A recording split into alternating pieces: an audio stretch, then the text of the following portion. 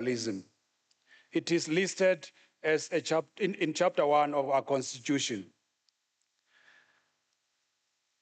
According to Mr. Lance Skirls, who's the CEO of Pan South African Language Board, an estimated 600,000 people in our country are deaf. The number of people who use South African Sign Language is currently uncertain, and it requires extensive research to accurately depict the demographics. However, it is estimated that there are 600,000 to 1.4 million people with hearing loss in South Africa. They lose their hearing in the course of their lives, and they become deaf. And not all people who are deaf use sign language. So Spencer indicate that deaf people face various challenges. I've highlighted a few in our academic environment. One of the biggest challenges is access to education and quality information and services. There are only 44 deaf schools in the whole country. And this creates a challenge of access, especially for poor families who have to travel great distances and incur significant costs for their children to receive education. What compounds the issue is that the majority of our teachers in these schools, specialized schools, they themselves are not deaf. And sometimes they don't understand the language. They are unable to communicate with these learners, but they are teaching them. You can just imagine, they learn from learners how to communicate because there's no condition in our educators' employment legislation that says to be appointed in a deaf school, you need to have been trained with a deaf qualification. So there are challenges that this community experiences. And we do hope that the constitutional amendments that we have seen in the last 2 years would bring some reprieve to this category of our people. Many of these young people who are deaf, they leave school much earlier because there is nowhere else they go. And that creates barrier for life. So from our TVET environment and our universities, as I indicated, we don't have programs. Maybe we should start thinking about such programs that can help build capacity for this community. The report released by Statistics South Africa in March this year on cultural dynamics in South Africa, on the distribution of languages most often spoken in households across our country since census 1996. This report indicates that isiZulu remains the most spoken language in the country. And the picture has not changed much for the past 3 decades. A quarter of South Africa's population, 24.4%, speak isiZulu. And that was the case still in 2022. And it was an increase from 22.8% in 1996. The second most spoken language is isiXhosa. In 2022, 16.3% of South Africa's population spoke isiXhosa in their households. But that was a 1.6% drop to what we had in 1996. This community was at 17.9% back then. The third most populous language in the country is Afrikaans at 10.6% by census 2022.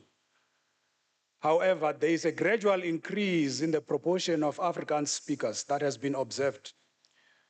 It was 14.5% in 1996. It has gone down to 10.6% in 2022. Nevertheless, the number of people who speak Afrikaans has increased by more than 700,000. What that means is that the percentage of Afrikaans speakers as a proportion of the population in numbers is going up. But because our population is growing annually, the percentage of people who speak Afrikaans is going down.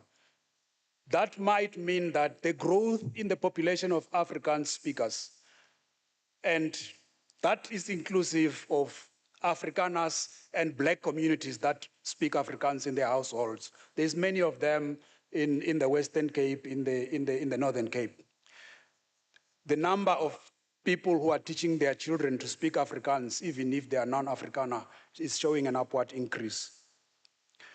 So as I indicated, the top four languages that are spoken in our country, it's isiZulu, isiXhosa, Afrikaans, and English. And the fifth would be Setswana. I've tried to zoom into data on percentage distribution across provinces, and I'm going to share this with you now before I conclude. Of all languages we have, 12 official. Afrikaans is dominant in the Northern Cape and in the Western Cape. It's 54% spoken in the Northern Cape and 41% in the Western Cape. English is spoken a lot more in the Western Cape, 22%, and in KwaZulu-Natal, 14%. IsiNdebele, it's spoken a lot more in Mpumalanga, 9.8%, and in Gauteng, 3%. IsiXhosa is 81%, 81.8% in the Eastern Cape, and 31% in the Western Cape. IsiZulu, 80% KwaZulu-Natal, and 28% in Mpumalanga. Sepedi, Limpopo, 55.6%, Mpumalanga, 10.2%. Sesotho, it's 72% in the Free State, and it's 13% in Gauteng. Setswana, it's 72.8% in Northwest Province, and 35.7% in the Northern Cape. Sign language is Northwest at 0.03, and there is 0.02 in Mpumalanga, Gauteng, and Free State. There is a bit of presence of sign language in these four provinces. Seswati, we have Mpumalanga at 30.6%, and then in Gauteng, it's 0.9. That's the second highest. Chivenda, we have 17.4% in Limpopo, and 2.4% actually in Gauteng. Then Xitsonga, it's 17.2% in Limpopo province, and 10.6% in Mpumalanga. That is the spread of where our languages are spoken in our provinces, ladies and gentlemen. So we are here to celebrate our languages because it is these languages that connect us to the world and help us to identify ourselves. It is my belief that these celebrations today will add further impetus on our drive to advance multilingualism and curriculum transformation in our academic endeavors as a college and as a university. Let us embrace all our languages devotedly because they can be an effective means to engrave lasting legacies that could benefit the future of many of our students who sometimes battle to understand academic content through our mainstream languages. It is our responsibility as leaders in this university, academicians, as well as support staff members, that we make effort to advance these languages. It cannot just be the responsibility of government. Ladies and gentlemen, on behalf of our Principal and Vice Chancellor, Professor Pulengling Kabula, and the entire executive management of UNISA and the management of the college. A hearty welcome to each and every one of you. It is my considered hope that the various presentations that will take place throughout the day will bear lasting fruits, and that we will find areas where we can absorb new knowledge that will empower us and strengthen our unity in diversity. It is us who can elevate these languages, and we need to be proud of all our languages. Let me welcome you all officially to the Cems 2025 Language Day celebrations. I thank you.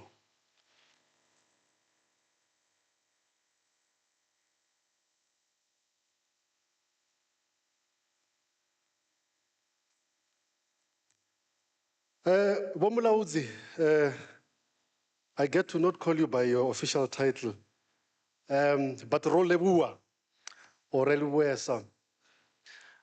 Ladies and gentlemen, we have been welcomed. I know le namo Baba Pedi and Nale Ashgazen le metorana kumi boyentin jan aner kumbe ambulson. Bapedi le ahuka. Le bofile dimpia. Ale bulele so. Bona.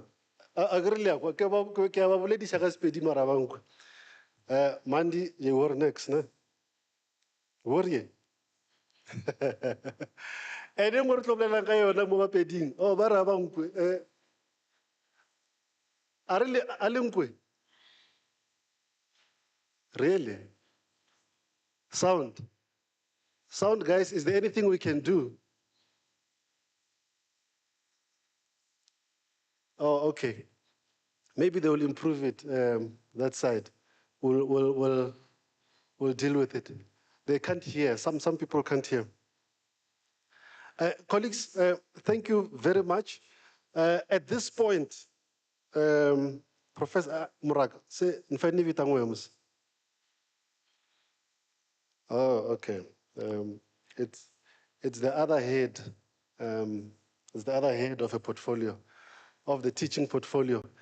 Professor O. Lidimo. Ladies and gentlemen, let's please welcome Professor Lidimo on stage.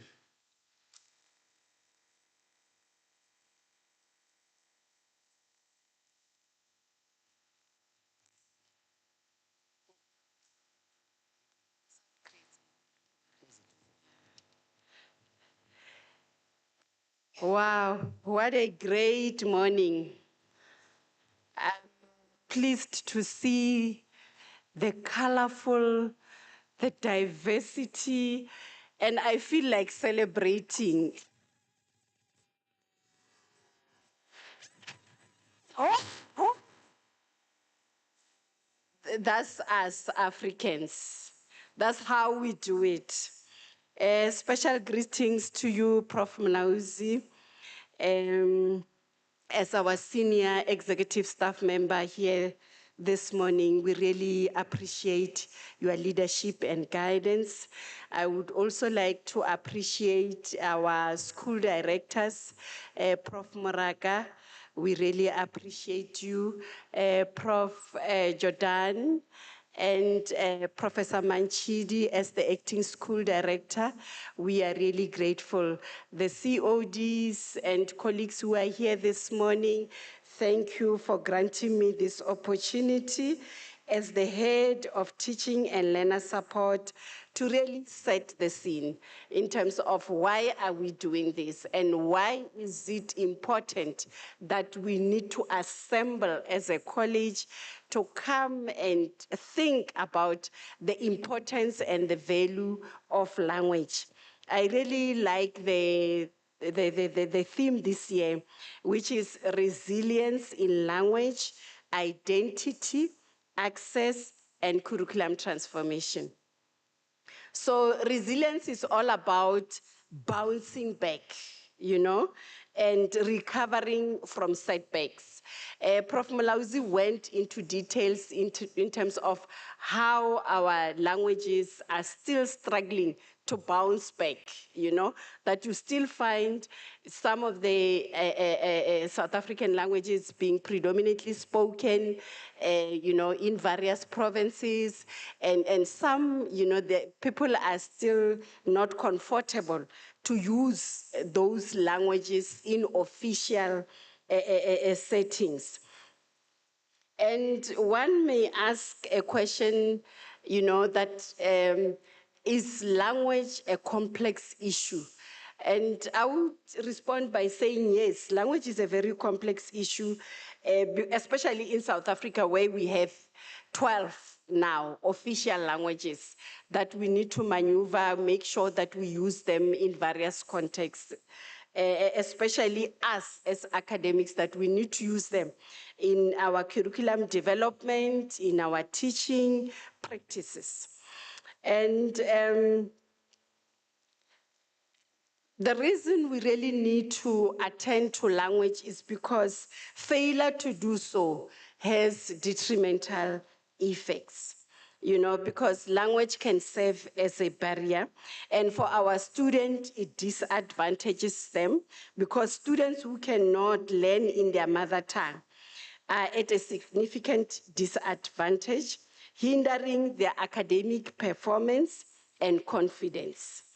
And language as a barrier can create exclusion and othering, meaning it can lead to social isolation for learners, causing them to stay with groups of learners who speak the same language, which perpetuates a cycle of othering.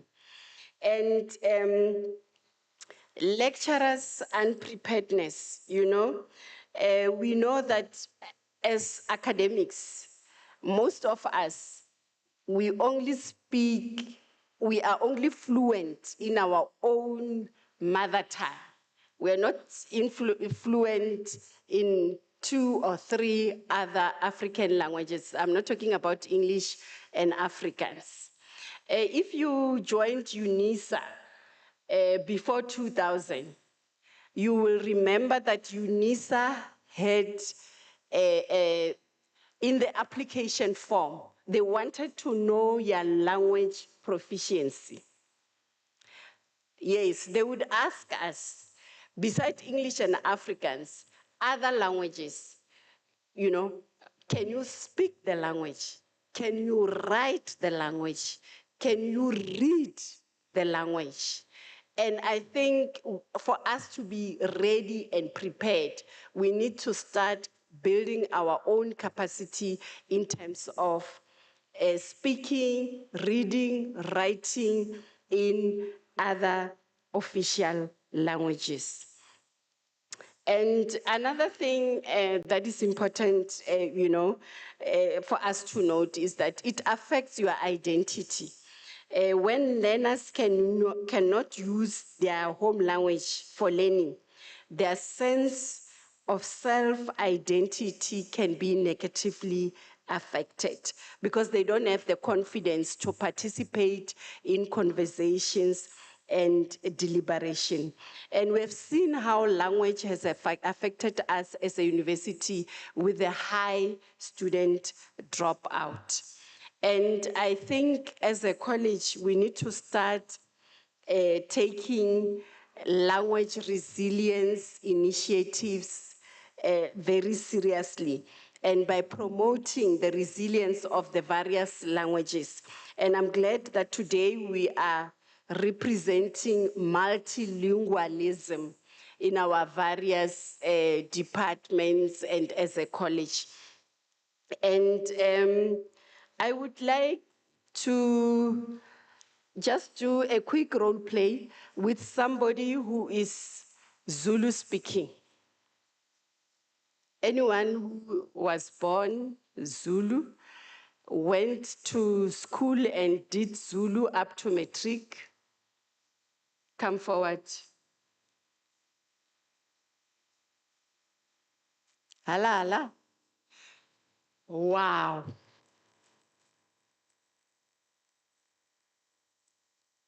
We only have one person. Wow. That tells us something, Professor Mlauzi. The stats that you were, you were sharing with us. It's scary. But you can't be one out of hundreds. Okay, all right. Yeah, it's fine. We can have two, it's okay. Yes, colleagues, I would like you are native Zulu speaking, ne? All right. So I want you to choose a module that you are teaching. You are the academic in a class. You are introducing yourself, just a summary of your module content, and she's your interpreter in your class in Suzulu. You can use the mic. You don't have roaming mics. No? Speak in English. Yeah, you speak in English, she speaks in Zulu. This is your class. Good morning, class. My name is Mrs. Khadebe. I am your lecturer for entrepreneurship. Sanibonani bafundi. I Thank you.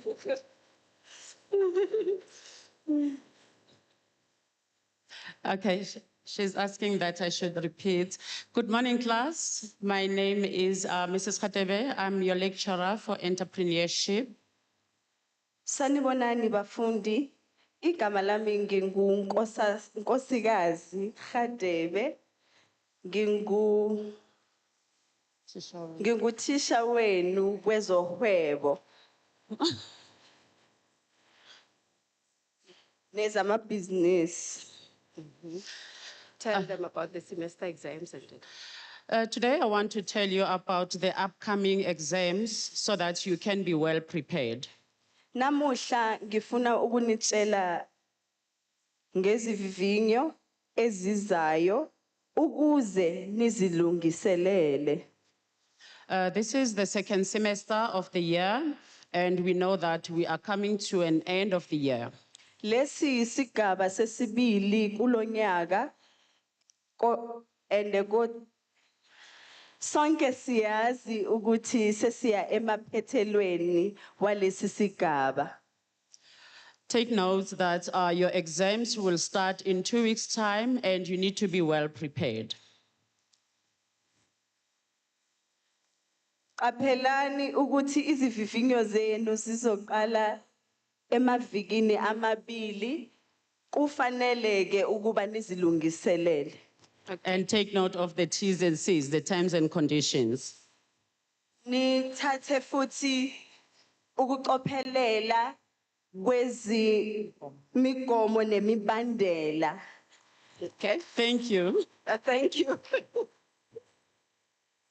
Thank you, colleagues. I really appreciate that impromptu. The reason I did this quick role play, I wanted us to start thinking differently. What is stopping us to have an interpreter in our classes? When we offer our modules, what is stopping us? We have done very well as a college in terms of developing those glossaries, those concepts and translating them in the various African languages. But we need to start moving into action and start, facilitating our classes in one of the African languages. We can get the data in terms of our students, how, for that particular semester, the predominant language that they're speaking, then you can decide, for this very semester, I'm going to use interpretation of Sepedi, or I can use a Zulu, or I can use Ndebele, depending on your class profile. And that will help us to start moving into action. And another thing is that we can start thinking about collaboration. We did a site visit, a benchmarking exercise with the University of UKZN. I think it was 2022 or 2023. And we found that UKZN, they are facilitating their classes in Zulu. You go into a human resource, a module class, you find that the academic there is facilitating it in Zulu. They will also have an English class, but they also prioritize Zulu as the predominant African language in their, South African language in their area. So we can tap into those skills that, other universities have developed, their best practices. We can tap into that, collaborate with such universities. And where there is still room for development, there is nothing that is stopping us. That as a department, we can build a collaborative relationship with the University of Venda and say, because you are in the northern area, and people in your area are predominantly speaking Chivenda, how can we work together to build this language so that it can be, we can use it in our academic settings? I would like us to take a leaf from the Afrikaners community. This community, even today, they are still ensuring that the Afrikaans language does not die. I know our government tried, to sort of change the policy in basic education space, but they are fighting. They made sure that they have their own tertiary institutions where, the language there is Afrikaans. You have institutions like academia. So that would mean that the language will be preserved.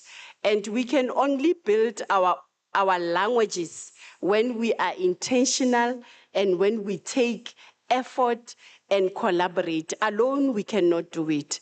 We need to collaborate with other universities and be able to strengthen the use of language in our curriculum, in ensuring that we transform our curriculum, that we move from the old, we go to the new. I know that I've been speaking a lot in English. Pardon me, that will change soon. Next time when I stand here, I'll be speaking in Sepedi from beginning to end because I know you will hear and understand me. Now I'm limited because I would be speaking in Sepedi and you wouldn't hear and understand me. And I want to challenge Prof. Maraka and your team, your curriculum transformation team, that let's resuscitate those training workshops. We used to have training workshops where, if you are not Sepedi speaking or you are African speaking, you can go and learn Sepedi. And if we can start that, those workshops and build capacity, I believe we will move forward. So thank you, and I wish you well with all the activities that we are going to do today. And I believe that we will learn, and those lessons will take them back into our different spaces and see how we can change the way we offer our different subjects using a multilingual approach. Thank you so much, colleagues, and best wishes.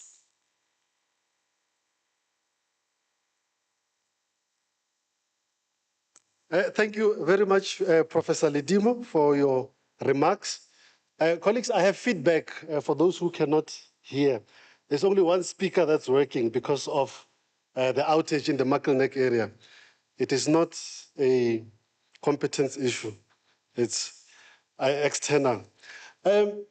Ladies and gentlemen, on the topic that we're talking about, I know that we do this thing called translation in trying to do transformation, right? And I feel like we're not doing justice. I'll give you an example. The Afrikaans language, when you say kiss, what is it? Is it not soon? Soon. Like, kamutsara kamusuna. Right? Like soon, it's to kiss, right? But also, it's very weird because if I say, Anna Marie, let's go to a conference in Durban. She said, yeah, on Sansuntu. Is that not what you say? Oh, we are going there. On Sansuntu. We are going to kiss. But if you say I'm going to Durban, you say I'm on San Durban too, isn't it? So on Sansuntu means we're going to kiss. It's a bit weird. So we mustn't just translate for the sake of, we can lose translation if we just translate. I agree you translate abstracts. You've translated your abstracts into Xitsonga, but you have no idea what they are saying. Okay. But also you listen to Invigilator app to check whether they are cheating. Do you even hear what they're saying in Chivenda? During the exam, you think they're talking about some FRK or whatever it is, and you fail the attempt, right? Because you didn't hear. But anyway, that's fine. What guy ever vendor? Robika Kwanda.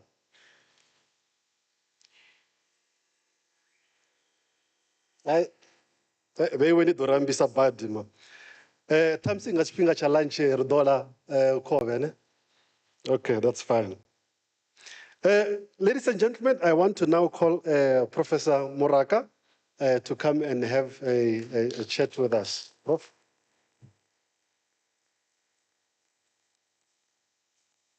Halala Cems halala. Tata Cems tata. Amandla. Will you still need it? Yes. Colleagues, it's a great honor for us to stand before you today. I'm the Cems Transformation and Language Champion, but there are college-wide language champions that are here who will be introduced, who were moving you towards this day. We appreciate them as we appreciate the efforts that you have made to be with us today. We celebrate this specifically and strategically so during Heritage Month, which is to commemorate and to celebrate the multilingual, the diversity of our beautiful country. And as the Deputy Executive Dean and Prof. Lidimo has also said, we can see how we can benefit our students through our diversity. Language is the heartbeat of people, is the sound of history, is the soul of a culture. In a country as richly diverse as ours, we are blessed to have all of you today with the chorus of voices, the melodies and the dancing and the many activities you'll be doing today. With your rhythm, your roots, we will find resonance and find peace with each other and celebrate this day. I want to encourage you to do that. We are going to reflect on what we did in 2024 in just 4 minutes, please.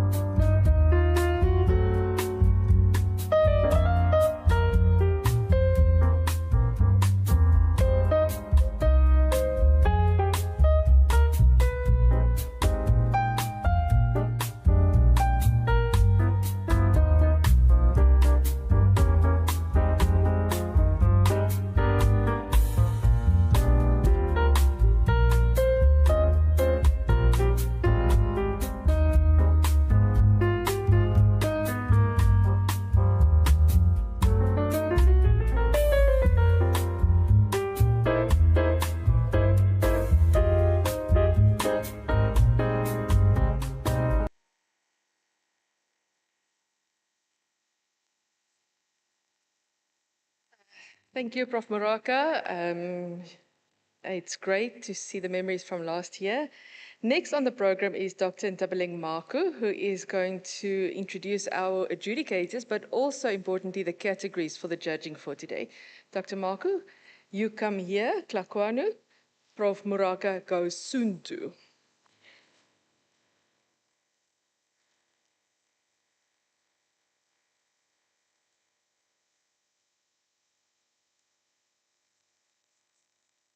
Thobela baholo, ke lena ba ba botse hore mamtha. Ye ke tao ya tswako. Tao ye tswang semereking mebedi. Minkya maloba. Halala Cems, halala. Language is one of the most powerful tools for creating and sustaining connection, whether individual, within communities, or across cultures. Not only do languages ensure we are heard, but they ensure that our presence as a people is felt. Deeply entrenched meanings are also shared. Languages hold the spirits of people long forgotten, carries the songs of our ancestors, and the laughter of shared memories. Languages remind us that somewhere in this big world, we belong. Due to circumstances beyond our control, as we have already been informed, we hope our keynote address, Prof. Nokwacha Zulu, a true son of the soil, will join us at some point. I have the easiest job today. I have to introduce the people with the worst job of the day. Well, maybe not worst, but hardest. I would like to introduce the people who will be judging us on the following criteria. The first one being glossary development, which consists of accuracy and clarity of definitions, multilingual integration, and relevance to discipline, language resilience, departmental presentations. The third category, traditional attire, how you will showcase the tradition you are representing today. The language showcase being number 4, which is your station presentations, and the fifth category being sustainability, how the language, technical presentation, and resilience and traditional attire, language stations are reflected, and the longevity and relevance of what you will be showing us today. I would ask our adjudicators to please stand, starting with Dr. F. Shoba, who is a language specialist in language services.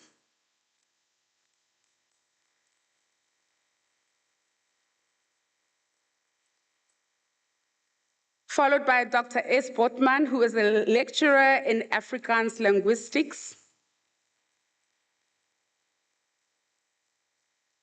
Ms. Babala Hesha from Language Services.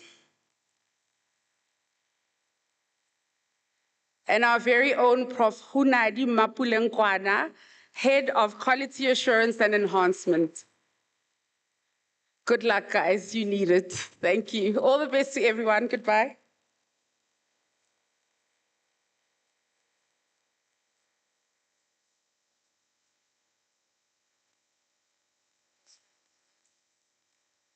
Thank you, Dr. Maku. Thank you very much. Kia libocha. So I've got a trick question. Here's a quiz.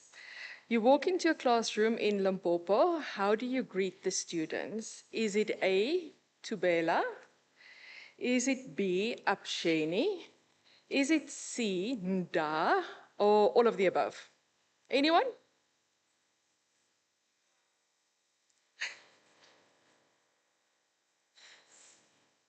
Number C. Thank you, Mike. Just say it again. Say it again. Da. What do you think, Decent? I would go for all of the above. And all of the above with some sort of a little prayer and a nervous smile, because you never know in Limpopo, you could get any response. They could respond in any language. So all of the above, I think, would go. So Mikey, -1 on that quiz. Okay, Prof, are you taking us through to the... Oh, but before we even get there, colleagues, I just want to put you at ease. Before Prof Davis now goes into calling you and you guys doing what you need to do. Thanks for introducing the judges, Dr. Marco. But maybe it's also a chance for you to come do what you do. If they misjudge you, it's okay. I want to ask them, do any of them have something called an LLB? Any of the judges? So what are you going to judge? Judges normally carry something called LLB, jurisprudence. So you guys don't. So don't feel otherwise if you get low marks, colleagues. There's no LLB in the house. Prof, you can take it on. Thank you very much. Decent is running upstairs to do the music and all of that, so I will be calling the department. We're starting with the School of Economic and Financial Sciences, and we're moving straight into the presentations. After School of Management Financial Sciences, we'll do School of Management Sciences, and then we will have our tea break. First up is the Department of Decision Sciences. Prof. Mashele is the COD, and forgive me, I actually warned the department if they play Kurt Darren's Spinnekop or Captain, there will be trouble. So please, I hope it's not one of your songs. The first department from the School of Economic and Financial Sciences is the Department of Decision Sciences representing Afrikaans. Over to you.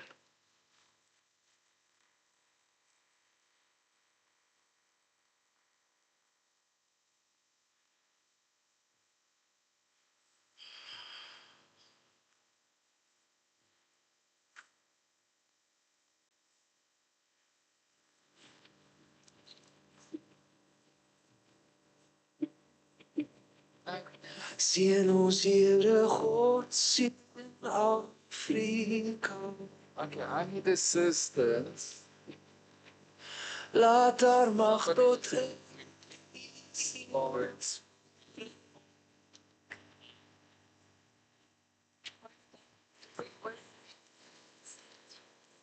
Colleagues, we are the victims of being first. I expected the slides to be on the computer. Kind colleague could just confirm how that's going to happen, because this computer belongs to Peladi Mampuru. Peladi, okay.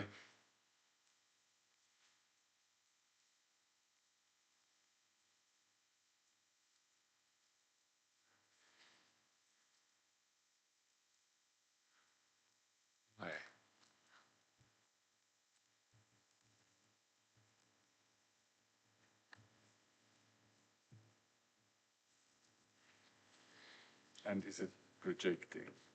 And where are the presentations?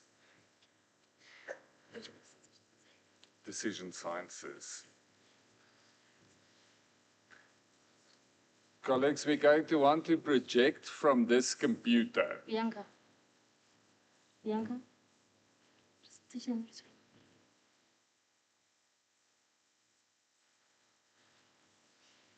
Decision Sciences. There's a folder with Decision Sciences. No.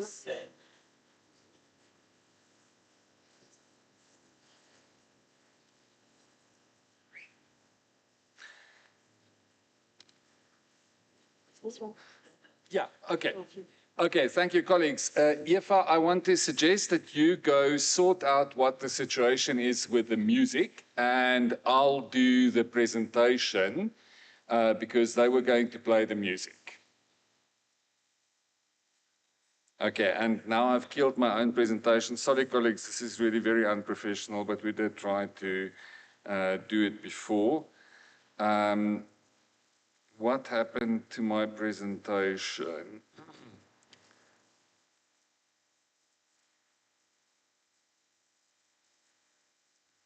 Oh, it's there again. Okay. Can I page that presentation from here? Okay, good. Does that work? Sorry, can I page it myself? Okay. So how's this working?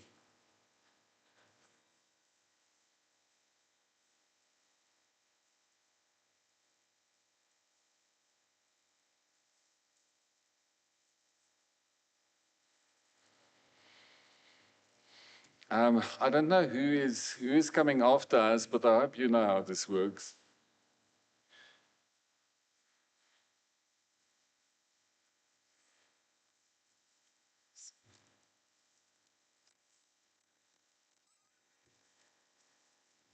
Okay, so there are two issues, getting the presentations on the computer and getting the computer projected on the screen. Sure. Thank you.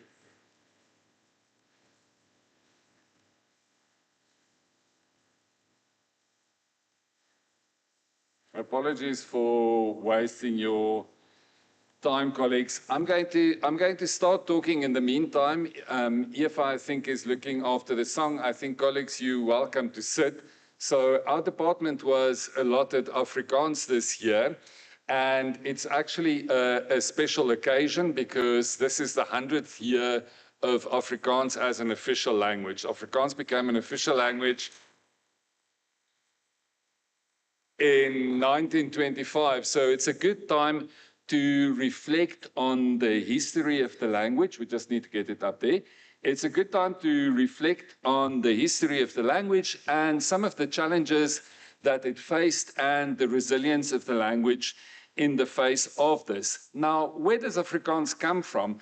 Well, Afrikaans was introduced to South Africa, or it had its start in South Africa in 1652 when the Dutch East India Companies established a refreshment point at Cape Town. But what happened to the Dutch language there is very interesting and very quick, because most of the people who lived and worked around this refreshment point were not Dutch-speaking people. So they were people from different parts of the world, and also people from the surrounding parts of Africa. So the lady you see on the screen, I try to think of as a prototypical early speaker of Afrikaans, most probably, or some simplified form of the Dutch language. This is the creolization hypothesis or creolization theory of the origin of the language. But most likely, very early on, the people started to speak a new language, almost suddenly. This lady is Anna de Koning. She was later the owner of the Groot Constantia estate in Cape Town, which many of you know. And her mother was from Bengal in South Asia, and her father was from Belgium. So as time went on, people started to speak a language which really originated here in the country, and it spread out over Southern Africa. The gentleman on the screen is Captain Jonker Afrikaner, who led the Oorlam people in the 19th century to the area around Windhoek in Namibia and established a permanent settlement there, and in fact dominated that part of Namibia for a long time. And that's where the Afrikaans language comes from, also in Namibia. So the language absorbed words from a lot of different languages, a lot of it from Khoi and Malay, actually, but also from other languages. One of the favorite words that we all like is Chaila, which is from isiXhosa Chayile, because you were knocking the bell at the end of the day, like Shayile in Zulu. Afrikaans also gave words to other languages. My colleague, Dr. Kama, was kind enough to give me this list of very common isiXhosa words that are from Afrikaans. And many of you will know that in Pretoria, this is not called Izimbali, this is called Amabloma. Okay, that's just how we talk. Now, the process of starting to write the language really was with the Muslim community in Cape Town. So the Muslim community started to write Afrikaans as it was spoken in Arabic letters. What you see on the screen is an election poster from that time. And in fact, that was the first part of teaching in Afrikaans, was teaching in the Muslim madrasas in Cape Town, took place in Afrikaans, written in Arabic script.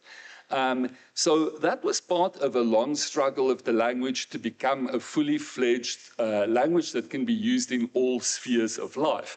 A big setback was in 1865 when the colonial authorities, at that time British, made English the sole medium of instruction in schools in the Cape Colony. So there was only English instruction. There was still instruction in Dutch in schools in other parts of the country. But while these setbacks were going on, in 1876, the first newspaper in the Afrikaans language was established. In 1909, the Suid-Afrikaanse Akademie vir Wetenskap en Kuns, which is still the main body for science and arts in the Afrikaans language. And then in 1910, with the Union of South Africa, Dutch and English became both official languages. But please note that the official language was still Dutch, not Afrikaans. And there was a long struggle there because some conservative people wanted to keep using the Dutch language as the language of official and literary use. But in 1920, the first modern purely Afrikaans school was established. And in 1925, as I mentioned, Afrikaans became recognized as a variant of the Dutch language for official purposes, which could be used as an official language. In 1932, we had the first court judgment written in the Afrikaans language. It's actually not that long ago. And in 1961, a constitutional change was made to declare that Dutch was an acceptable variant of Afrikaans, but at that point, nobody was really using Dutch anymore, and it later disappeared. And of course, another milestone is 1994, when Afrikaans was joined by the new official languages. Now, this policy of bilingualism had a lot of advantages for Afrikaans because during that period, it was absolutely necessary to have everything in both Afrikaans and English. And we still see some of that. I got this notice last week for the renewal of a car license, and everything on the renewal of the car license is in Afrikaans and in English. That's a relic of that. And of course, it's 2025, and there's no reason why you should not be able to request that notice bilingual in English and isiZulu. I mean, no reason why not. Doesn't happen, but that was a lot of, there was a lot of advantage for it during that period of bilingualism. And an important part of it was the development of terminology. I'll say a little bit more about that later on. But people really in different institutions worked very hard on subject terminology dictionaries. The first that I know of, I think, was 1918 physics terminology, and then later on a bunch of subject-specific dictionaries. The one on the right is just a word list for medicine that was developed and redeveloped many times. And this is still going on. In 2017, a very comprehensive Afrikaans English explanatory dictionary of politics appeared, which has all of the terms that you need for that. The Afrikaans language is also well supported by the community, as Professor Ledimo mentioned, and it plays a big role in the maintenance of the language. Is community institutions.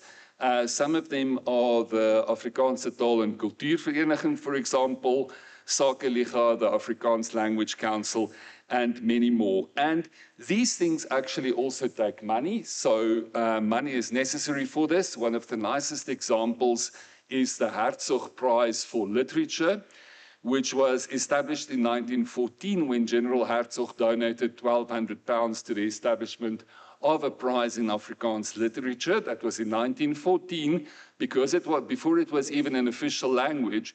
And that prize is still being awarded. This book on the right got the prize in 2025.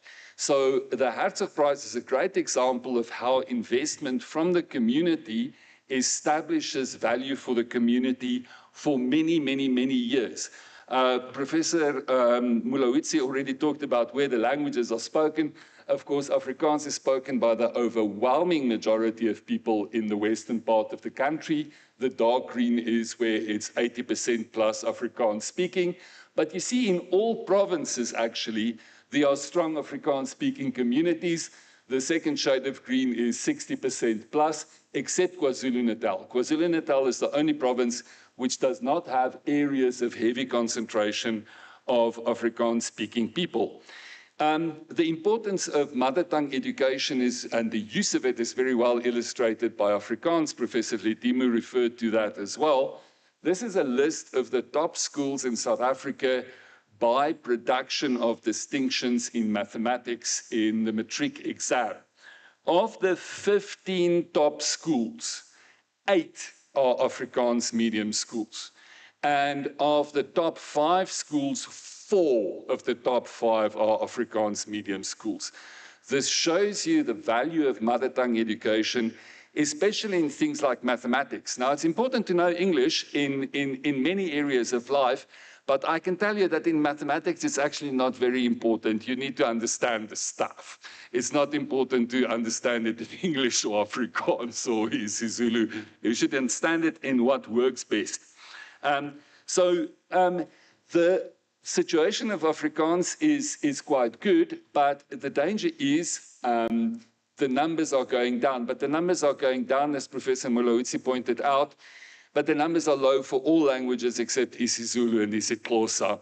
So Afrikaans is the 3rd most widely spoken language. But for Afrikaans to maintain a position vis-à-vis English, it's important for the other languages to also maintain their position. And vice versa, unless you're one of the 2 big languages on the East Coast, if your language is if Afrikaans can be maintained, your language can also be maintained. And if even Afrikaans can't make it, it's going to be difficult for Tsivenda to make it because of the numbers in the country, because the country is so diverse. Now, in terms of funding, in the past, the previous bilingual model, of course, universities like UNISA had to be bilingual, so it had to be done.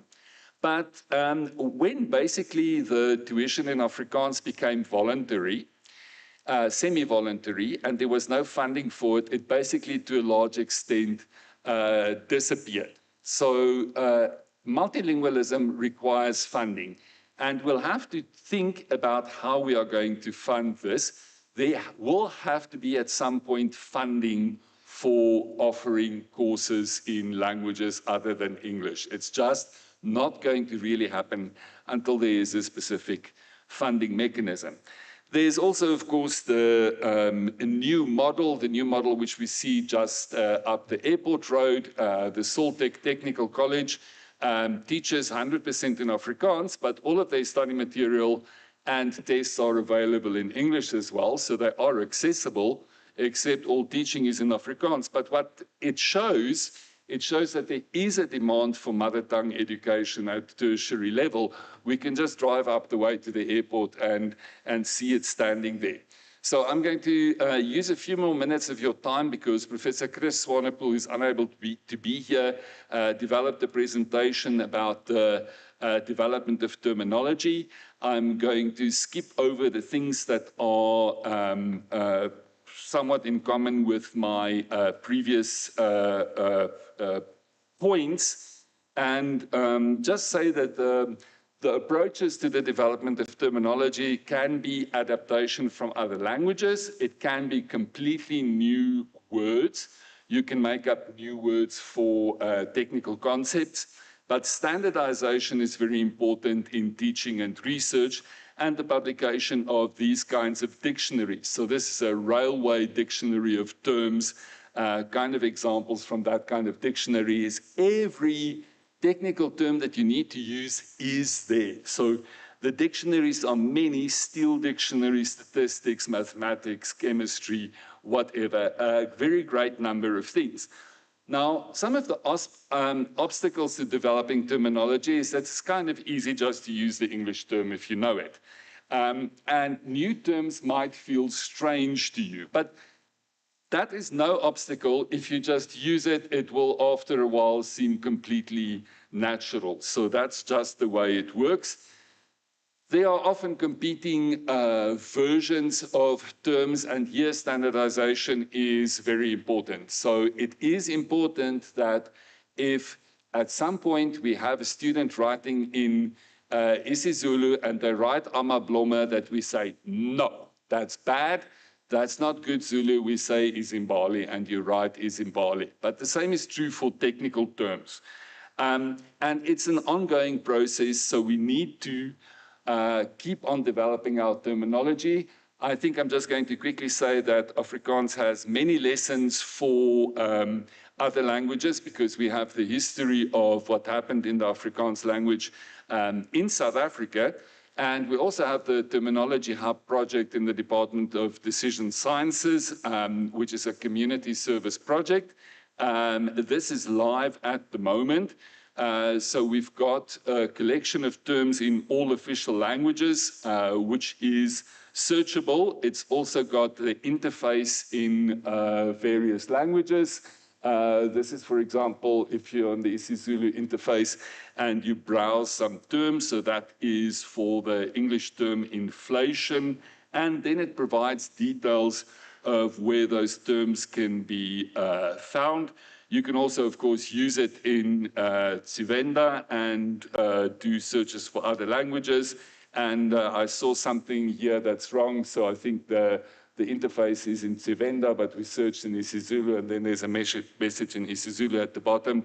So that's not quite right. But this thing is working at the moment, and we are working on making this much better as part of our effort to support multilingualism at UNISA. So that's it. Thank you. Sorry for taking up so much time. And now, if there's a song, it's got to happen now, and that's not my department. So thank you for your attention.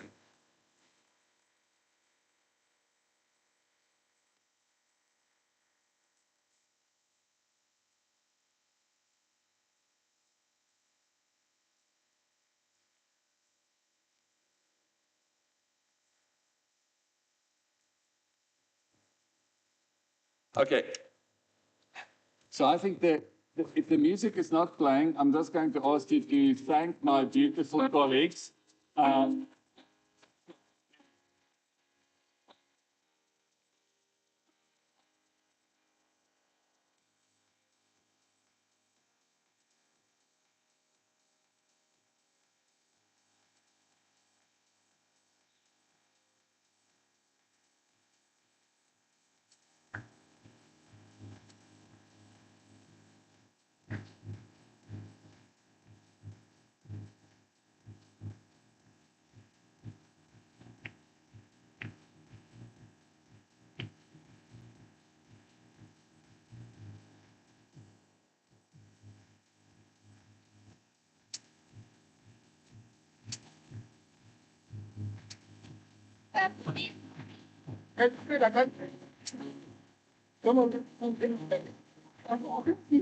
Ecuador.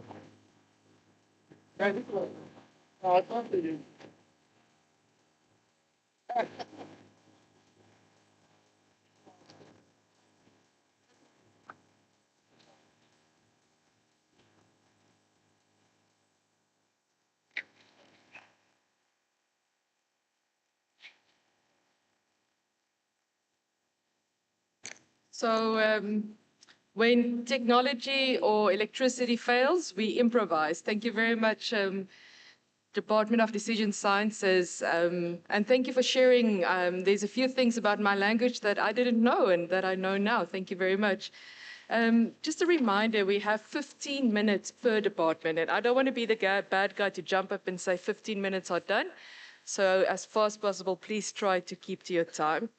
The next group is the Department of Economics, and that is under Dr. Glenda Maluleke. And Department of Economics, you're welcome. Please join us on the stage. Department of Economics. They are representing Ndebele.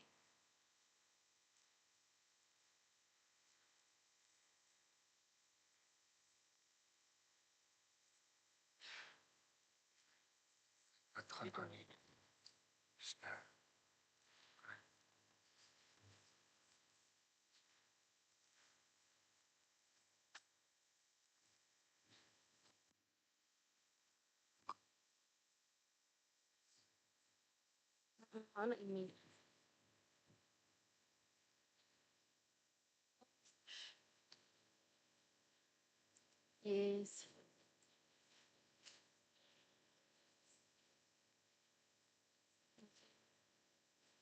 Yeah. Is she getting him up? Oh yeah, play the song because I she game. Network ya Hanane.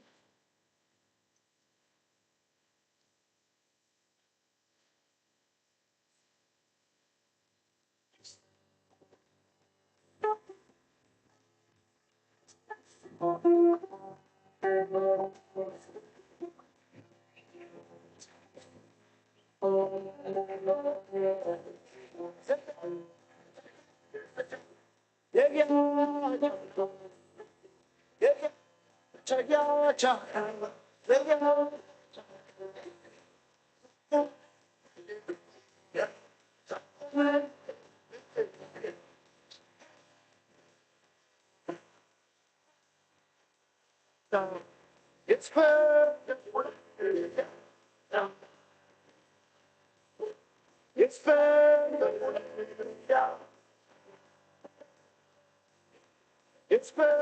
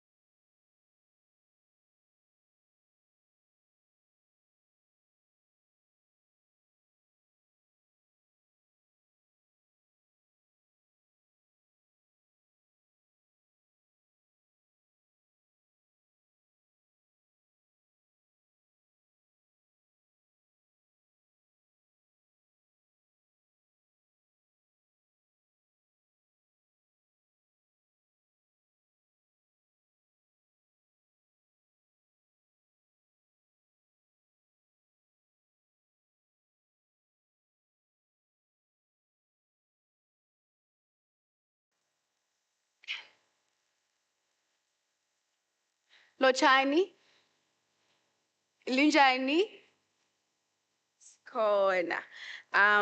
Umnyango wethu wabelwa isiNdebele. Safunda okuningi ngamasiko, sathemba ukuthi nawe uzofunda lokho esikufundile nathi. So our presentation will first talk about, it's not showing, I'm not sure what's happening, okay.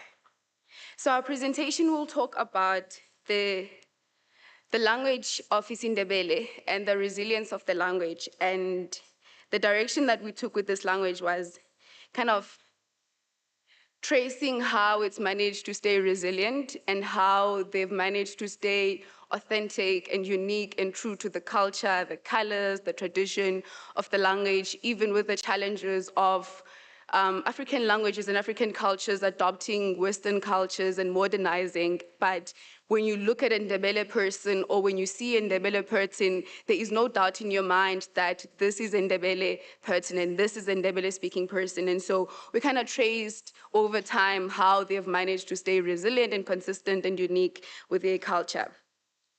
And before we start, the Ndebele people, they originated from the Nguni ancestors and are known, as I said, for their beadwork, their art, their distinct patterns and cultural traditions. And their history has been marked by a division between the Southern Africa and Northern Africa. And the Northern Africa being the Zimbabwe-speaking Ndebeles and the Southern African Ndebeles being the South African Ndebeles that we see in South Africa. Again, as I said, the Nguni-speaking group in South Africa And again, they're known for their culture, their vibrant colors, their bright colors, and their beautiful patterns. In South Africa, we primarily see Ndebele people in Mpumalanga and some parts of Limpopo. And because of migration, people moving to Joburg and Gauteng, there's also, as Professor said earlier in his presentation, that there are communities and a percentage of people in Gauteng that speak Ndebele.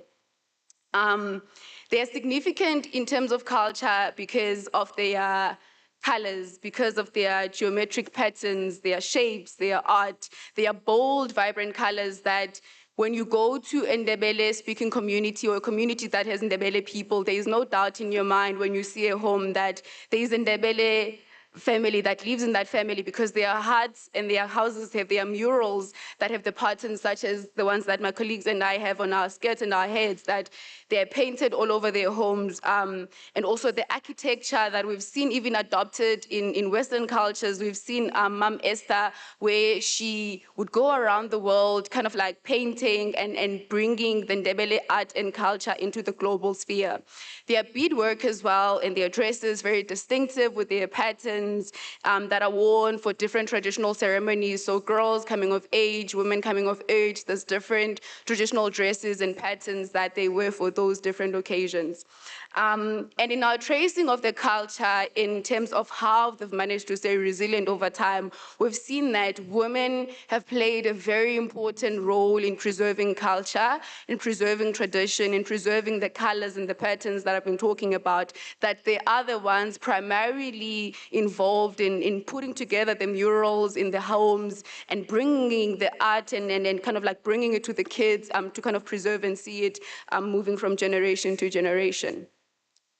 In terms of the historical context, I think with all of the cultures and kind of all the different indigenous groups in South Africa that were moved and displaced during the colonial regime, Ndebele people also kind of experienced the same thing, that they were segregated to the Bantustans, where they kind of had to build communities of their own. But even with that displacement and even with that moving, we saw that where they settled, they sort of kind of kept the same traditions, the same patterns and colors, that they would flock together and build a resilient community still. Again, this displacement came with the loss of land, being dispossessed and moved to different spaces, which could have potentially weakened the culture of the community, but we see that they've managed to stay resilient even in the face of displacement, that they managed to carry their cultures with them wherever they go. And again, with the attempts to assimilate to the Western cultures and modernizing, but the language has stayed resilient, as the other presenters have said, that Ndebele remains one of South Africa's official languages, that it is taught as a home language or as a first additional language in schools, and that shows that the language does not die. It's managed to stay resilient over time. And also with the culture, how people say bringing a modern twist to Ndebele or bringing a modern twist to Xhosa, but we see that Ndebele has managed to remain consistent and the same over times in terms of their traditional dresses, the blankets, the skirts, and everything. And again, as I alluded to in the introduction, that the role of women in preserving culture, that women have played a very significant role, at least within the Ndebele context, in preserving culture, that they are the ones that are around fire in the hearts, that are telling children oral stories in Ndebele to preserve the language itself, that all of the stories that are told in Ndebele from one generation to the next are a form of preserving culture. But also the patterns that women draw in their homes and their houses is another form of preserving culture, that sitting with your grandmother and your aunts around the heart drawing as a child and learning from them is another form of passing down a cultural identity from one generation to the next.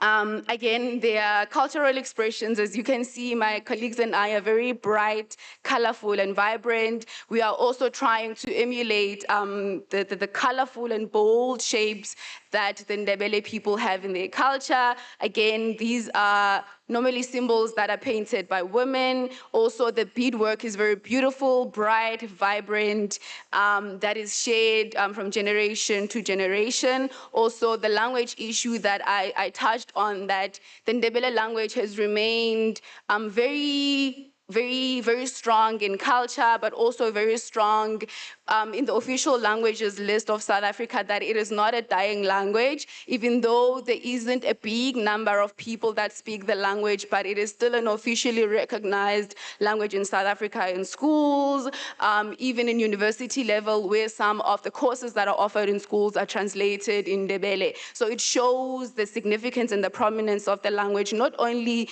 in the Ndebele communities, but also in the mainstream culture of South Africa. Again, I've mentioned the symbolism of the colors and the patterns that Ndebele people have, but also in terms of kind of the resilience and adaptation. We've seen over time there's this diluting of culture, this watering down of culture, where we design dresses like Xhosa dress with a modern twist, Tswana dress with a modern twist, but we've seen that it's the fashion that's assimilating, it's the fashion that's adapting to the Ndebele culture. The picture here is a bit blurry and transparent, but as you can see with the lady on here, that even though it's high fashion, even though it's modern, but it's still very much Ndebele, that the blanket is still there, that the colors are still there, even the beadwork is still there. So what this shows is the resilience of the culture, again, that in terms of the culture being the one that assimilates and is getting diluted, it's actually the high fashion that's trying to assimilate and present the Ndebele culture as authentically as possible. Again, with the pride that is passed down from generation to generation, with the kids sitting with their grandmothers and aunts, listening to traditional stories that are told in Ndebele, that keeps the language going and that keeps the language flowing from one generation to the next. And also we've seen kind of a global recognition of the Ndebele patterns and the Ndebele language, with Mam Esther Mahlangu having been one very prominent figure in bringing the Ndebele culture to the world, where on this figure here, on this slide here, you can see even the cars, even the homes, like in different spaces where people want to decorate their artifacts, they want to decorate their cars in a way that remains true with the Ndebele patterns. Again, it shows the resilience that the culture has, that it's not getting diluted, but it's being brought into the mainstream of things. It's not that, you know, the car looks different, or when the Ndebele patterns are in the car, they look different. It still remains true to itself. Again, it's become one of the most kind of like prominent cultures in South Africa in terms of tourism and cultural heritage, that there's people and tourists who come into South Africa and want to get an authentic experience of being in an Ndebele heart, of being in an Ndebele community. And that, again, is one of the biggest things that shows the diversity and the rainbow nation that we are as South Africa. I'm going to hand over to my colleague who's going to speak to the glossaries in our department. Thank you.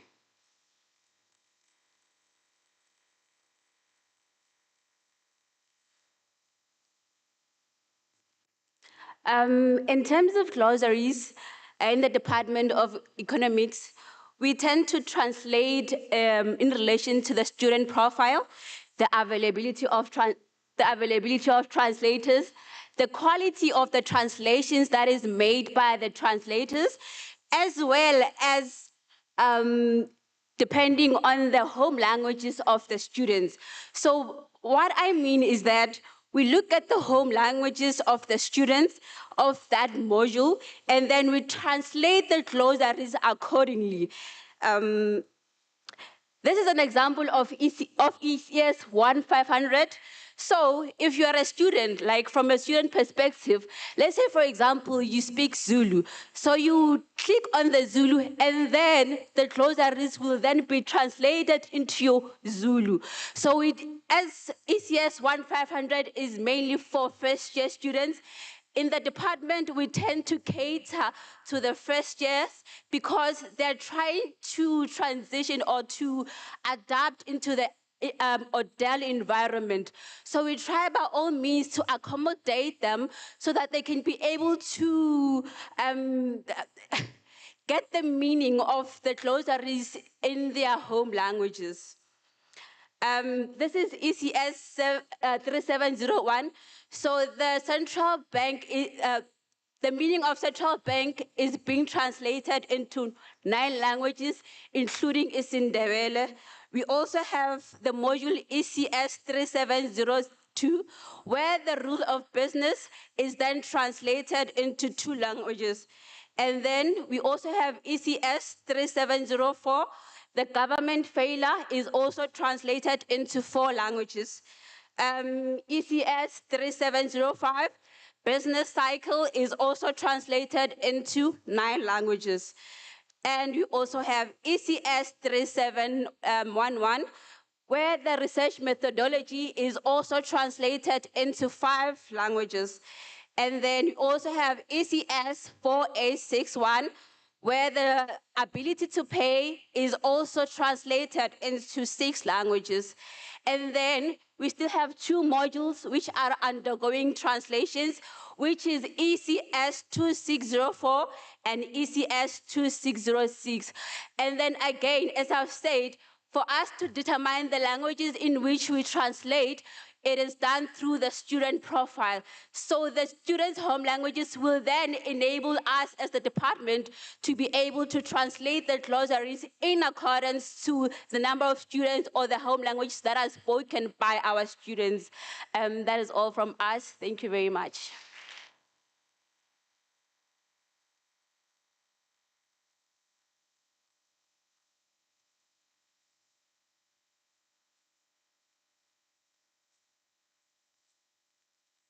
Thank you very much, Department of Economics. Simpiwe just asked me to invite you for tea and coffee after the next presentation, which is by Finance, Risk and Banking, who will be representing isiXhosa culture.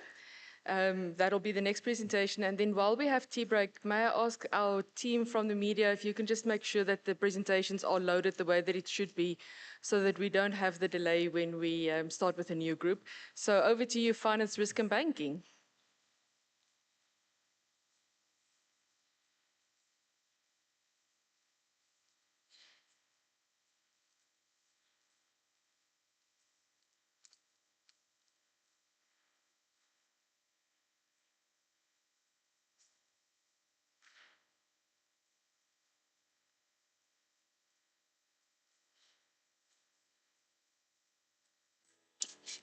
Sikhumulani sibaphathe.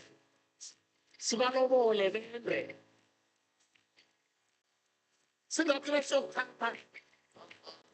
Nibone isikhathi okufundise ngaso nemali oselenjile emfolweni.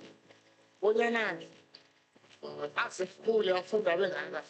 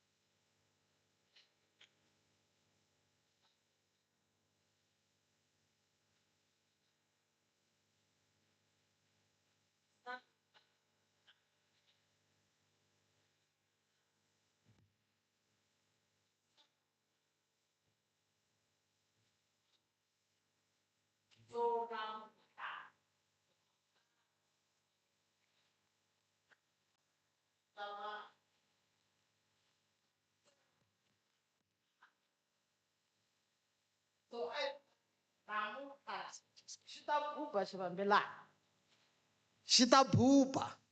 So ai mulandeni mwisa loyi. Chauke. Uti endla unga ku yena yena la. Am gangeni la wa ka hina. So ai mulandi. U ta yi byela kahle namuntlha hi lava mali. Hi lava mali. Tanani vavanuna. Hi nga chavi. A nga ni chavisi misalo. Chauke. Chauke. Aye, avuxeni. Wa u ni xeweta. U nga ni xeweti veka mali la. Ni lava mali. Leswi ni swi lavaku i mali ntsena. A hi swo xevetana na wu xevetana. Oh. Kambe loko kwatisiwa hi xikoloti. Avuxeni maxaka ya mina, avuxeni vabot. Mi nga endli tano. A ni ali xikoloti na xi tiva. U yi kolota mali mwisa lowu. Namuntlha hi mu kumile. Ene ma vona u na vavasati vo tala mwisa lowu. U ti endla nga ku yena la mugangeni wa ka hina la. U teketela vasati hinkwavo vo saseka. A hi swona tatana. Hi swona u nsati wa mulungu kwalaho. Xikoloti na xi tiva.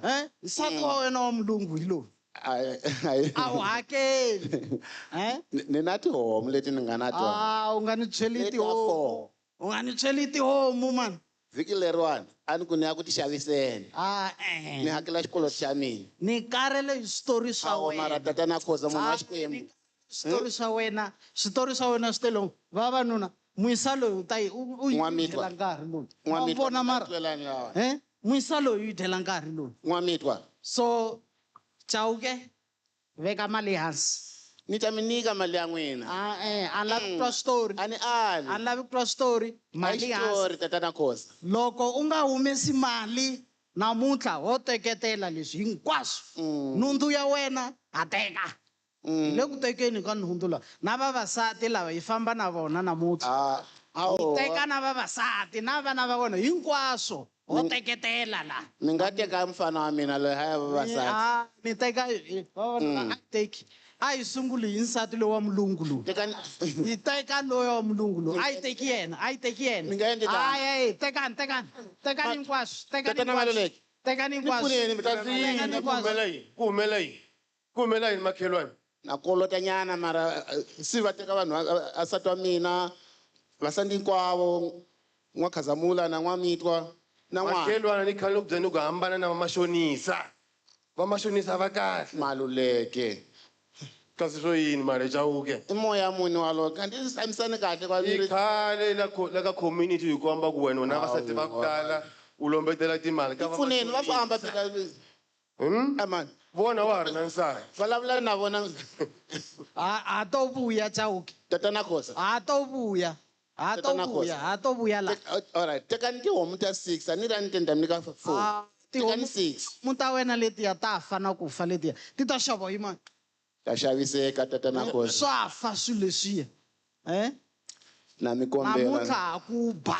Na mi kombela tatana Khoza. Na kombela. Kale wa yi kolota man. Nga ri n'wina ma twisisa n'wina na. A yi bi mwisa lowu. Ya, a yi mu. Wa biwa mwisa lowu. Namuntlha a ku ba Chauke. A wu twisisi. A wu hakeli na milandzu. A wu hakeli na milandzu. Chauke wa yi kolota. Wa yi kolota. Mi nga koti leni. Wa yi kolota. Mi nga koti ta. Hi ta ku betela ngopfu. Hi ta ku betela ngopfu Chauke. Maluleke. Hi ta ku betela ngopfu. Namuntlha hi ta ku komba. Komba. U fane u ti dyondzisa ku hakela. A wu hakeli. A wu hakeli. Chauke swi lo yini ka? Na mikwembe ni lahlile. Swi lo yini? Ni lahlile namuntlha. N'waka hina. A mi koti ni lomba nyana hambu 4,000 kwalano. 4,000 hayi 5 4.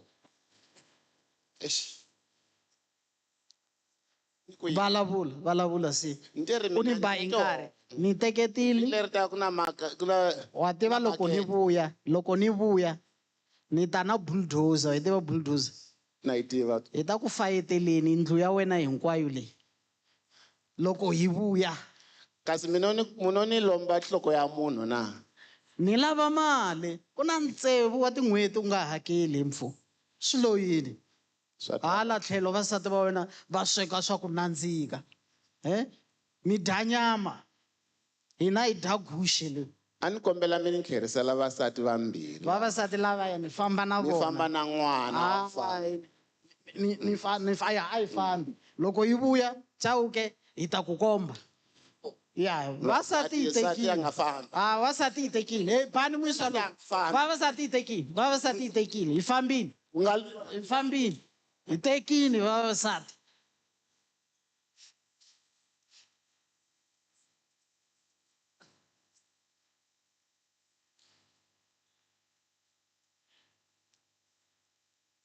Thank you, colleagues. I'm not sure how to fly to presentation. Thank you. Well, we had a short play here illustrating a situation related to our department, where Mashunisa, a unscrupulous lender in the community, went to a borrower's house to attach his assets and even his family in lieu of payment. So this is why we as the department, we teach and we engage with the community regarding financial literacy, and we teach how banking regulation works, advise our communities to use authorized financial service providers, of course, to empower them to have knowledge to use the right type of financial service provider so that their families aren't turned into collateral. In terms of our glossaries for our department, we have Sisonga, which is the language we're doing here today, and in which the play was performed, translated for our two broader sections, but I'll get into that in a second. There's a few key phrases here, which relates to the play we just had. There's the English and Sisonga on the screen. And Dr. Ngobu has volunteered to quickly take us through the pronunciation of one or two of them. Yeah? No? Okay. Hey? Dr. Godi, sorry. Colleagues, I think we're not going to cover the words, but this is just to show that in a department, we also infuse and appreciate and very well embrace multi-languages, and most of our abstracts are translated into local languages. But over and above that, we also translate the welcome pages, the glossary of terms, and a whole lot of other issues that we do to ensure that we cut across all the diverse cultures that we have in the country. And in the interest of time, we shall stop there. Thank you so much for your attention. Sorry. Okay. Thanks, Doc. Yeah, let's maybe not go through those word for word. I think we are limited in time a little bit today. I just want to talk about the glossaries and the work we've done in the department so far. If you can maybe just get the presentation back up, please. So our department is split up into two broader functional areas. We have risk management and banking on the one end, and then finance and investments on the other end. We've seen some of our departments, they've created glossaries and translations on a per module basis. We've taken a bit of a different route. And we've created glossaries on a section basis. So one for the risk section, one for the finance section. Sisonga specifically, we've developed over the past few years, but also in many other languages. There are, of course, I think in many of the modules, a lot of very technical things. So there's just an example of a back skulls model, for example, for finance and investments, where it's translated into relatively more easy to understand terms. Yeah, we've got the glossaries in risk as well. We can see example there on the right-hand side for counterparty risk as well. And you can see again the explanations is it's developed in a way that's a bit more easy to understand for our students.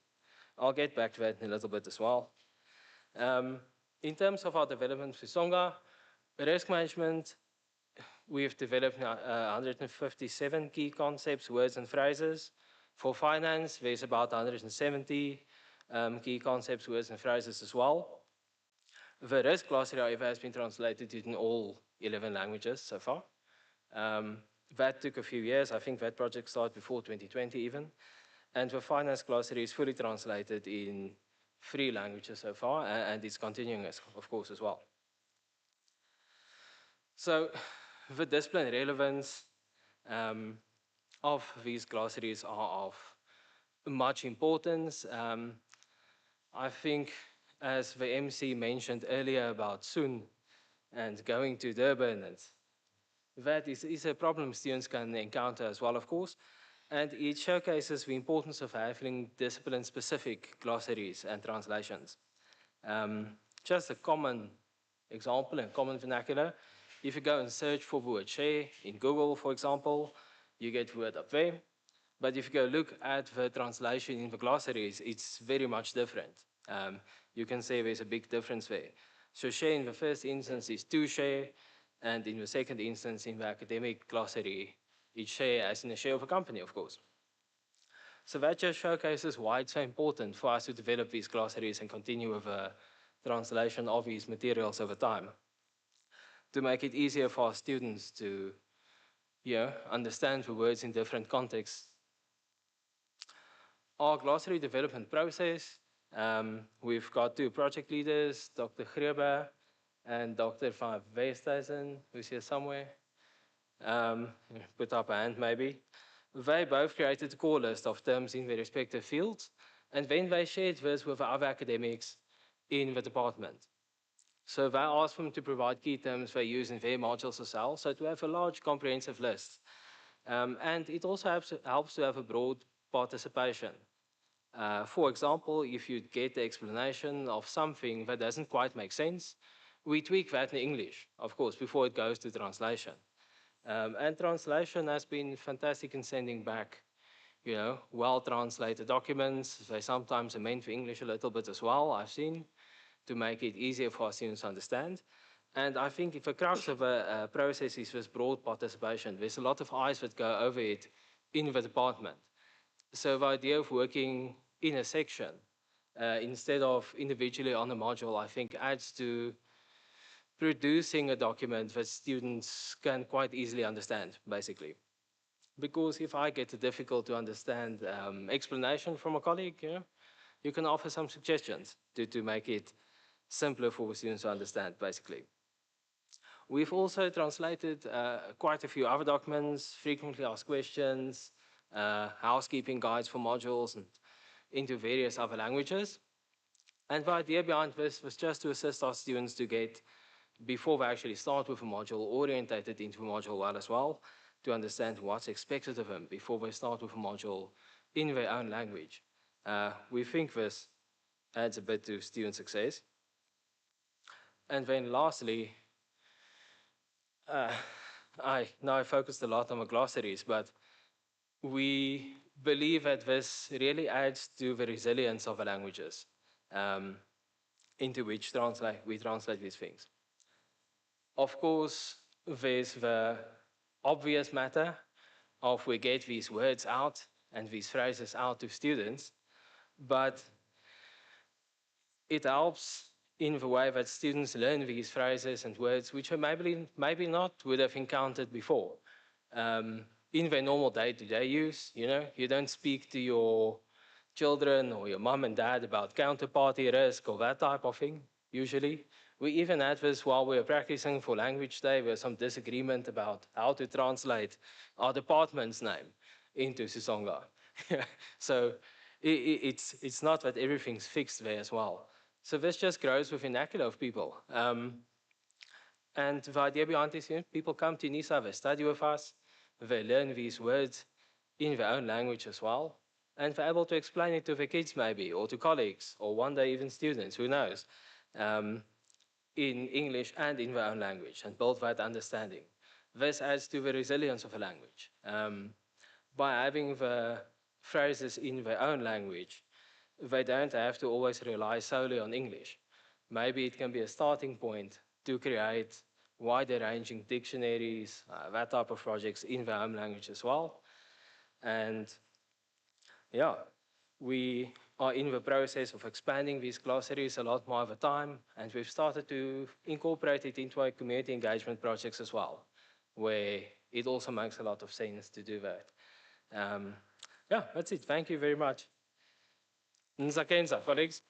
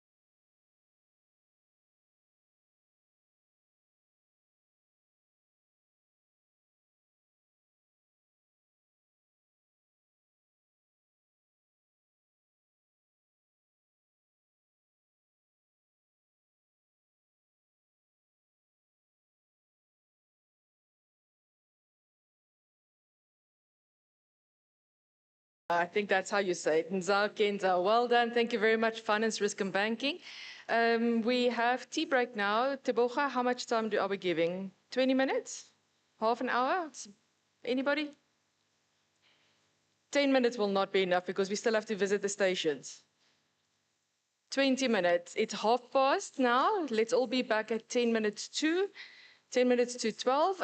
Please visit the stations, have some tea and coffee, get some refreshments, and we'll see you back here in 20 minutes. Thank you.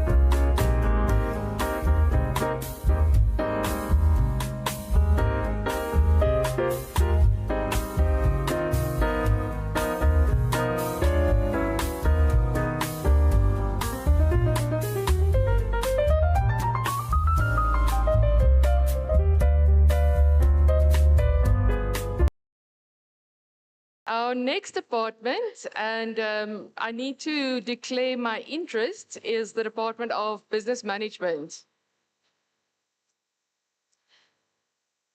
Thank you. Please settle down. Thank you very much. Welcome back after what was a break, and I'm sorry, I believe there was no tea or coffee. Apologies for that. Lunch is on the way. Thank you very much. Our next group is the School of Management Sciences, led by Professor Muraka. Our first group on stage would be the Department of Business Management, and I've been whispering to the adjudicators, business management is the best. Every time. But Prof. Nkwana pretends that she's not hearing me. But please, Department of Business Management, representing Venda, please on stage. Thank you.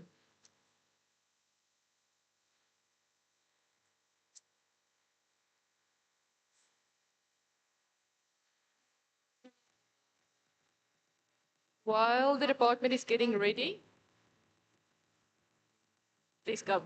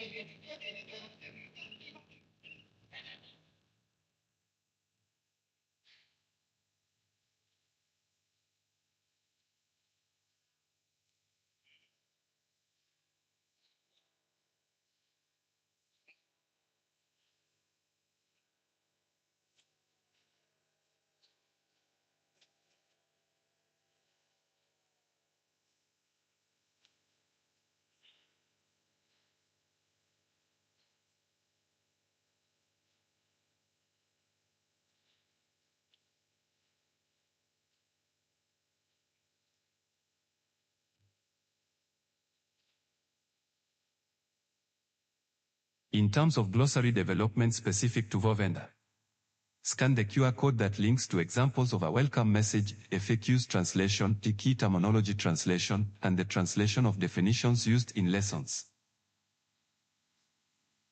In terms of glossary development specific to Vovenda, scan the QR code.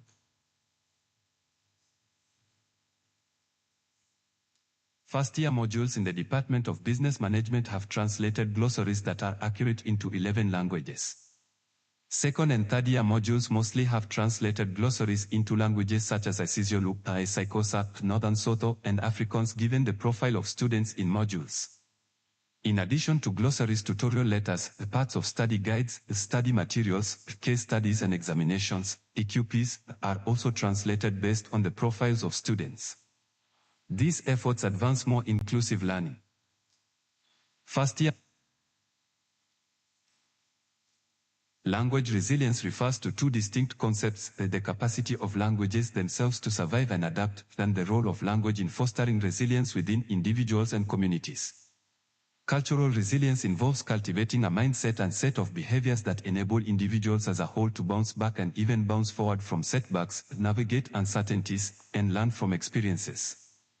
Vendor cultural resilience is demonstrated through their ability to maintain and adapt their rich cultural traditions, spiritual practices, social structures, and unique artistic expressions, such as traditional attire, dance, music, and craftsmanship, in the face of historical challenges like colonialism and forced assimilation, and even while embracing elements of modern life. Key aspects include the preservation of their royal lineage, the spiritual sites, Zwifo, healing practices, and initiation ceremonies, which serve to strengthen community identity and pass cultural knowledge across generations. Venda people express and maintain a strong sense of identity and pride through cultural practices like wearing traditional attire, which symbolizes their heritage and connects Venda people globally. Central to their cultural identity is the minwenda, the traditional attire that embodies centuries of heritage and craftsmanship. The minwenda holds profound significance within the Venda community, serving as more than just clothing but as a symbol of identity, heritage, and pride. Rooted in ancient traditions, each element of the attire carries symbolic meaning, reflecting the spiritual beliefs, social status, and cultural values of the Venda people. From intricate beadwork to vibrant patterns, every stitch and motif narrates a story of cultural resilience and creativity passed down through generations.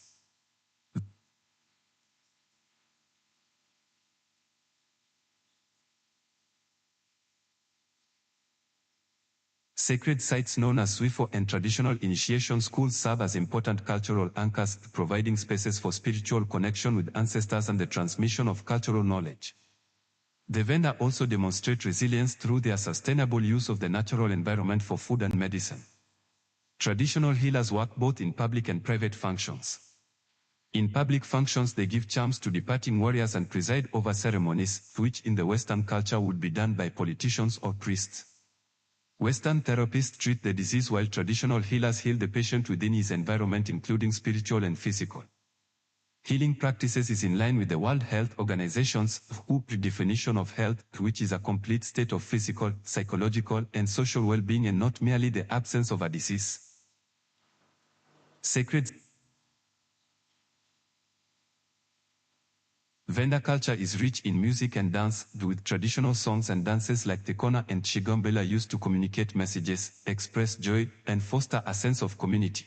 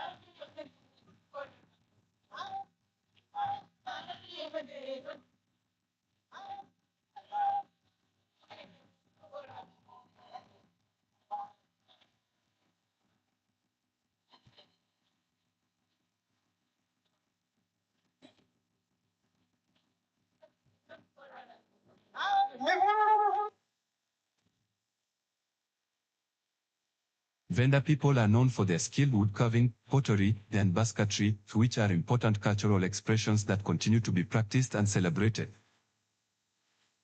Venda The enduring tradition of monarchies and the significant role of vendor kings in society contribute to cultural continuity and provide a stable social structure.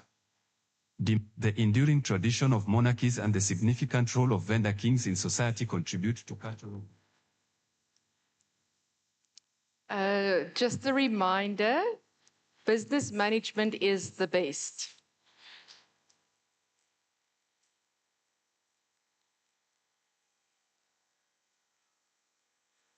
Thank you very much. Our next group from the School of Management Sciences is the Department of Human Resource Management.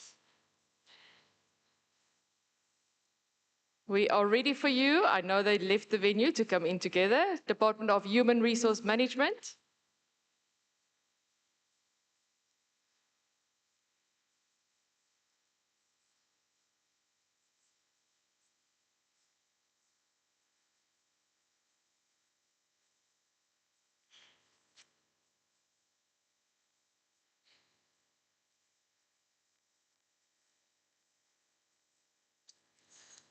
Human resource. Human resource. That's all. Where am I sitting?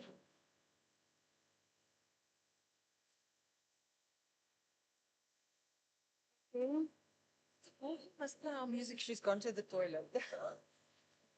Where say look again? I've got my laptop if you want to profits. My laptop. Hey. They're coming. I think it's so good. It's fine. It's fine. It's fine. I'll run it from here. Right, then. Yeah. Is this one? It's this one. But you. But how, listen. Do I just do the presentation? I just said send. And then it goes in. Wait. I don't want to do this. Wait. No, level and beat. My baby. That's it's not enabling the content. Oh, it's like needed the probe.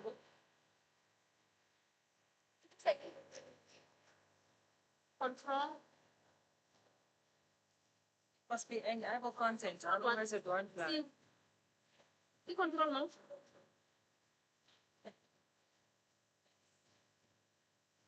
Yang kabel lor control ini. Sekarang.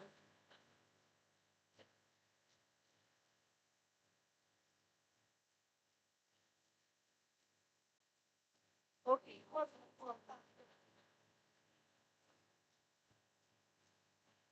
It's standard, yeah. Just enable content.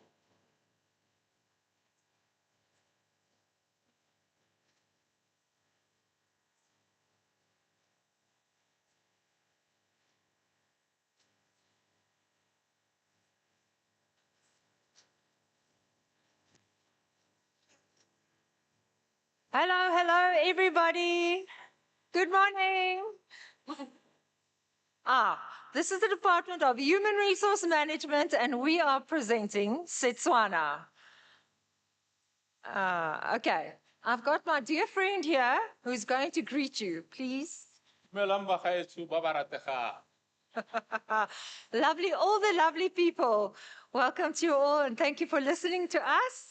We're going to share some information with you this morning on Setswana, and then also on how we incorporate that in our department and how we teach human resource management, using also then all our 11 languages. So why is it not showing? I'd like the slideshow too. There we go. Thank you. All right, so this is the Department of Human Resource Management, and we are celebrating Setswana. And also we're going to show you the resilience of how the language stayed true to itself despite all the external influences. Okay, so we think that Language Day celebrations are important. It raises awareness of our indigenous languages. It fosters pride among everyone here, but then specifically we are very proud Botswanas today. Every year it's interesting for me to learn a new culture. I enjoy it. And then we want to support academic and creative development, and it helps us to think in different ways of how we use language to be able to do that.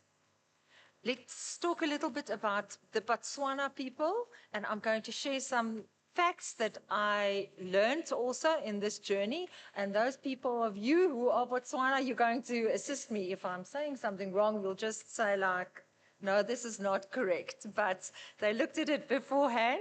So a part of the Sotho-Tswana branch of the Bantu family, language family, and it's one of the 11 languages that we have in South Africa. It's the 5th most spoken language, as Prof. Malutsi said this morning, and we've got over 4 million South Africans speaking Setswana in South Africa. It's predominantly spoken in the Northwest Province, Gauteng, and then parts of the Northern Cape. And Botswana's official language, it's also then Botswana's official language, and it's also spoken in Namibia and Zimbabwe. So the Botswana migrated from East Africa, and they settled in the Western Transvaal around the 16th century. They've been here a long time.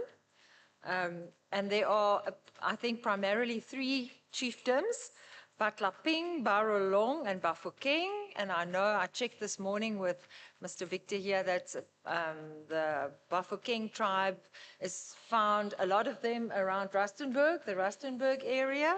So we know that I know they're very active in sponsoring the community and having a lot of community projects there. So in the early 1800s, the European missionaries started to document Setswana, and actually the Bible was translated to Setswana in 1857. And that was the first step towards making it a written language as well.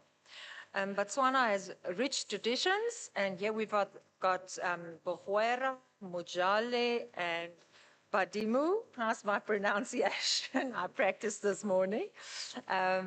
That's everyone that is still supported.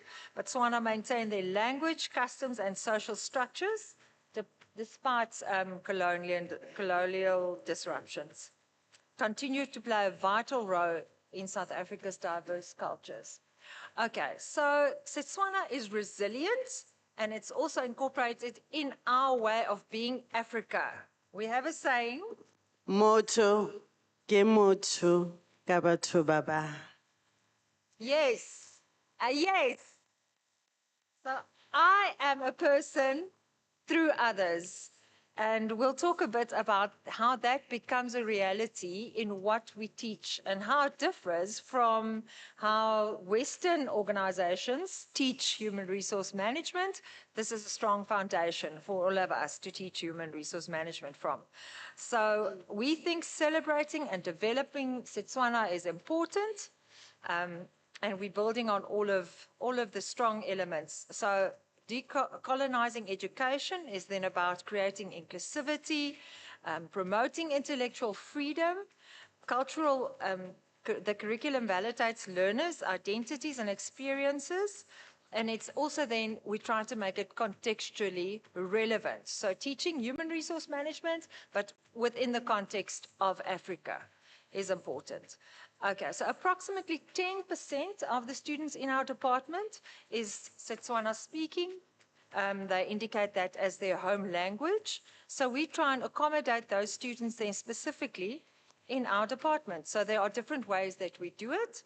2 years ago, we did phrases, and we translated that in all the languages, and we gave it to the lecturers. So lecturers can, if they know that a student is Setswana, they can greet the student in Setswana and perhaps use a few phrases here and there, which makes it practical. There are basically 4 things that we do in our department to help us to teach and celebrate our different languages. The first one is to integrate Setswana in our English teaching through HRM concepts that are grounded in South African sort of heritage. So the stories, we try and incorporate that also on Setswana resilience and how the language is celebrated in South Africa. We want to actively promote Setswana and our other indigenous languages as integral to our academic teaching and the way that we do something. So it's not just to translate, but to also incorporate it in who we are, because we are Africa. We are different, all of us, but we teach from the same basis. Then also promoting an equitable, culturally affirming education requires our academics to integrate these values into human resource management teaching. And I think that's what we said this morning. So thank you for the opportunity. That was the Department of Human Resource Management.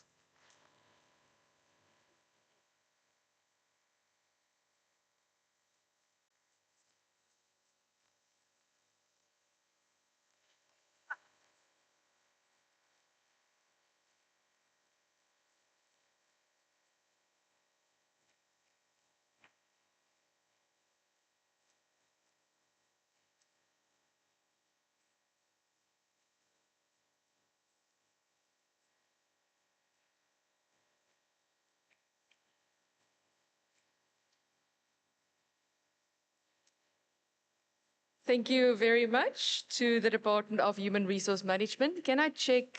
I think the power is back on, so it means all the speakers are working. You can hear me? Still not. So, Cornelis, so the speakers are not back on.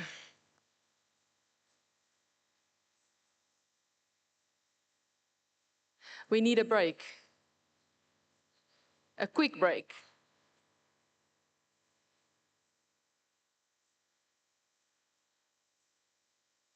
We're just waiting for the speakers to reset.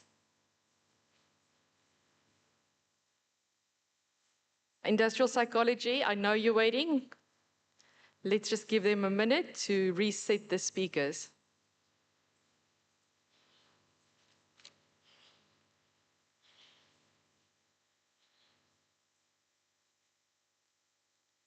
Okay, our next department is the Department of Industrial and Organizational Psychology, and they are representing Sepedi, and handing over to you from Industrial Psychology.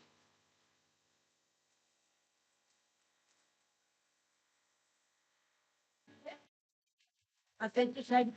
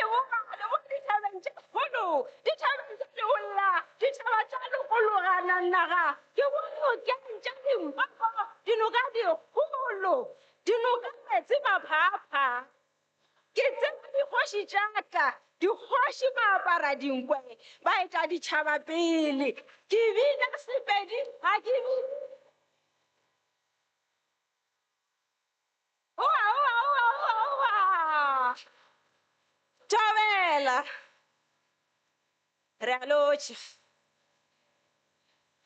re a dumediša re re tameng rena bapedi bana ba bokgoši sekhukhuneng alala ho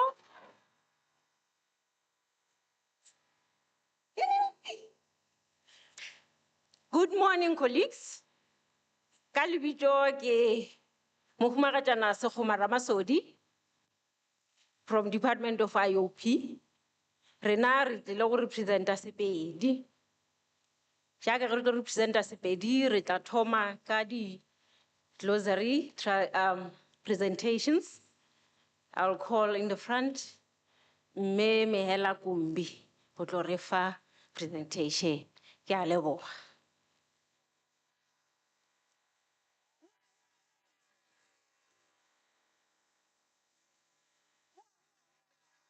Ke bana ba Pedi, Limpopo, N1.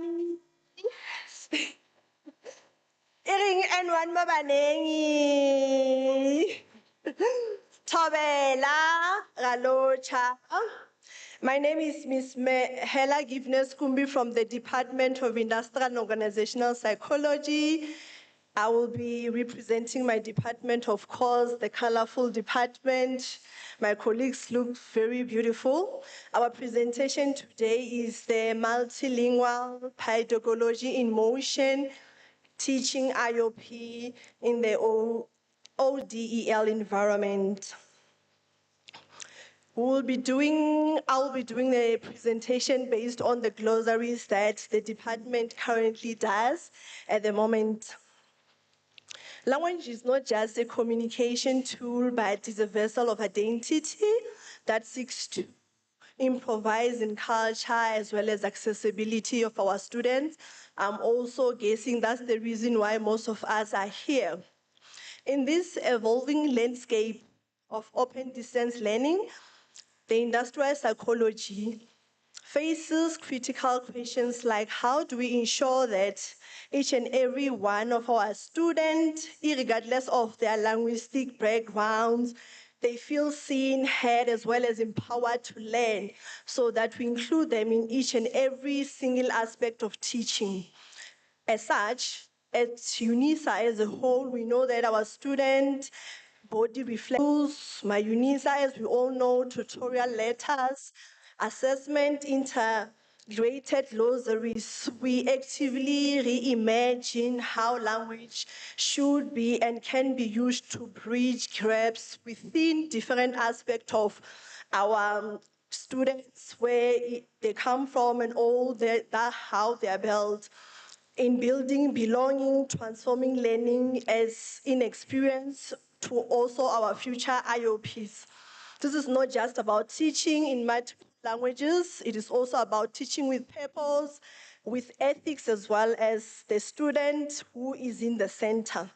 The purpose of our translation in our department within our modules aligns with affirming students' identity by acknowledging and validating their linguistic heritage, where they come from and where they are going. So as a university, we believe that we should be the first example for our students. By promoting ethical inclusivity that involves removing any language barriers that hinder success to psychological knowledges, as well as offering support that is epistemic justice, that ensures that no student is disadvantaged due to the language that they use or where they are from. In our department, in the first semester, in general, we currently offer 20 undergraduate modules, of which 8 of those modules we have managed successfully to translate, and one on top of the languages that we are currently translating right now is Isipedi, isiZulu, Setswana, as well as Afrikaans. And we are using these platforms like your Moodles, as well as tutorial letters, to use the translation processes to make sure and ensure that students receive learning, whether they prefer to learn online or whether they are in an environment where they can easily access their learning materials online. So that is why even some of our tutorial letters still has those translations. Dominant languages within our department per registered student, highest currently is isiZulu, followed by Isipedi. And the integration of glossaries in our department in terms of assessment aligns with online assessments, where in some of the modules that we offer, especially in the undergrad, we also integrate glossaries to embed knowledge assessment of module allowing students to have access multilingual definitions of key terms during tests and assignments, as well as I've mentioned tutorial letters that include multilingual glossaries to support offline preparations as well as revisions. We know that some of the students, they don't come from urban areas. They might need to rely, unfortunately, on tutorial letters. So just to offer that accessibility and equity between our students, some of the tutorial letters also offer translations as well as glossaries, as well as some frequently asked questions. And the impact of these lies with an approach that reduces cognitive load, improve concept retention, as well as supportive fair assessment practices.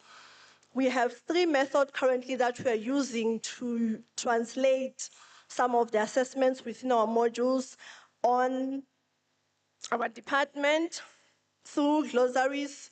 We have obviously accessibility through module MyUnisa, and the purpose for these is to support full-time online students who rely entirely on the digital content of learning, as well as to provide just-in-time learning that supports through embedded multilingual glossaries translated in specific or simplified summaries. This is to ensure that continuous learning has accessibility to our students to multilingual resources, irregardless of the time and location. We also embedded one of the screenshots there as part of how we provide and approach these tasks. Number 2 is, of course, tutorial letters. As I've mentioned, not all of our students might have full access like urban area students. So the purpose of translation of frequently asked questions that are translated to other languages that is mentioned in the beginning is to make sure that we provide foundation that orientates a language that resonates with a student's identity, as well as to reinforce the ethical commitment to inclusivity, accessibility of education to our students, to enforce cultural norms that explain how certain psychological concepts may be interpreted differently across languages and worldviews. We also have a screenshot there just to demonstrate how it's done. Third one is through formative as well as summative approaches. The purpose is to ensure that language is not a barrier, but is there to demonstrate competence, to support conceptual clarity during assessment, especially for technical as well as abstract terms. So students shouldn't only know about these through their learning materials, it should also be part of their learning outcomes as they proceed. And one of the most important impacts with regards to this is that it promotes fairness, transparency, and assessments to our students. It encourages deeper engagement with content rather than just a surface level memorization. In closing, our national data, Mr. Nelson Mandela said that if you talk to a man in a language he understands, that goes to his head. If you talk to a man in his language, that goes to his heart. So as a e-learning, distant learning institute, I believe that it is paramount that we speak to our students' heart, that they never forget where they studied, everywhere they go. As a result, multilingual pedagogy is more than just teaching methods. It's a commitment to equity, identity, as well as accessibility in motion. In an ODL spaces where distance and diversity intersects, language become our bridge of belonging. Students need to feel that they belong, and the teachings that we offer should also sensitize the belonging that the students are seeking. So let's continue to teach, not just for understanding, but for connection, because when we honor the languages of our students, we honor their humanity. Ke a leboha ha botse.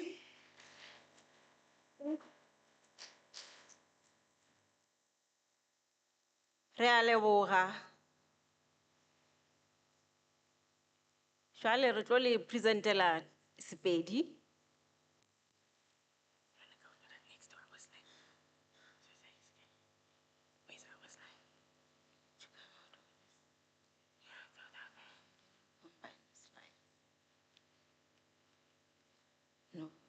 decent the slides.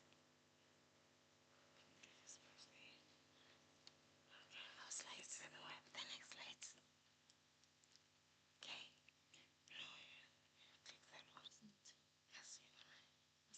Yeah, this is the one. This one. Okay.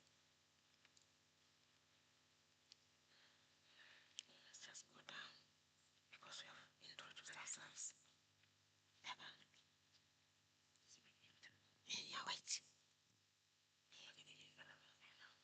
Okay, we're now going to present to you the language Sepedi, because as we are standing here, having Ms. Kumbi taking us through the journey within the department in terms of how we do our glossaries or translations, it is important also go tlhompha lemele re represented. I'll mix Sepedi and English. I'll language basically.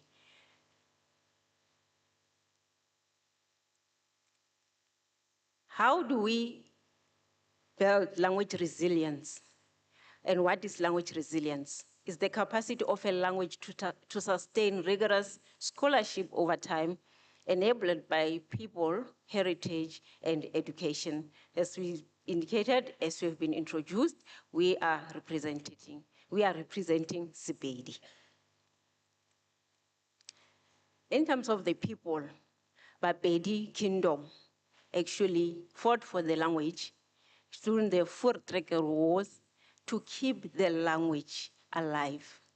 Even though Sepedi was offered mainly in the schools in the previous times, however, the kings fought to ensure that the kingdom also of Bapedi stands. Jwale ka bo Kgoshi Sekhukhune, Kgoshi Thulare, they fought for the language. So it started with our kingdoms, or the kings and the chieftaincies in the communities.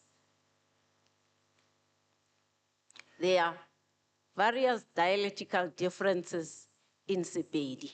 Sepedi being one of the dialects, however, it was the one that was upheld, and all these other dialects were grouped together as Sepedi. Rekabali, Seroka, Sepulani, Sepedi, Setlokwa, Sekoni, Kilobedu. All these groups, they normally refer to where they are coming from. Like Sipulani, the people speaking Sipulani are from Mapulaning. And where is Sepedi located? The provinces, as indicated in orange, are the provinces where you will find Sepedi in big number. They dominate, especially in Limpopo, as well as Mpumalanga and Gauteng. As we have listened to Prof. Molause's presentation, when she mentioned that they are predominantly in Limpopo and Mpumalanga, but they are also found in Gauteng. That means the language is represented mainly in these provinces. And what are we proud of as Bapedi? Our cultural heritage sites, such as Mapungubwe, and we're also proud of our rivers, as I've indicated that Rijwa, Limpopo, Dinukeni, Hulu. Limpopo is a very big river, and Olifants River as well, which in Sepedi we call it Lepelle. And also of significance, it's the spiritual side of where Bapedi are coming from, and the ZCC church is. And it's predominantly a Bapedi church. It dominates by Bapedi. Hence, I've put it there. And when you go towards Zanen, you'll see that big badge there. So you'll recognize that spiritual side. And for the language to hold on, or to stay resilient and fight and say ours remain, we also should realize the importance of our youth. And through music, such as music by Kim Monada, such as Master KG, even Pleasure Wamanyalo, Bapedi have kept their language going, and they've kept their language resilient. And also in the dancing as well, playing the drums, dinaka, basadi ba kiba, bana you can see children there, bana, le bona ba se ba tsene kosheng. That is dance. Koshake, it's a song, so they've entered in, and that keeps the language resilient. So Bapedi, they ensure that they transfer this knowledge of Bapedi. And you can see that it cuts across races. Watch our sister at the back of that lady wearing white. You know they are busy. They are kiba. Another is dancing. So that is the beauty of Sepedi. We are not living it there. We are also in the movies. So we are so in dramatic arts. So that is the resilience that Wapedi, I think Sepedi will filter through many industries. It will filter through many spaces. Ala, ala.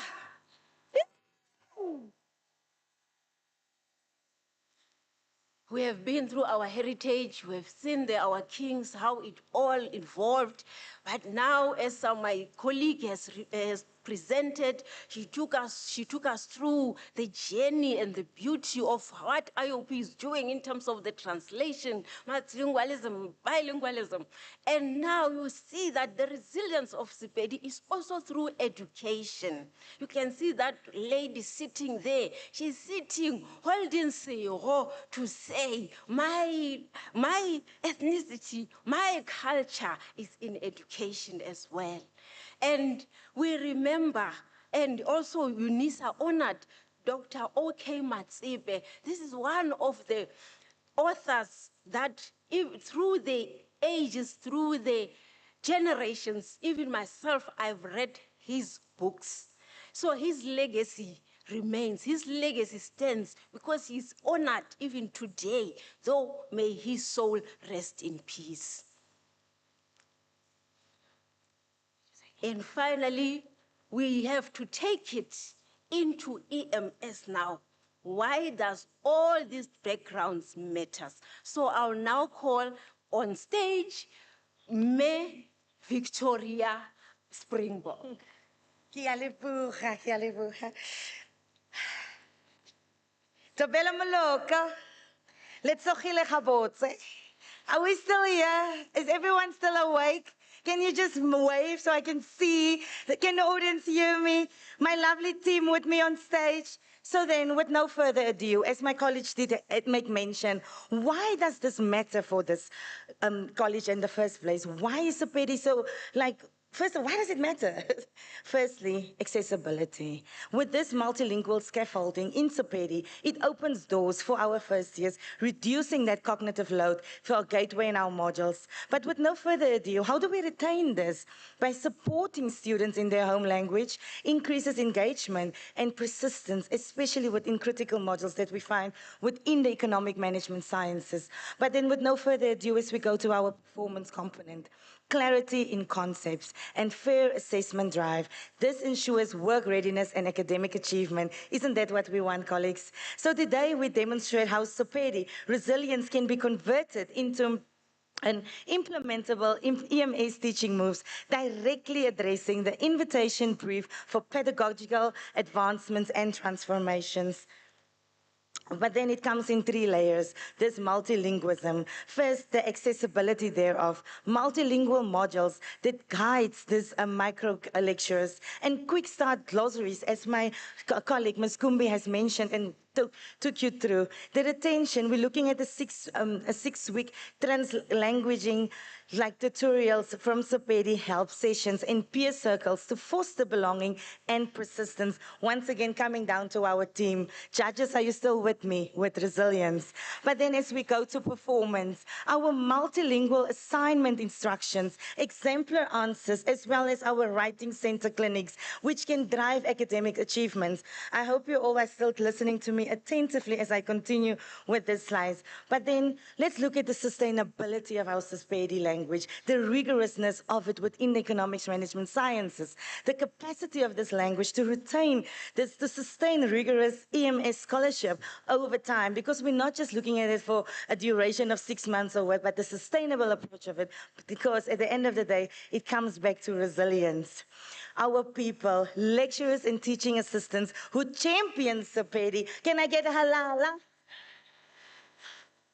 But then as we move over to our platforms, our LMS, captions, and term banks, as we did make mention, and the language usage for students. And then our policy. We know how strong UNISA is on policies. Our institutionalized language policy, guiding practice, and our pedagogy, translating and parallel medium approaches within teaching. But then with no further ado, my colleague is going to take you through this timeline.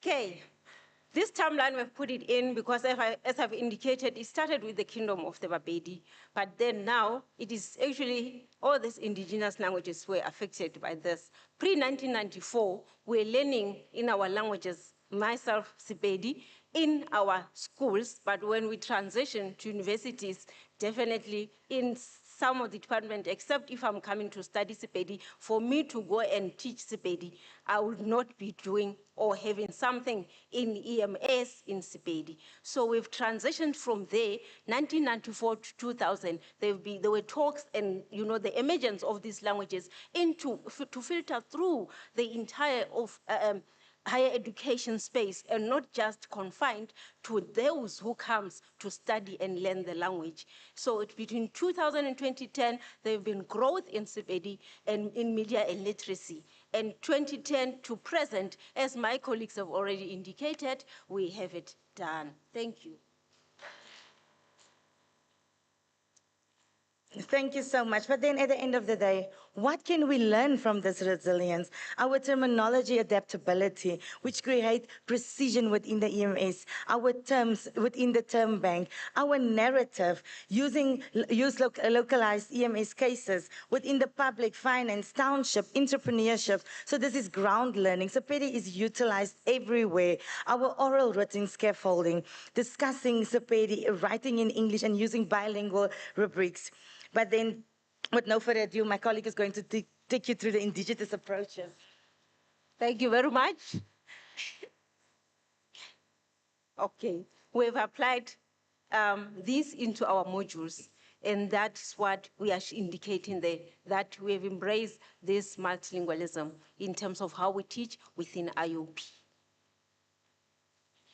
I'm just going to end off very well saying that with the world of work, although we're not done, we are going to take in the approach of digital enablement. And we know that the world is shifting, but how do we remain resilient through all of this? But then at the end of the day, we translate with high quality control of what has been translated to ensure we meet content in our multilingual rubrics, and then also going over to our tutorial toolkits to ensure that the slides are, and also to ensure that glossaries and teaching assistants are there to assist our students. But thank you so much for listening to us, and we greatly appreciate it. To everyone out there. Thank you. Ala, ala.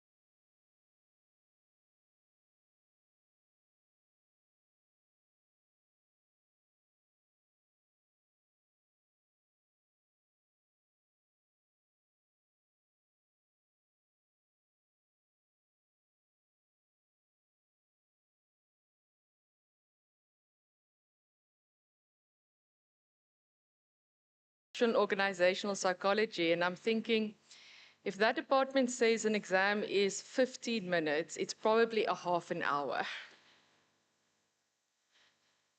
Thank you very much. Our next group to present is the Department of Marketing and Retail Management under the leadership of Professor Dilot Sotle, and they are representing Sesotho. And I'm just looking at Dr. Prof. Moraka. Yes, we will proceed with the Department of Marketing and Retail Management.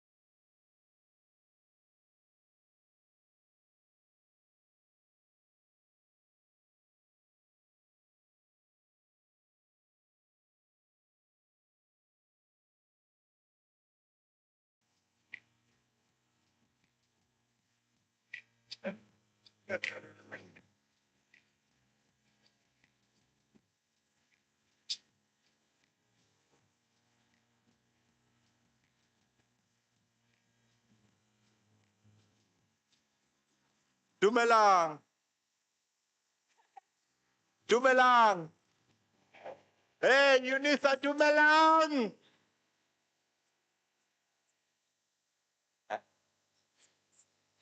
Kgotso. Kgotsong. Kgotsong. Hi man. Dumelang. Ah. So, RML presentation.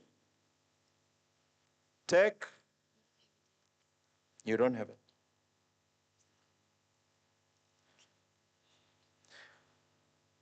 Okay, libitso la ka ke Ntate Nonyane, Nkosinathi Nonyane. But colleagues, I won't be presenting alone.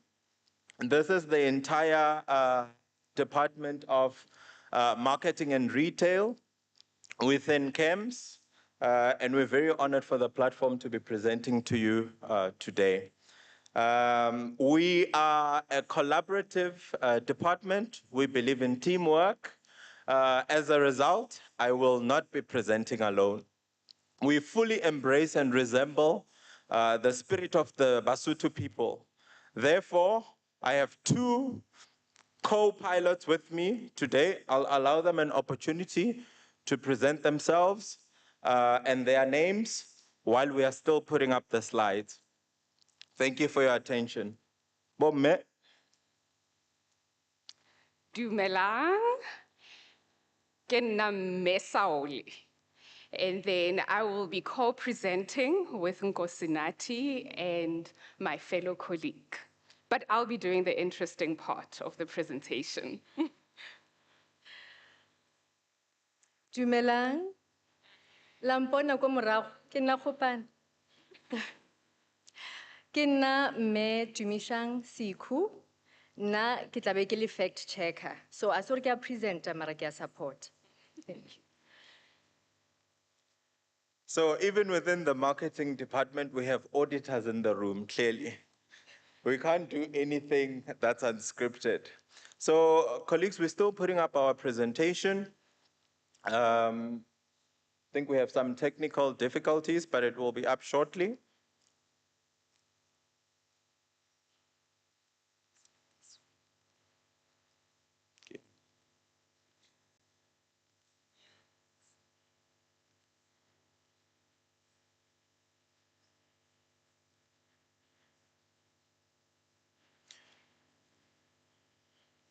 So in essence, colleagues, what we aim to do today is we want to tell you about the Basotho culture, but then what we more importantly want to focus on is how the marketing department infuses and acknowledges different cultural backgrounds and traditions within our academic content delivery. So as mentioned, this is the Department of Marketing. We have followed very thoroughly the rubric of how we'll be judged today. So it's about integrating different aspects of culture, cultural recognition within the department. The first and foremost thing that we've done is we have infused the different cultural languages into our welcome messages from the department, into our tutorial letters. When you look at our key terms, they not only focus on English, but they focus on the Sesotho culture and including other cultures. From a frequently asked questions perspective, we also cover that, including our grocery terms and overall definitions. The essence of, or at the center of what we aim to do as a department is overall student success. So the student is at the heart of what we do. What this translation into other languages enables us to do as a department is it drives overall accessibility. So we look at multicultural practices in terms of teaching and learning. We translate these materials to drive that same accessibility. We know that this reduces your language barriers. It promotes academic content. In fact, it drives overall integration of a holistic society in how we deliver our content. It has definitely improved our retention rates within the department. Lecturers strive to build a sense of belonging.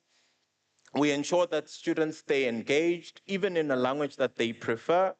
If it's Sesotho, it's Xhosa, and other, that's what we cater for. Luckily, we are a very diverse set of lecturers within the department, so we can chip in to address diverse student queries, which I think is very important.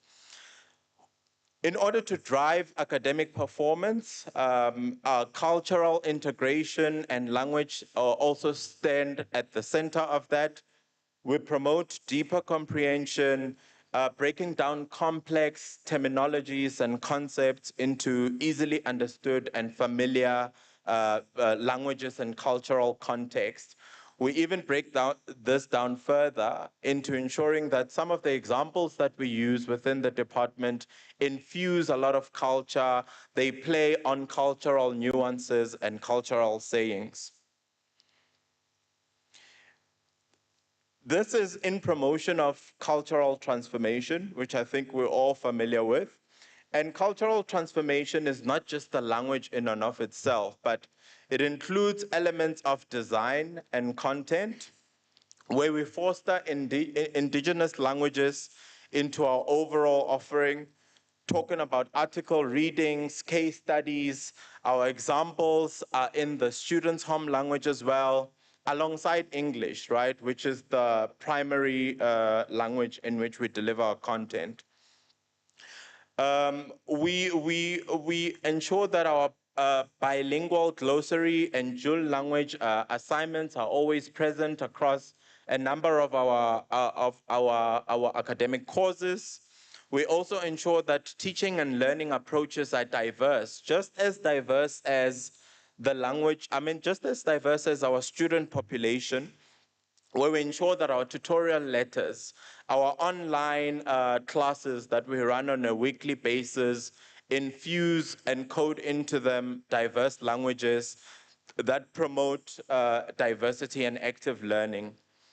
Our assessment practices are just as diverse, where we have translators that then translate the academic content into diverse languages, interpreting sometimes very complex terminologies into easily understood and easily relatable language, which becomes very important for students. We don't work alone, we work as an entire ecosystem. So as a result of that, what we do is there is departmental support, where we look at lingual studies. We refer to videos as overall examples of our academic teaching and learning materials. This becomes very critical for the student colleagues, because it ensures that if they don't understand marketing concepts within the primary English language that we use, then they can refer to other diverse sets of languages.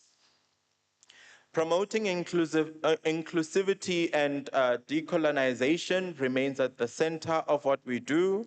I think this echoes across the presentations that we've seen today. It's about embedding African epistemologies, and African scholars within our department are also working to address the same business case. Okay? When you look at the Basotho people, you talk about a very resilient people that have gone through an evolution of culture. But I think what has remained the ethos of our culture has been the language of the Basotho people. So from a sociolinguistic dimension, what we know for sure is that the Basotho people are not just about blankets and sticks alone, right?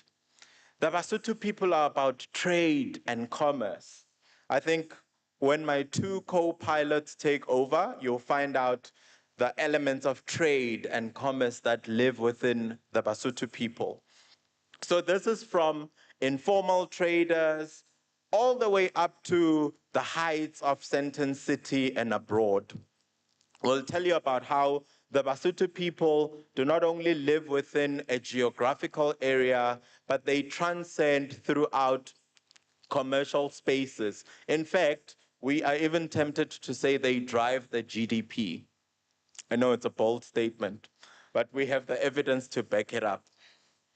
So the Sesotho financial literacy and governance is a big anchor point that lives within the Sesotho culture. And it's one that we've acknowledged within the marketing department, we've embraced in terms of our teaching aids, and we infuse in terms of academic learning and overall content delivery. So Sesotho is used in community saving groups. Who would have thought, right? The Sesotho people are talking about community saving groups where they come together and tackle huge financial institutions and have a role to play in society, but have a role to play in overall community integration. So what is this about? This is about stokvels. This is about malume-based savings accounts. You'll hear more about that shortly. And it's about explaining or breaking down complex financial concepts into relatable ways, ways that speak or transcend culture, ways that transcend race, and ways that transcend everything that divides us, but everything that unites us on a common goal. So in this specific slide, I did not want to present the slide, but I wanted to bring out one interesting fact, okay? So I'll give you a bit of time to read through the slide, but the fact is as follows. Dumi? This is a flex, colleagues. Sesotho is one of the first African languages to be written down. And this goes far back as 1833. So we can flex on this. Yeah, I just want to pause. We have been ensuring that we are financially literate and writing and documenting our culture, our heritage, since as early as 1833, right? So it's not westernization or colonization that gave us the ability to write. In fact, when you go back on history, you can see that we've started documenting all of our knowledge and passing it on to the next generation as early as 1833, right? Our ancestry must be proud of the Basotho that stand in front of us today. Yeah. Okay. So what are our cultural dimensions? Like I said, colleagues, we are not just about sticks and blankets alone, right? We are about clan praises. You'll hear them shortly. Clan praises. Clan praises. Ah, wabasut. Halala. Right? We are about clan praises. So what is this about? This is about diboko. When you hear people echoing the same sound as yourself, it builds trust and identity, right? Which is very important. And in marketing, we use some of this clan praises as part of the collateral that you must infuse in your marketing assets. It's about proverbs. Again, my fact checker and my auditor. To me, One of the proverbs that sticks out and that we carry in this department is, "Ntjatjepedi ha di tlhole ke sebata." for us English speakers, that is, two dogs cannot be defeated by a wild animal. So I want us to, if anything we take out of the Basotho clan and the work that we do within the department, let this be remembered. Two dogs cannot be defeated by a wild animal. What does that mean? That means if we work together, not as silos, not as individuals, not as module owners, but work across an ecosystem of support, an ecosystem of colleagues, all gathered for one objective, and one objective only, and that is student success. Surely as a team and through our partnership, we will achieve not only decolonization, but raising future leaders that we can be proud of, right? So goes back and it echoes the Sotho proverb around two dogs cannot be defeated by a wild animal. So Sesotho is seen in music, in poetry, in art, and it keeps culture alive while it also supports tourism and creates creative businesses. So how does Sesotho support tourism? As part of the academic research work that we do, we researched about this as well. Some of us have been there in person. Who can tell us from the audience what is famous about Lesotho? Not Sesotho anymore, colleagues. Lesotho. Besides us.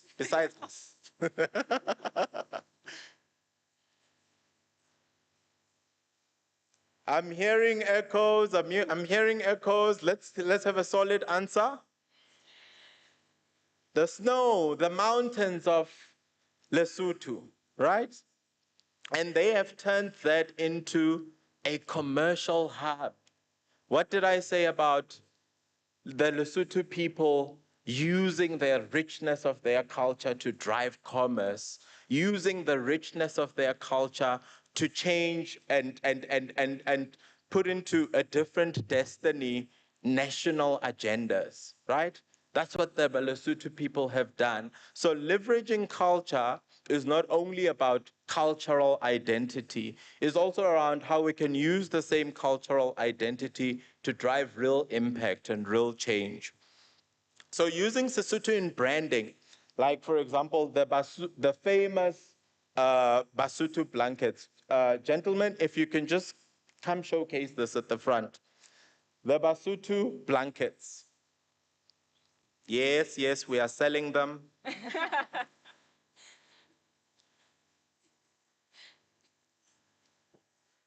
Yeah. So the famous Basotho blankets are about language resilience. They are a showcase of our entrepreneurship. They are a showcase of our national identity. But also, remember what I said, they are a showcase of real transformation. Transformation which we've embraced as a department within our academic content delivery. Okay. So we get into more interesting aspects. I've laid the foundation around the Basotho culture, but my co-pilots will now tell you about the fun elements of how Basotho and the Basotho people are integrating culture. In fact, what is interesting about the Basotho people is that the same blankets that you see are they expropriated? Adopted, maybe? Is it a collaboration? Infused? Are they integrated? Borrowed? Or other?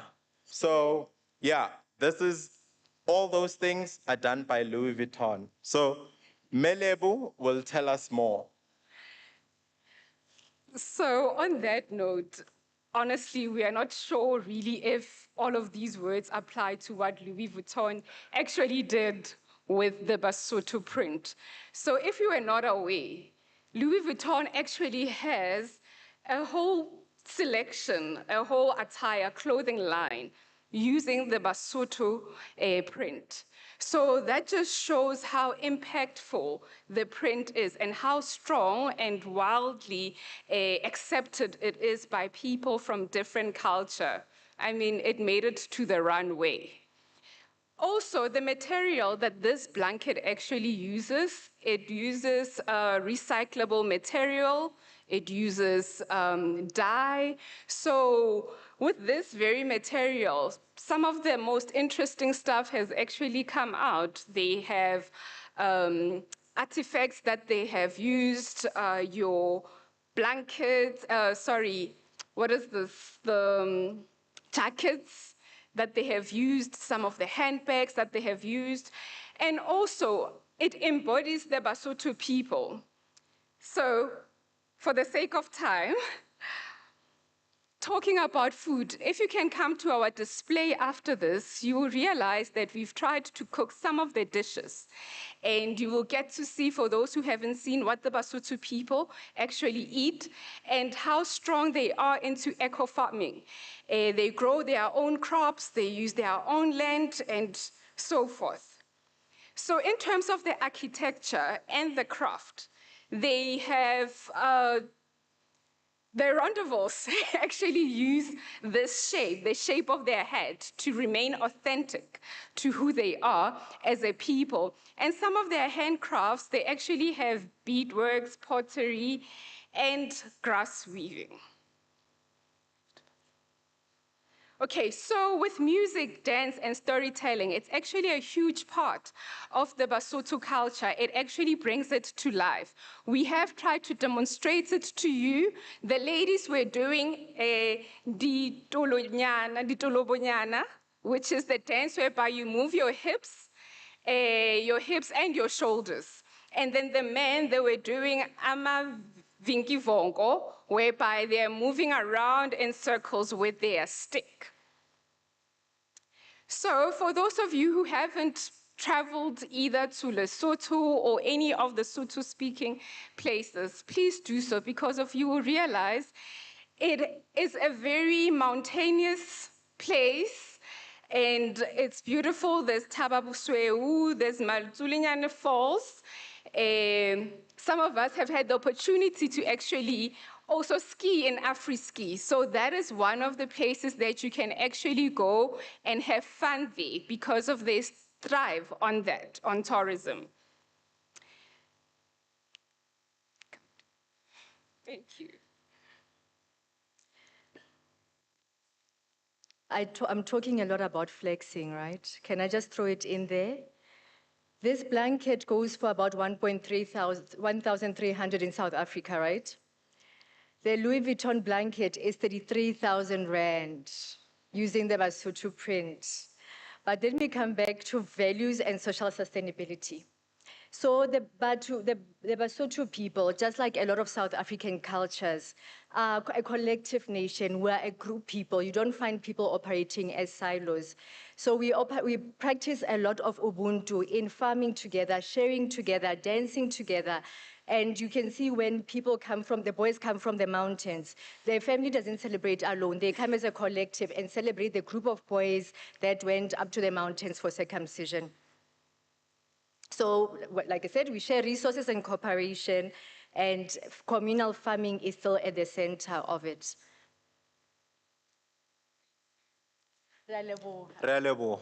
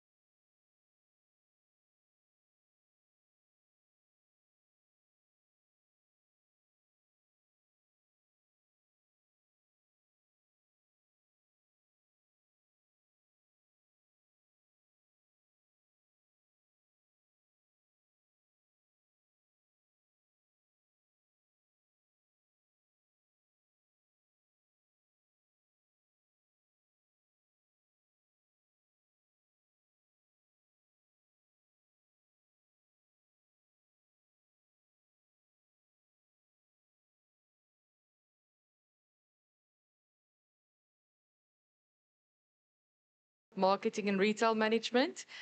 I need to check if lunch is ready or if we are proceeding. Ms. Mangiri, are we doing lunch now or are we continuing with the next school? We continue with the next school. She's quickly going to check. That means we have completed the School of Management Sciences. Well done. And we're moving on to Public and Operations Management. The first department on that side would be the Department of Applied Management. But let's just double check if we're having lunch first.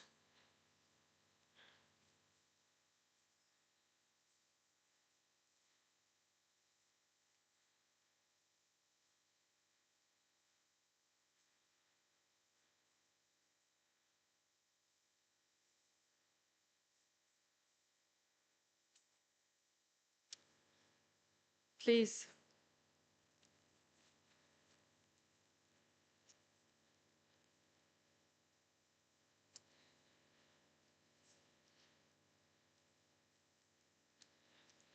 I see they only have a sound. applied management, but there's only a song. Oh, I have it somewhere.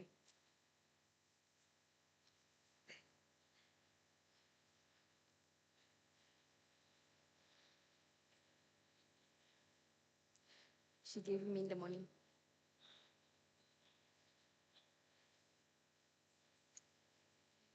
Go. Thank you very much. We are proceeding with the Department of Applied Management, who is representing English.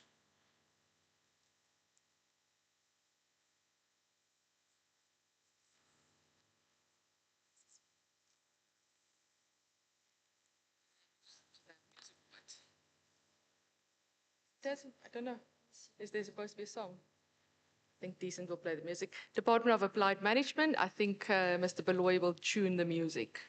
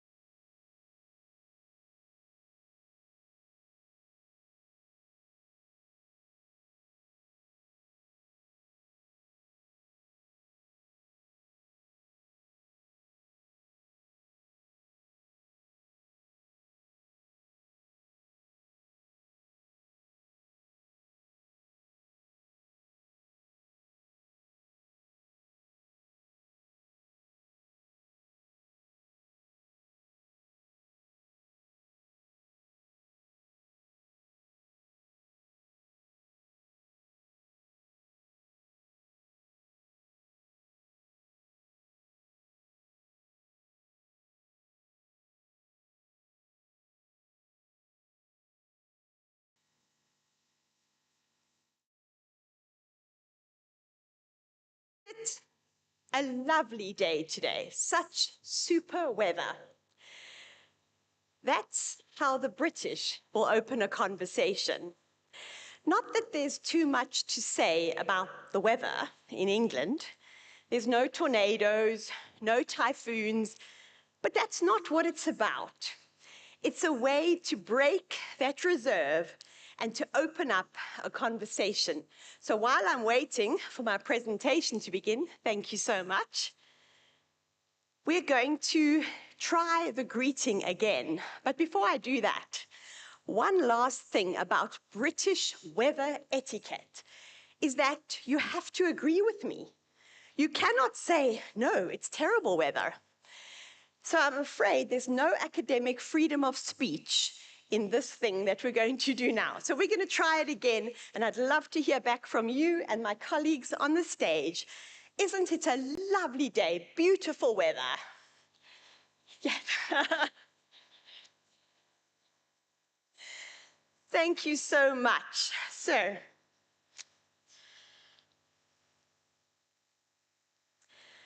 I think it's very clear by now what theme we have, and my colleagues are welcome to sit to be more comfortable if there are enough chairs. So, who are we? We are the Department of Applied Management in the School of Public and Operations Management. We encompass 4 different sections within our department, and that's transport and logistics, supply chain, tourism, and entrepreneurship. We have a lot of modules, so we work very hard. 33 modules in total, encompassing programs ranging from diplomas all the way through to PhDs. And of course, all the modules are delivered primarily in English, although we will talk about how we are integrating other languages and starting to translate full study material into other languages. So a little bit of history, and every now and then we're just going to duck into a bit of history in between the sections that the rubric has asked us to address. So English developed in medieval England. It's now a dominant language in international business, academia, diplomacy, and technology. And it has a widespread use, an extensive vocabulary, which makes it a very good international communication tool, which is widely used in the business industry across the world. And also, it's reshaped itself to meet the cultural and commercial needs of diverse societies. Now, I do have to say, this is going to be a little sensitive, perhaps the elephant in the room. There's another lovely English idiom. But judges, you might see today that we are not following decolonization. So, with our choice of a very British theme, the English high tea, and a very colonial theme. However, don't we all like to borrow from another culture? Is that okay today? Especially when we can have fun with it. So I'm not just going to say to you, bear with us, but I'm going to say to all of you today, please have fun with us as we celebrate English as a language. English has many quirks and idiosyncrasies. A book was published in 1931, and I want you to listen to the topic of the book. It said, "The English, are they human?" I wonder what prompted this, and perhaps we could have a workshop about it, which of course would take very long because we'll have lots of tea breaks in between.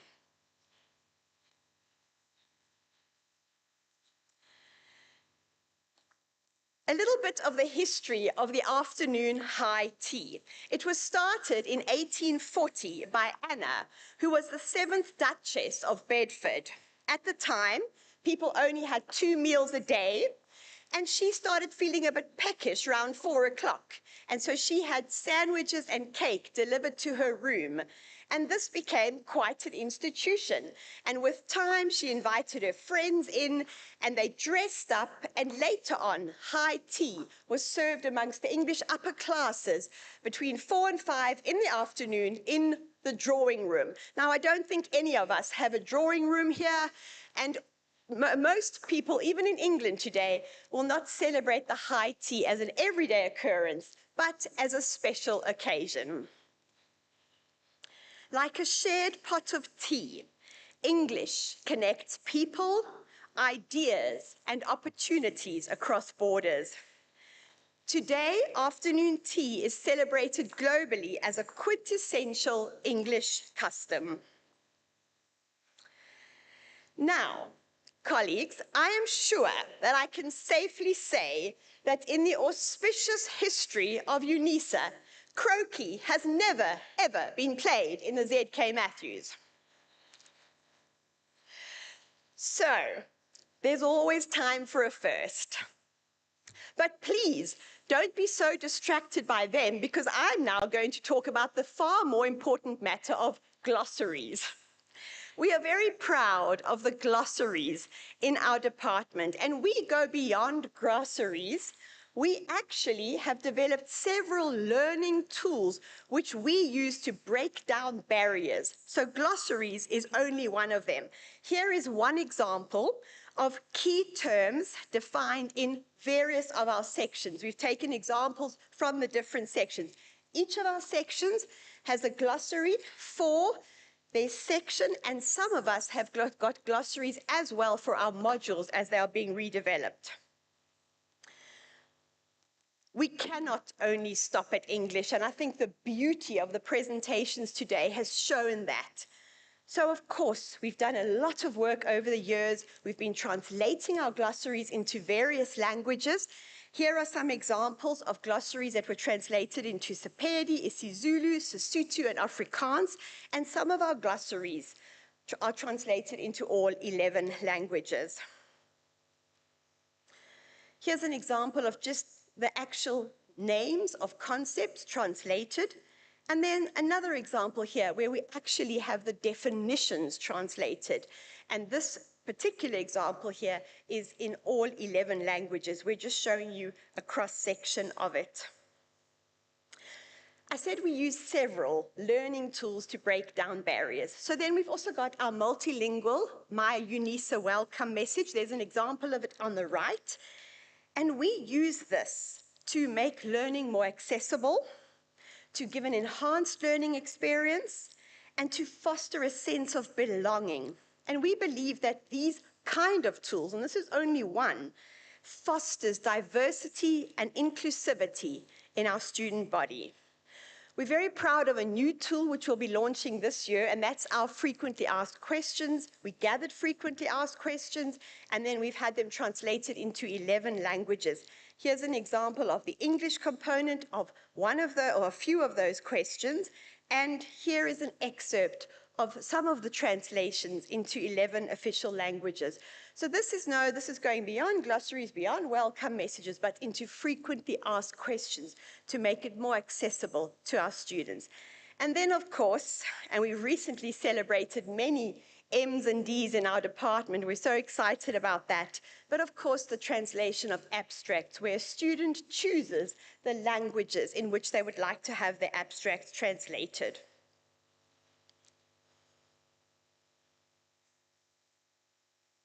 I'm going backwards, my apologies. There we go. Before we move on to our next point, which is resilience, I'd like to deviate a little bit back into the English language. English has, in South Africa, absorbed local idioms, it's encountered isiZulu and isiXhosa rhythms, and it has engaged with the philosophy of Ubuntu. So we've created our own English, which we're very proud of. It's been shaped traditionally by 3 major stages: old, middle, and modern. And in every one of those stages, new words have been added. And we've seen that in South Africa, how we as South Africans have shaped English. We do not speak BBC English here. We have our own version. And people internationally, I so often find, they say, I love the South African accent. We not only have our own words, but we have the way we speak as well. There's also the lingo. Now, we have ya. I love ya. I know it's not very precise, but even the Queen of England, the late Queen, used to say ya, but in a very different way. Having lived there for a while, some of the other idiosyncrasies were, we'll say scone, they say scone, we say yogurt, they say yogurt, and we say croissant, but of course they say croissant. Another one that got me was one of my colleagues. I was at the University of Hertfordshire and I was leaving. It was 4:30. It's England. It's already getting dark. And she says, see you later. I'm so good at remembering things. I write everything down. What is happening later today? I said to her, Alethea, what are we doing later? No, I mean tomorrow. But in South Africa, if we say see you later, it means today. I'll see you later in the day. Some of these things have not seeped through to South Africa, such as the double kiss, and don't worry, I won't make you get involved with that and participate from the floor. And office banter. Just a quick word on office banter. It's a delightful tradition in England where you rip each other off constantly. And it's an interesting contrast with the politeness and the reserve of the English. In the beginning, I was taken aback, but I quickly got into it and I could fire those quips back. And actually, I loved it that we could laugh about ourselves. And I think that's such an important thing. English originated in England. Today it's dominant in the UK, Canada, Australia, and New Zealand, amongst others. It's the co-official language in over 45 countries, including South Africa. It's developed over 1,500 years and adopted words from over 350 languages. It's global. 1.5 billion people approximately speak English.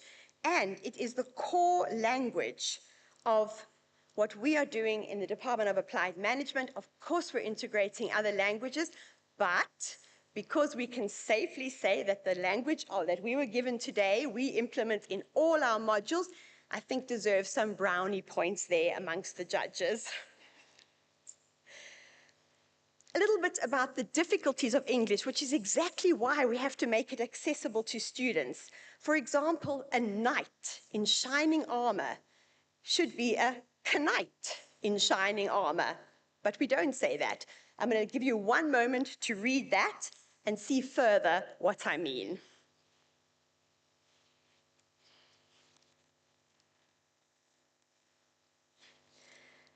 So, the complexity of English can complicate things for our learners, and hence not only is it important to present things in other languages of South Africa, but also to make sure that we instruct and teach in a way that is easy to understand, because face it, English is not the easiest language around. Resilience. Like a fine tea, English has traveled across continents and absorbed and reinvented itself. The 1820 settlers brought it back to South Africa, and since then we've seen English dominate in the arts, in technology, in the business sector, and in tourism, which is one of our sections. There are some things that prove the resilience of English that we just can't shake. For example, I'm going to hang up the phone now, but we no longer have cords on our phone. But it's such an English saying that we stick to it and we still use it. Idioms. We've all grown up with idioms. The elephant in the room, something we don't want to talk about. That's a piece of cake. So easy. Penny for your thoughts. What are you thinking? What's going on in that mind of yours? And another one, which I really think we need to revise as South Africans and Africans, is killing two birds with one stone. For me personally, why would you want to kill one bird, let alone two? So how about we get together and reframe some of these in the African context and more focused on sustainability. So English is relevant. It remains globally recognizable, yet locally meaningful. In terms of resilience and adaptation, it's important for academic success and participation. Our students need to have a grasp of English, but embracing their own culture is important. Multilingualism provides greater access for students, and the Africanization of our content provides deeper contextualization into matters that our students can identify with. Identity and belonging. English can foster a sense of belonging, but there's also a counter-argument that it can actually alienate, and hence the need to tap into the other languages as well. Professional relevance. We are teaching English because it's important for students to be able to understand English, both for this context and for opportunities that they might want to take up internationally. Decolonial commitments. Higher education institutions are grappling with the uncritical adoption of English and trying to promote deeper consideration of the relationship between English, a student's sense of belonging as well as their identities. We need to address these barriers to learning. Some students have severe socioeconomic situations, and language complicates it for them as well, and foster a sense of inclusion. We need to build vocabulary, hence the glossaries, hence the tools, enhance global communications, have languages coming across our curriculums, embedding language into our lessons, using real-world African and international case studies, and then scaffolding techniques. And I know many of you here are experts in this, breaking it up into bite-sized chunks that students can deal with. Our last slide, sustainability and relevance. Moving on swiftly because punctuality is another typically English behavior. Ladies and gentlemen, you can be proud of us. There is no fast fashion here. Nobody ran off for last-minute orders at Temu or Shein. We were told, wear what you have. So well done to my colleagues for looking so beautiful at almost no expense.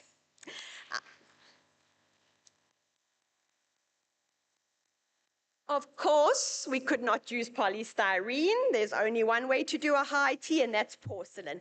All the planning meetings were online, less petrol, less pollution.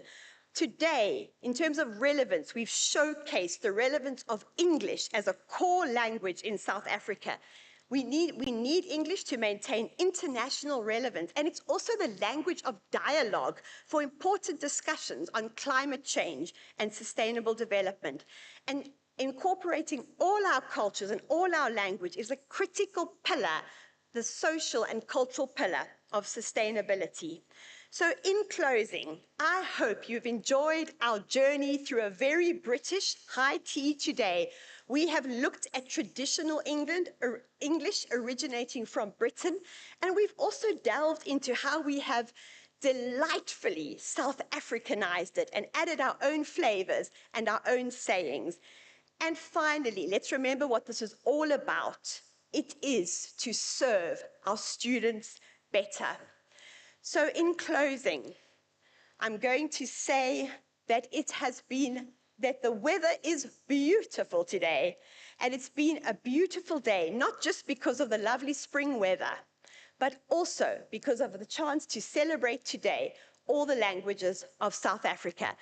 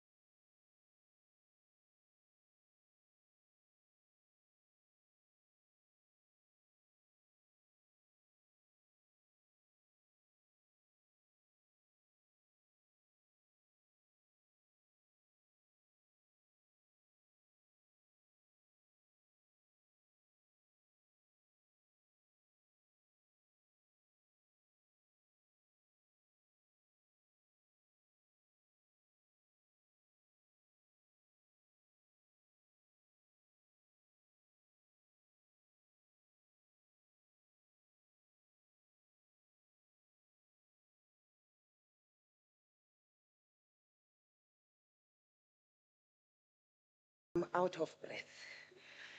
I honestly need water, Program Director. You only gave us one bottle. Good afternoon, colleagues. I'm not too sure if this thing is supposed to show. When technology fails for me, it always works on my advantage. So don't worry, Mr. Technician out there, up there. Oh, there it is. Okay, so I'm going to caution colleagues. We Xhosas, we have words that are pronounced the same. They have the same spelling, but they've got a different meaning. All you need to pay attention to is the tone. Umzekelo, or for example, the word ubulele, which is U-B-U-L-E-L-E, goes like this. Ubulele, meaning that have you shown gratitude? Have you said your thanks? Ubulele, I am accusing you of murder. Ubulele, I'm asking you if you were sleeping. So please pay attention to my tone. I am tall, but I won't be long. Imini yolwimi ye-college yoqoqosho nolwawulo lwezenzululwazi, that is CEMS. Intetho yesebe yolawulo lwenkonzo, the Department of Operations Management presentation.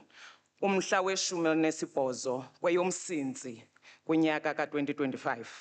18 eyomSinzi, September 2025. Out of the words that we've borrowed, at least the months of the year, we've got the original words, which is umSinzi, that is September. Please do not ever forget that. Remember me. Umxholo, which is the theme, ukomelela ulwimi, that is the language resilience. Isazisi, identity, kufikelela unye noguqulo lofundo. I will continue. In the interest of time, I know by now we are probably hungry. Some of us, we didn't get tea, like the program director has actually accepted responsibility for that. Thank you very much. So I am not going to spend so much time on the agenda items. I think we're all following more or less similar agenda items. We all understood the assignment, or should I give credit to the previous speakers who have understood the assignment? So who are we as Xhosa people? We're Bantu ethnic, mostly dominant in the Eastern Cape. I'm not going to give statistics because luckily for me, the previous speakers, including Professor Mulaudzi earlier on, gave a very detailed of statistics, making it easy for me. We are present since at least the 7th century. Nguni people like Ndebele people that presented here earlier on. We have a lot of chiefs in the Eastern Cape. And back then you would get a plot for 70 rand and a bottle of Viceroy. But today, if you want a plot, you probably pay about 20-something thousand, if I'm not mistaken. I'm not going to bore you so much about that. In terms of traditions and customs and religious beliefs, the Sotho people, they spoke quite a lot about clan names. Also with the Xhosa people, we really associate with the clan names, which is Izitu, as they call it, I think in Zulu, Sibongo. For us, it's Isiduko. So the surname, yes, it has a significance. It does carry a weight, but we may be coming from the clan name with various surnames. So that's why you always see the next Xhosa person calling the other one Umdagwetu, meaning my brother. And in terms of traditional system, when it comes to men, we've got a traditional system that is patriarchal, with men as protectors. But then I want to put an emphasis that back then they were breadwinners, but it's no longer the same. But it does not mean while we work as women, then we consider ourselves as head of the family. We still follow the same system. Not all of us, though, disclose our salaries to our husbands. We believe in the supreme being of Utiko, or Ukamata, as we call the the person that we believe in. Mostly, we believe in our sensory. It plays an important role in daily life, often approached through rituals and sacrifices. I would like to say to the queens and the majesty that were here earlier on, when we slaughter, we do not slaughter because of animal brutality, but rather we slaughter because we want to appease our ancestors. We are opening a passage. Our ancestors, they are a bridge between us as well as God, Okamata. So, Your Majesty, it is not animal brutality, but I think occasions and events of today, they are planned, and we thank UNISA for that, so that we can learn each other's cultures. Because in order for us to be able to respect each other, we need to understand our cultures, our religions, and on top of that, our sexual preference even. Thank you again to the organizers of this occasion. Christianity has been widely adopted, but many combine it with traditional beliefs. Some decide to just go Christianity route. In terms of our food, we share many foods with, this is the first time that I got here in Pretoria. I've been here for a couple of months. And whenever I need my homemade meals and I remember or miss my mom, I can easily get hold of the food that I'm craving. So that is why we're saying we share so many foods with most of South Africans. But our signature dish is umngqusho, sembe beans. The judges, please, and everyone, we've got plenty of umngqusho, which is sembe beans we've made for you, with umlekwa. We also have umqombothi for those who would like to taste. Language and oral tradition. We are known for the expressive language, and I'm sure I'm the loudest in the room compared to the previous speakers here, because that's how we are. You may think that we're fighting, but that is not the truth. It is far from the truth. We're the kindest of people. We have imibongo. I don't know for those who have ever heard of Zolani Mkhize, the poet for the late Tata Nelson Mandela. I'm sure you've all heard him. That's what we're popular about. The proverbs, amaqhalo nezaci, and folk tales intsomi. It is the language spoken where English will refer to XX. So sometimes the X is silent in English, but for us, it's the Q for queen is KR for Ukraine is K. And the GC, I want to know for what, but it is the.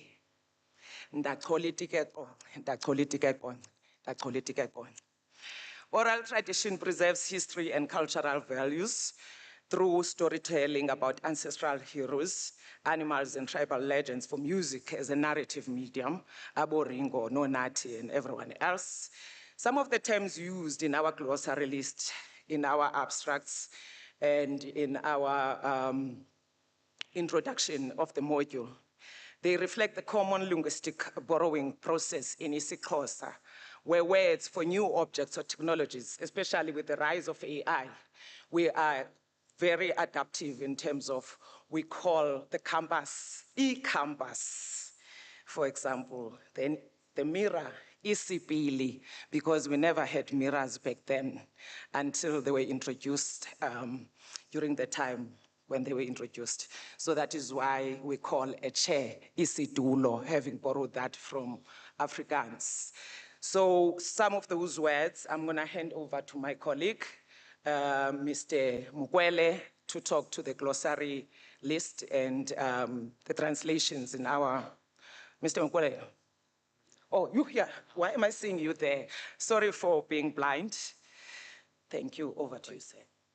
Molweni mhlobo.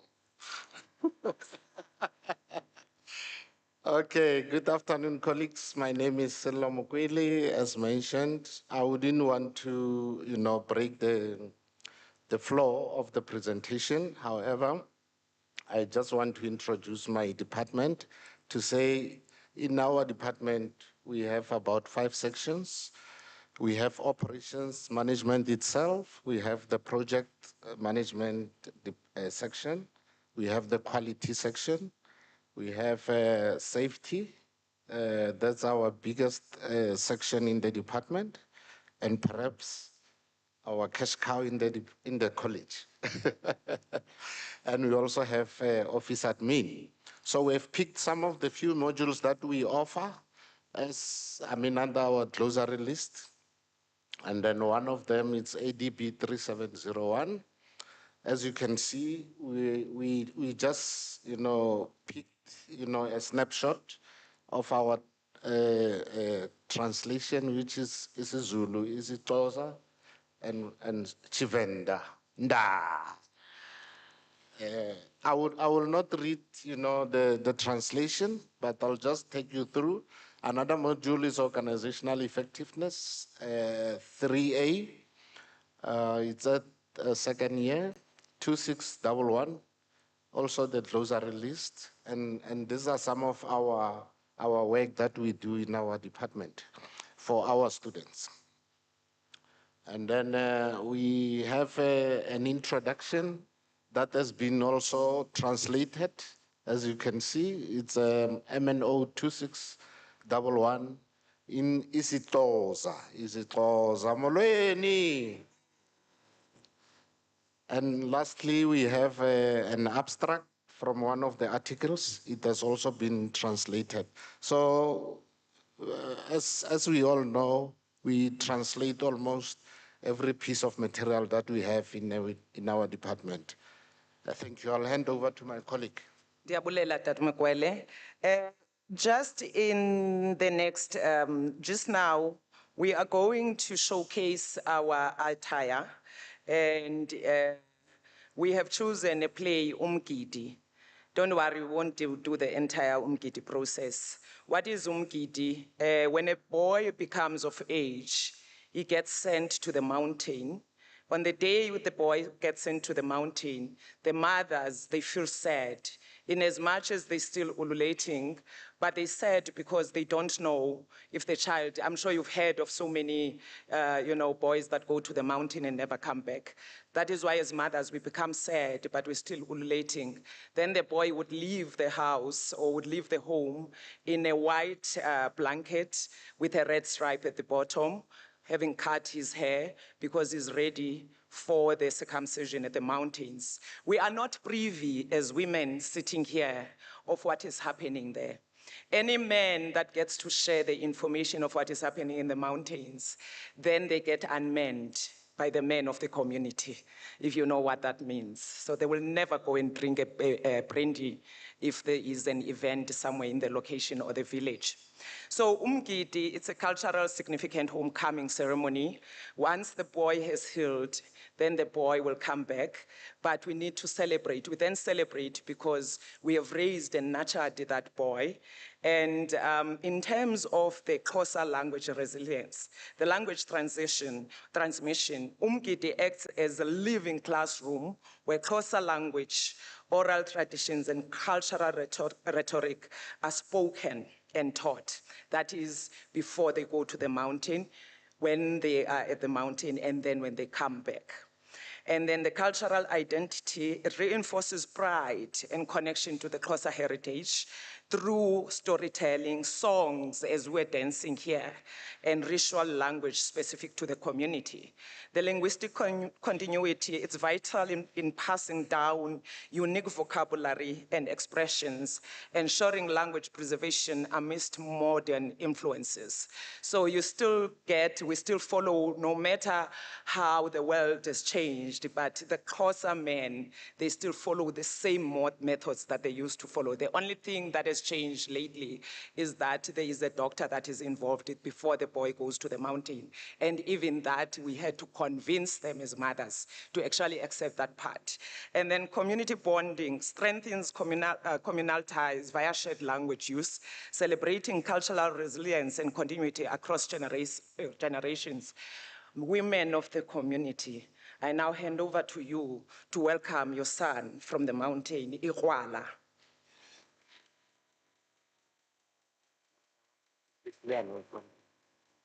Okay. Yeah. Yeah. All right. Maybe before we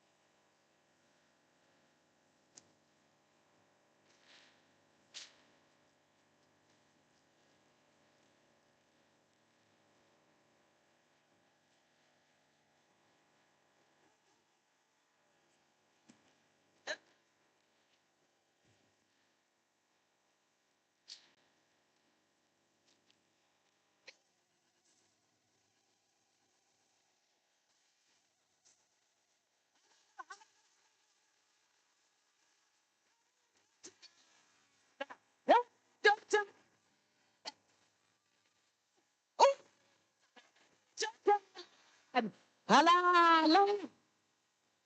Itani halala. Itani halala.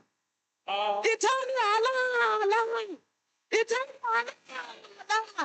Itani halala. Yes.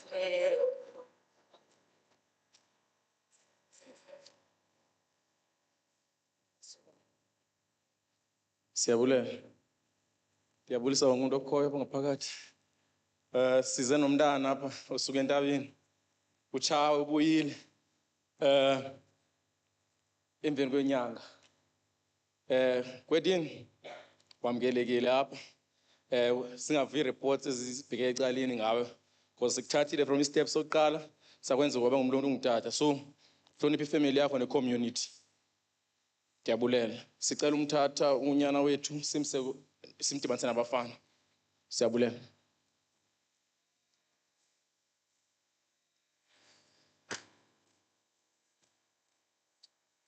Okay, saniphuma ngapha lo. So. Okay, asinaxesha.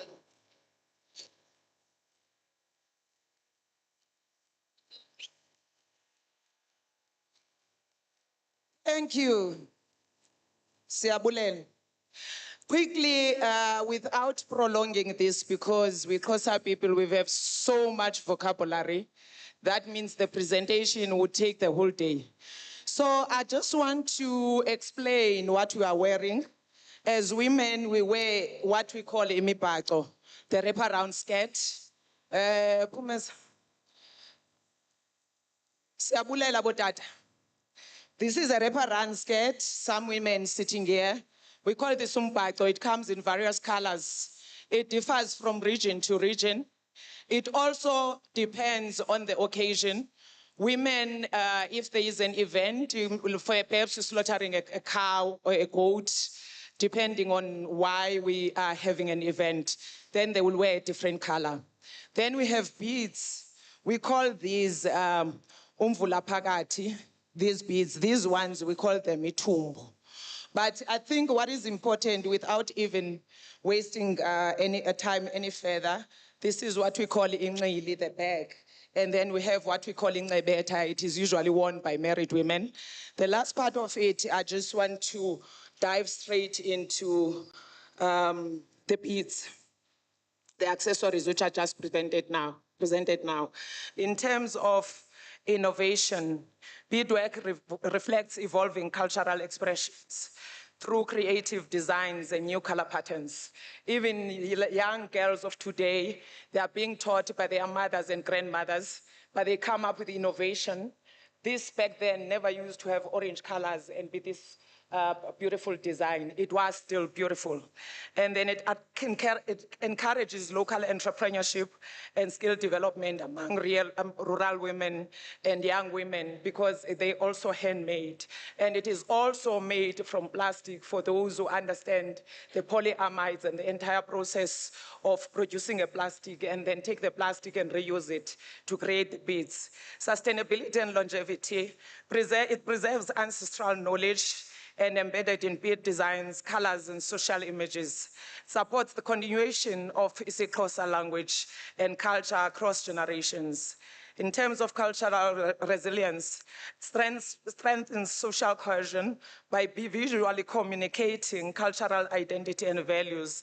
And lastly, acts as a form of cultural resistance, reinforcing isiXhosa identity beyond spoken language. DJ, please send us home with a song. Thank you very much. Just before, as we leave, the mother of the Ikwala will actually embrace us with amabele. The woman usually carries 2 bottles of expensive alcohol. And then in some instances, you will see them breaking those bottles down to show that they are free, they are happy that the boy came back, and that the 2 bottles symbolizes both the left and the right breast. We call it amabele, to show that you have nurtured and raised this boy and protected him. Thank you very much, DJ. Over to you.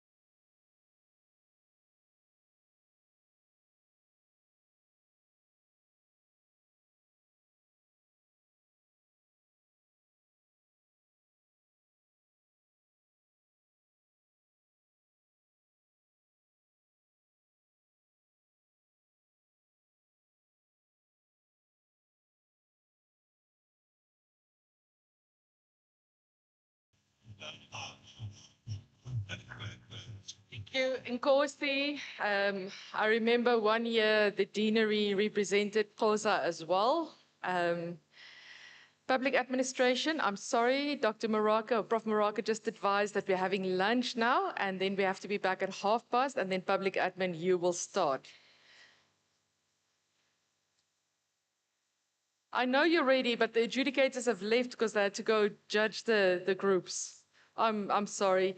So we're breaking for lunch now. We only have 20 minutes for lunch, and then we start again with public administration.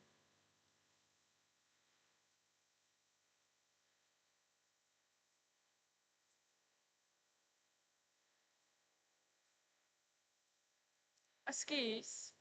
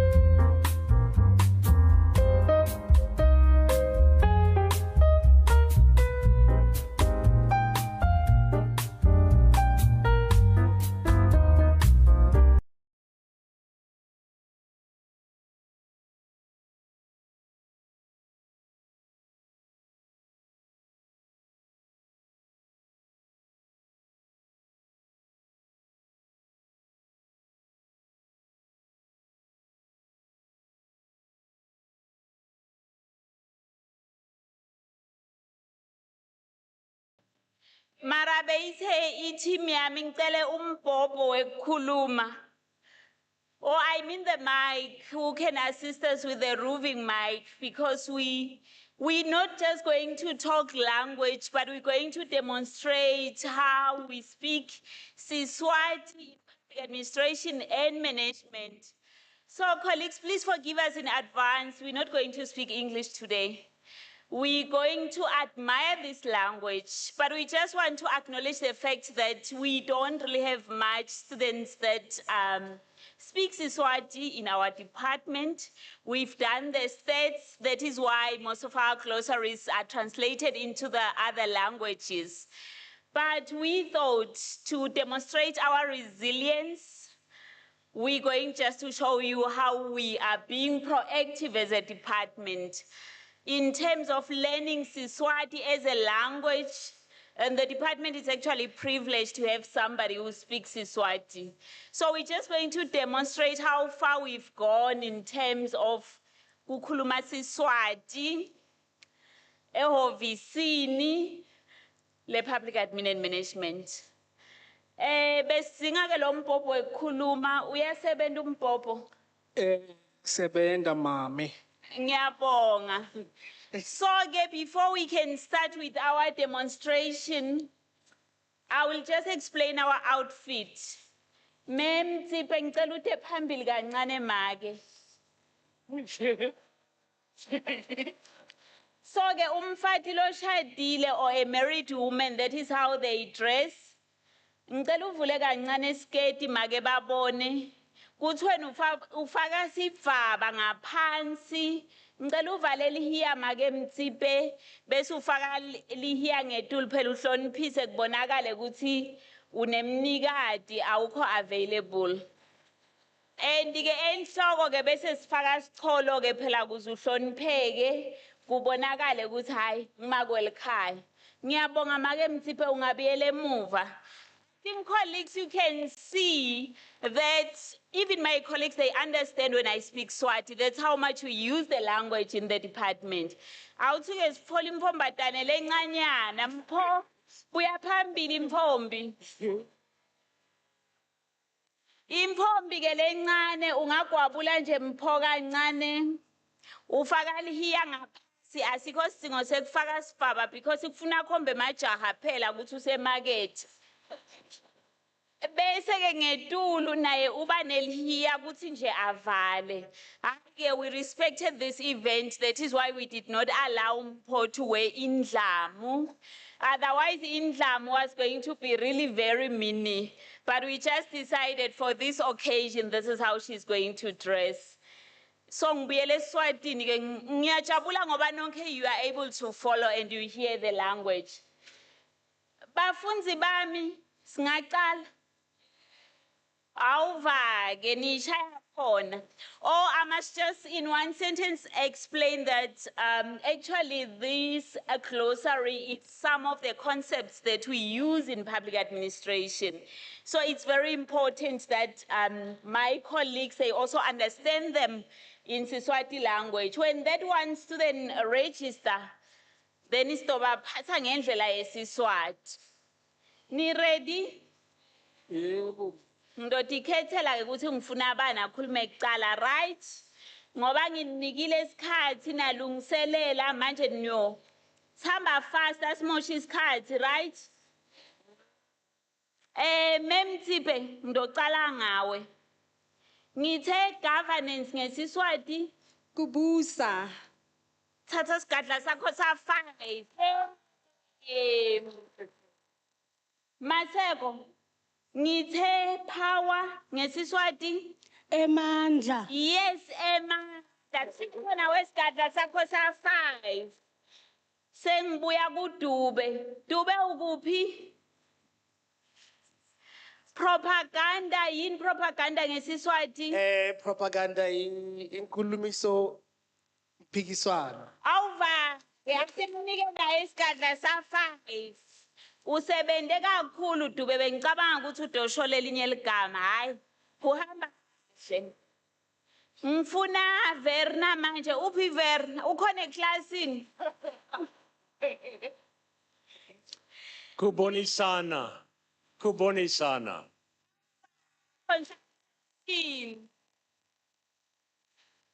Uphi shepherd la shepherd ulovile eklasini.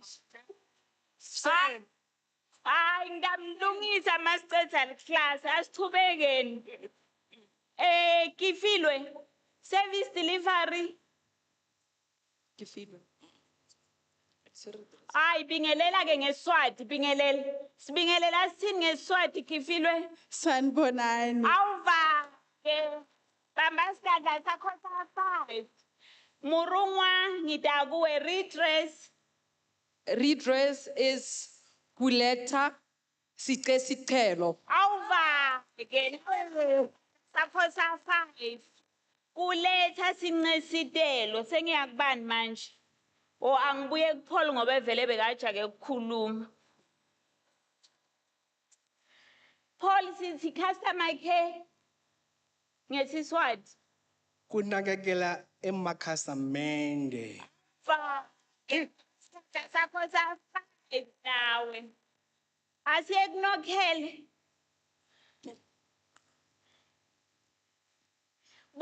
Ligama ke lesilisebenzisa kakhulu in public administration because we talk about Batupili principles and we talk about Ubuntu, but Ubuntu is not a Swati concept. You're going to tell us Ubuntu in Siswati, Nokele. Oh, Ubuntu in Siswati, Ibufu. Yes, sesita kumpo transparency ngesiswati. Ukucaca. Yes. Khona nawe mpho ubambe isigadla sakho. Bobani labashodako la? Hayi akangene le konyana sitshele kubingelelwa njani ngeSiswati ngoba lokubingelela it's very important. In Swati, it's very rude if you don't greet a person, then you just start speaking. We have to also get to understand that. So that is why we keep on emphasizing the part of greeting. Awungibingelele konyane ngive. Unjani? Ngiyaphila, siyabonga nawe bamba isigadla sakho sa-5. Khona lo shodako la lo ngathi uzama kudoja. Vava, uya. Accountability. Kubika. Siyabonga kakhulu. Hayi ke nonke nidibonele ukuthi public admin asikhulumi nje ngesiswati ukuthi we trying to say we use Siswati but we've demonstrated. So manje sitawuvumela ke umphathi wesikolo ukuthi asitshele ukuthi siyaphi masuka la. Bamba babe seyinguwe manje.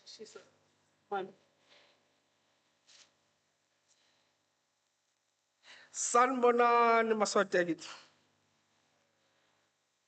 Greetings from the Kingdom of Swaziland. Sizokhuluma resilience, but now I'm just limited there. So like Dr. Tanya said, in our department, Swati is not a main dominant language. So most of our students come from Sepedi and Zulu speaking. But now we have started to embrace Swati. We have masters and PhD students who are now completed their studies. Now we started to embrace Swati as an African culture. We have also one of our colleagues, Dr. T, actually. Her abstract was translated in Swati. So we are making movements in that space. So I wanted to share, there's not one, I think about 3 or 4 PhD that were completed in Swati. So some of the words that we know methodology is logged in English, but there are words for methodology in Swati. So I wanted to share those with you guys.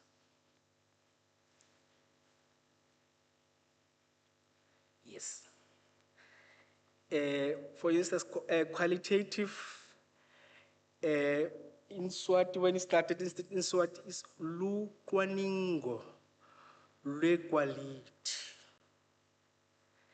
Quantitative means ucwaningo, lwemibalo. You see, Swati is making moves. Sampling ukuthatha zivele kwelinye inti. Then data analysis is kuhlalucha lwati. Then research methods is indlela yolicwaningo, cwaningo method. Case study is lucwaningo losibonelo. Yes, this is how far our Swati language has gone. It's no longer only for oral presentation or oration. It has moved into knowledge production in terms of research. Yes, I will just stop there, Mami. Siyabonga. Thank you. Hayi ke sesivile ukuthi umphathi wesikolo asositshelile angathi ukuthi lo msimvo maningashaya futhi lapha emuva singawuva yini sitokhona nathi kusale sicela indlela sesicedile lo msebenzi besibitelwe wona la ningema kancane nje bafunzi kucale umculo lemuva then sitawe sesiyaphuma ke hayi ke siyakhulile.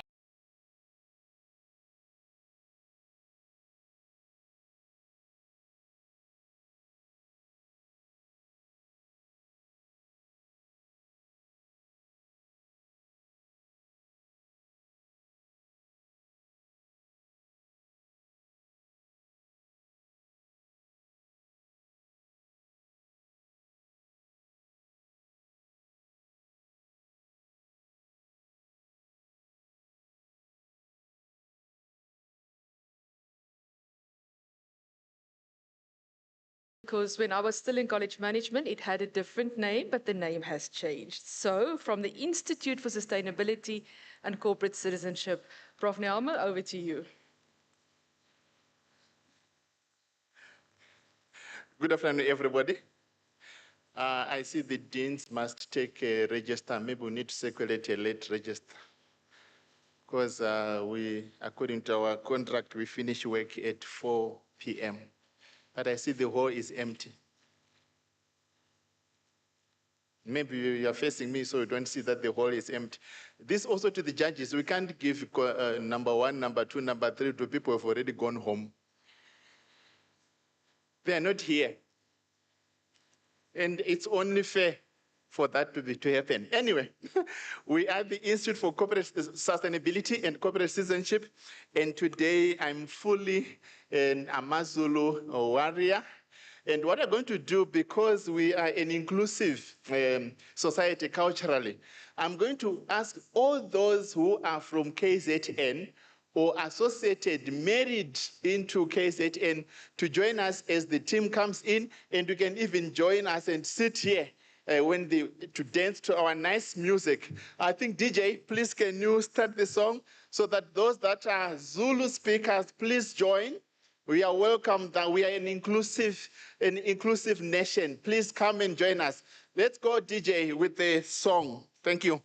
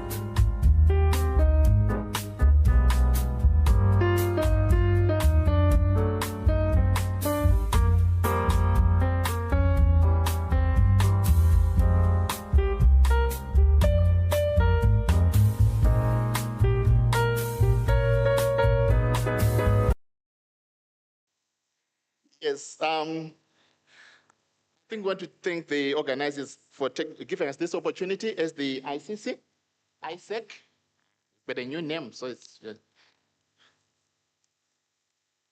as the Institute for Sustainability and Corporate Citizenship. Now, in terms of Zulu language, I think you would agree with me that one of the commonly spoken language in the country. We sit possibly at about 24.4% of Zulu speakers in the country. And of course, they are predominantly in the province of KwaZulu-Natal. And there are many ceremonies that we undertake within our culture. And as such, we have grown resilience in terms of our language. I think some of you remember the debate between Absa and I think it was the late King, when one of the words on the ATM was not Zulu-like. And he had to request that it should be pulled down and put a proper Zulu name. So really, we are a proud nation when it comes to our languages. And of course, today we are going to focus on one of our ceremonies, a simple ceremony to recognize a young lady who is grown into maturity and getting ready for marriage. And we call this umemulo. So this is actually what we are going to be talking about today. Now, the other interesting thing is that, Zulu is coming from this group of Nguni languages. They have got isiXhosa, we've got Ndebele, isiSwati. They are part of the Nguni languages. And of course, Zulu is a colorful language, and also we call it a love language. When you speak Zulu, you are speaking a love language. And as such, if you want to win your argument, you might have to transform and change from Afrikaans to Zulu speaking, and that might help you to get one or two points across. In terms of the groceries that you might want to learn, especially in terms of what is happening now, there is like floods, health, umpilo, resilience, disasters, climate change, cyclones, adaptation, fisheries, mitigation, and research. And of course, this was part of our research as a group as we're preparing for this language day. So what is Memulo? Umemulo, basically, it's a celebration that we undertake when a young maiden shows signs of readiness to start their own home. And because in the olden days, we were not celebrating birthdays, and we had to see the physical signs of a young lady to say, this one is ready for marriage. Then we undertake a celebration that involved the young lady getting into isolation with other virgin girls for about a week in an excluded house, hut or house. And when that happened, what it meant there was nobody was supposed to be going there, even her male relatives.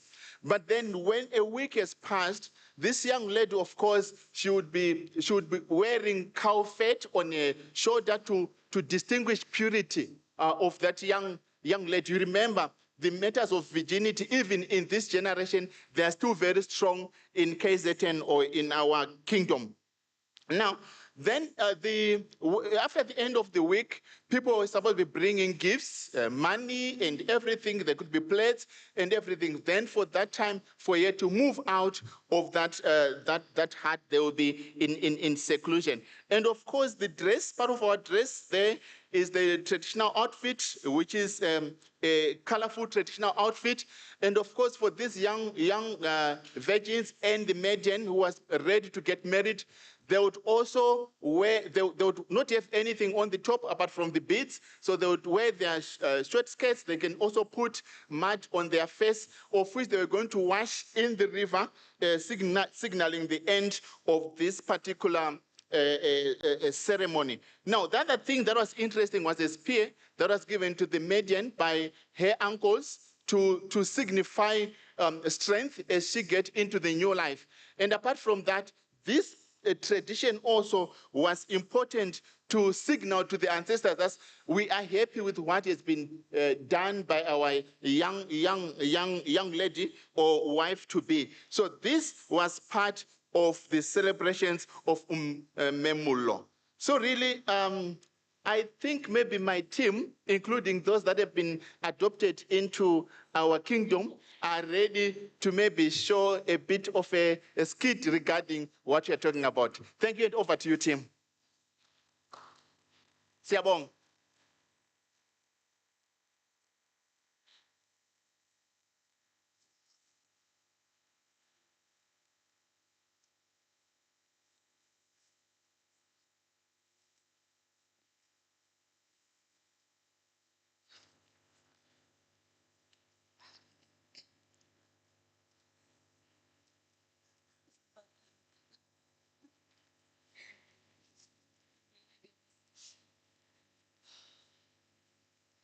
Oh ngane yami, sewukhulile manje. Mina noba wakho siyazichenya kakhulu ngawe. Siyabonga ukuthi usihloniphile, wahlonipha nomndeni wethu wonke. Siyacela ke manje ukuthi mase nje ukhulile ungakhohlwa zonke lezi zinto sikufundise zona. Sithanda ukusho futhi ukuthi ukhule kanje akusho ukuthi manje umele ukhohlwe kodwa chubeka ube isibonelo kwabanye wenze okuhle. Siyabonga ngane yami.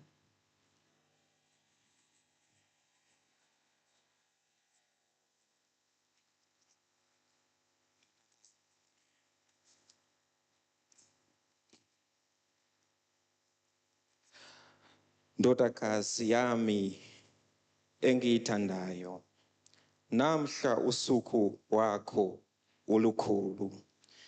Ngijabule kakhulu ukuthi usilalele singundeni wakho futhi wasihlonipha.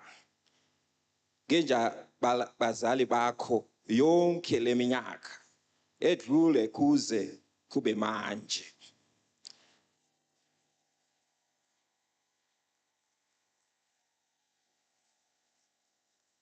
Unkonto uwephetha namhla ndodakazi awusho udlame kepha uyisibonakaliso sokuthi usukhulile kanti futhi usukhulungele ukubhekana nanoma isiphi isimo.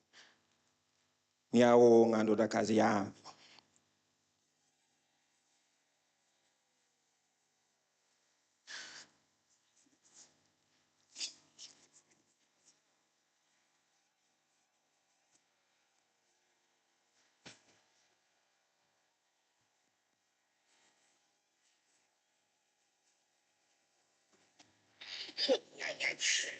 Ngithanda ukuthatha leli thuba lokubonga abazali bami nokungilela lolu suku.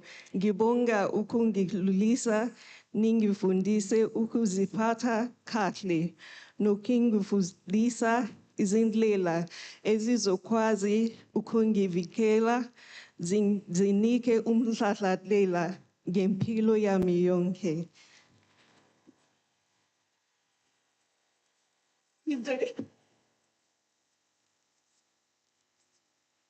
DJ.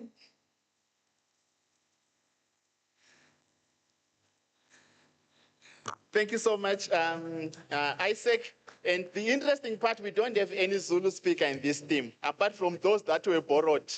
So I think this is quite interesting. We are not like those from one province in the Eastern Cape who went out and hired people to play. Thank you so much. DJ, please can you give us the music as we go out?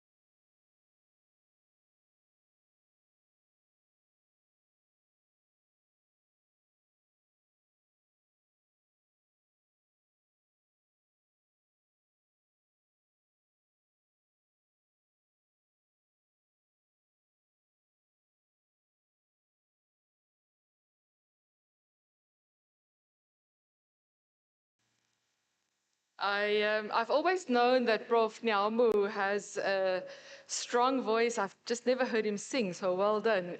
Upela Sintle. Next up is the Deanery, and they are going to share with us sign language as the newest addition to the 12 official languages. And over to you, Prof. Maloti and your team.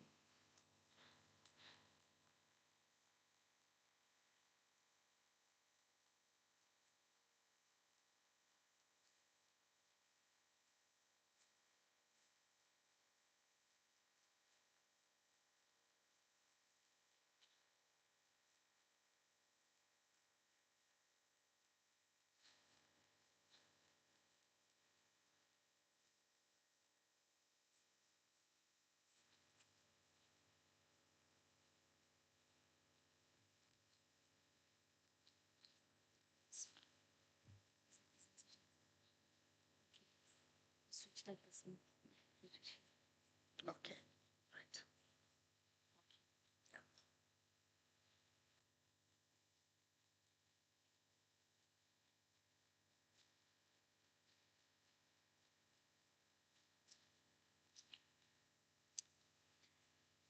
Good afternoon. Yes, that is the hands that speaks. And our theme for this language day is unity in diversity through language. And we are embracing every voice, including the hands that speaks.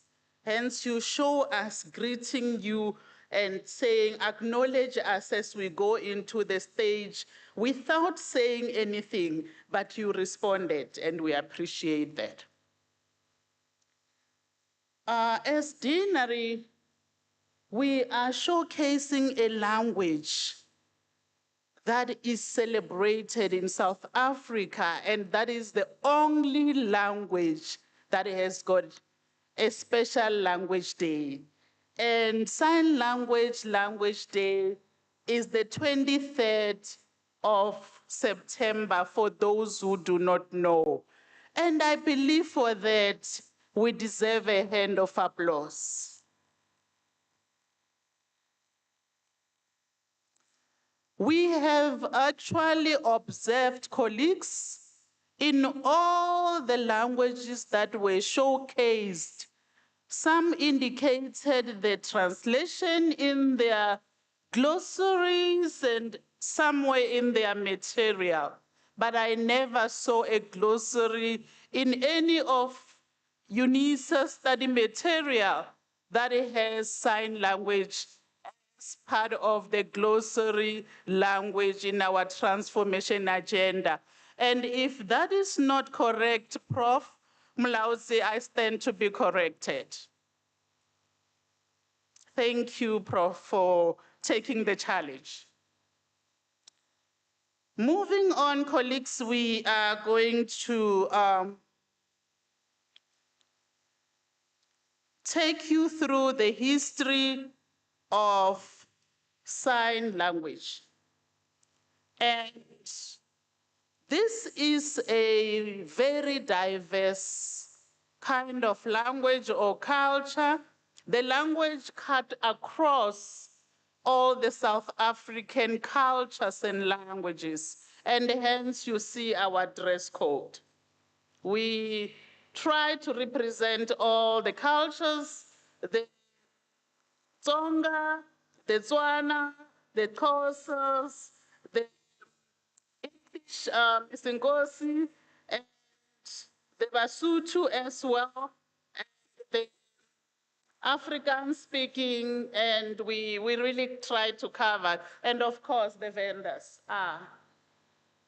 So this history tells us the evolution of sign language dated back from 1960.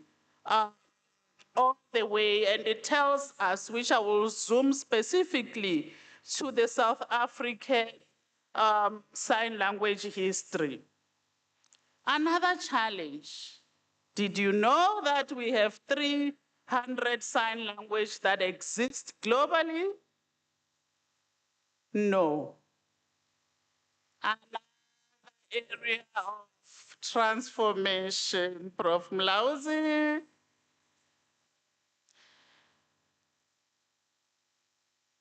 I'm giving a lot of challenges today. Did you know that at some point, sign language was banned? No. Wow. We have a lot to educate you on today. This was one of the challenges that we as a country had to undergo during the apartheid era. And there was a lot of confusion, especially between the white dominant and the black dominant communities in terms of sign language. And there was what we call oralism, whereby I sign as I speak. You know, I would say, do you understand? This is not sign language, it's oralism. And when I say I'm eating, we often do this. This is not sign language, it's oralism. When we speak sign language, it's the hands that speaks. You don't read my lips, you read my hands. And here is the interesting catch. Oralism was mainly dominated in white-dominated schools, while sign language was mainly in black schools. So when we associate sign language in South Africa, we associate more in black schools. However, they had challenges. They didn't have educated educators in terms of sign language, but however, with all that they could still communicate and educate black kids with sign language. So this is the struggles that we had to evolve in terms of language and limitations during the apartheid era. But with post-apartheid, there have been progress. And that's when we started seeing the issues of human rights. And when we do that, we also had to recognize the rights of deaf people.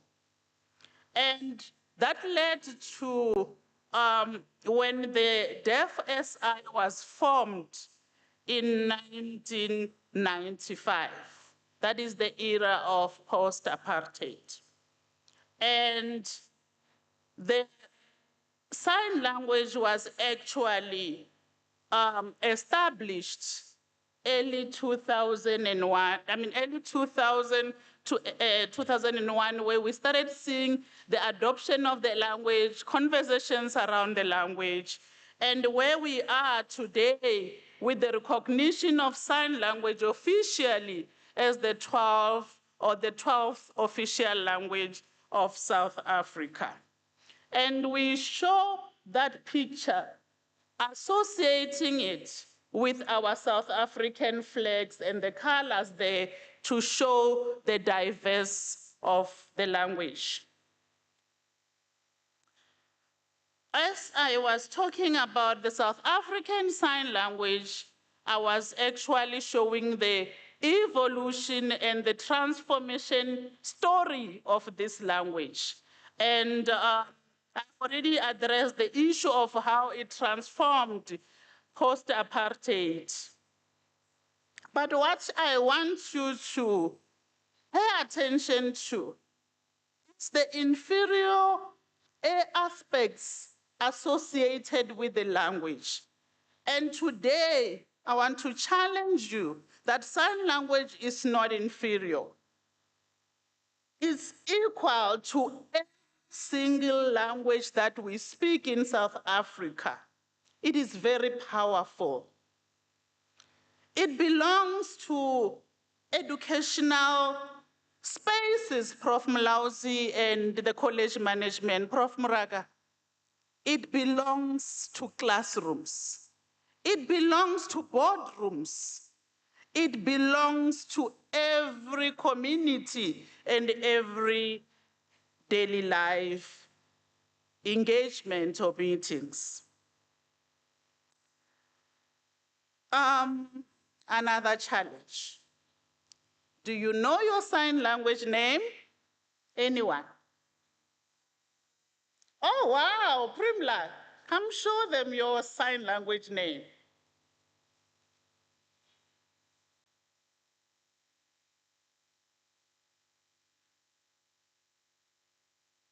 Wow.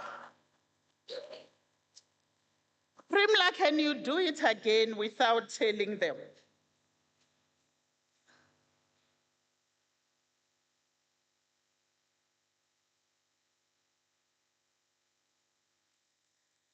Thank you so much. I wanted you to observe closely and at what is it that she was trying to demonstrate, which was her permanent facial features.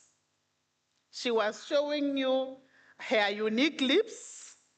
You know, she was showing you her, you know, and as the lips looks like somebody was actually doing art, drawing hair, you know, that's part of her unique features. And short basic sign language, anyone who can demonstrate those words that are on the screen?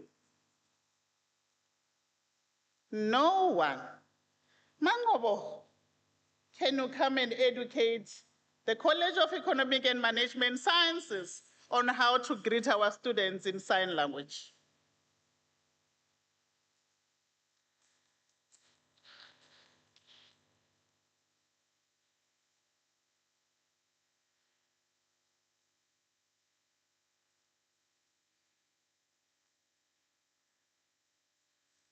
Thank you so much. This can only be found in deanery, eh? Colleagues, we're here to educate you as we move to transform our college language agenda. And I call my colleague, Prof. Jordan and Dr. Van Veek to come to the podium.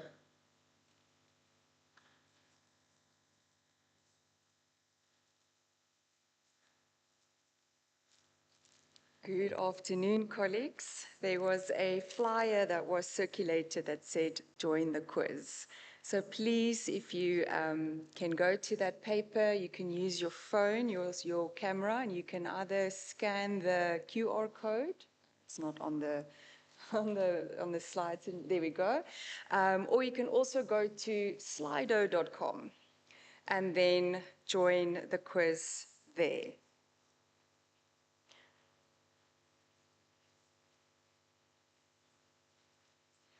Oh, I see you already have a couple of names. So we...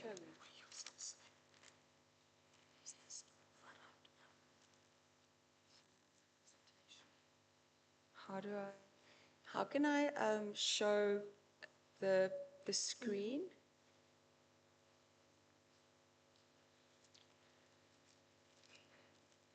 Okay, while we are sorting out technical issues here, what's going to happen is we're going to do a short quiz to see how well you paid attention to the demonstration. No, I'm kidding. But what we are going to do is we're going to do a short quiz. We are going to provide you with... No, I want them to see this.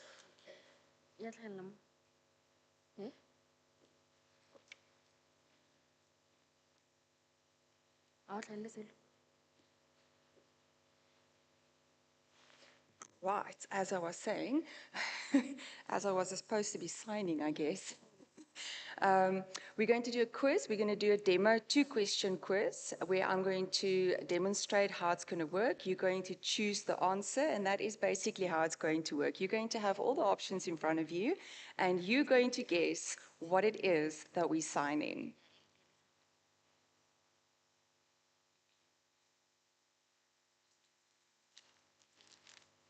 Okay, let's start with the, yeah, it is on the quiz. There we go. All right, thank you so much. Okay.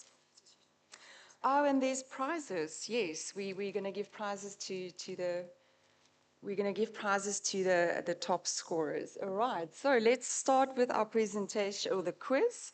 We're just going to do the first two questions. That's just a demonstration, and then I'll also tell you the answer, so at least you can get 2 marks out of 19 at least. Okay, so the first word is.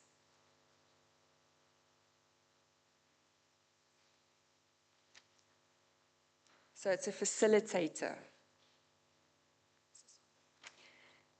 It's on the quiz, yeah. Oh, well done. Okay, so our next our next demo sentence is what are you study? What do you study? So,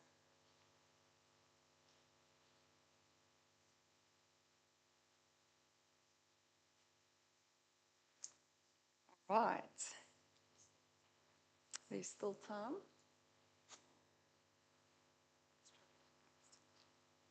Let's see if we're going to get 100% now.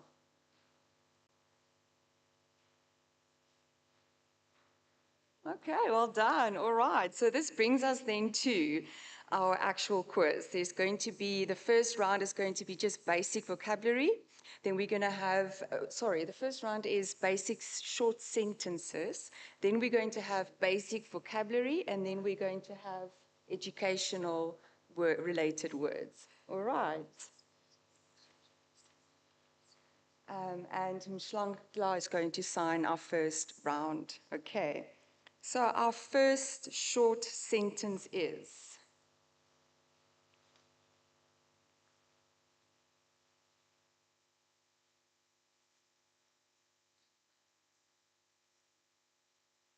Remember to click select your answer on the app.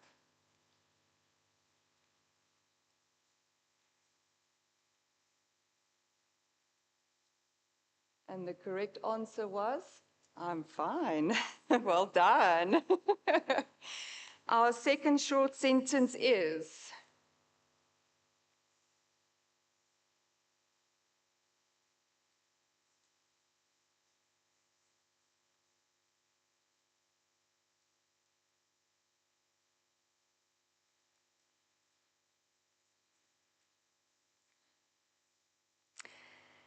And the correct answer was, sign slowly, please. Well done.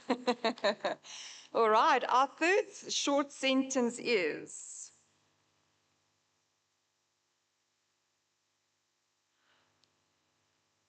Oh, I'm hearing cheating here. People are shouting out answers here, as long as it's the wrong answer.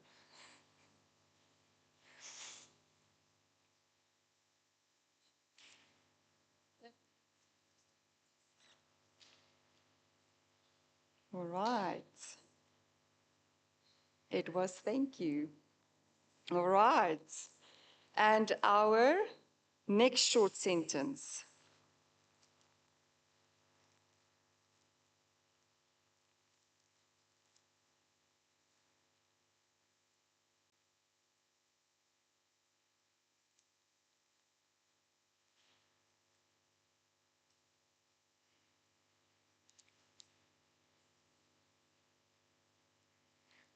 All right. That was nice to meet you. Thank you so much. Round of applause. Okay, so we've got one more sentence left. Okay.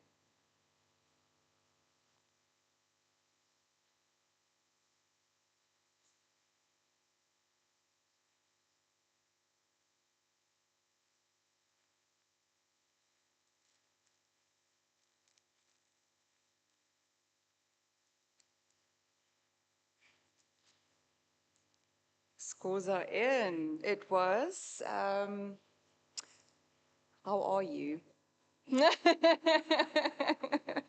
Okay, this brings us now to our basic vocabulary words. Okay, and Prof. Jordan is going to help us with this round. So our first word is.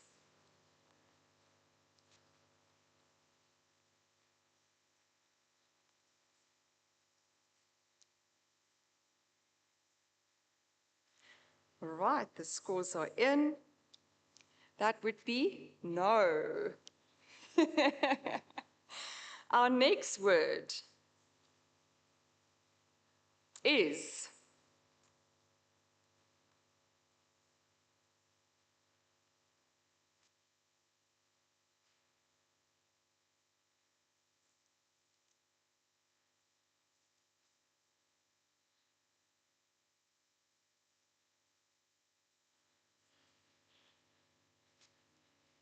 okay, let's see what the score says. This word was deaf. Well done to those who got it right. Okay, our third word.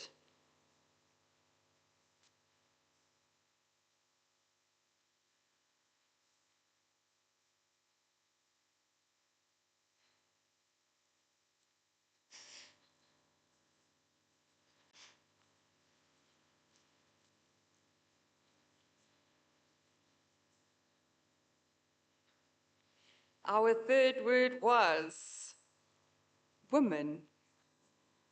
Does it not show?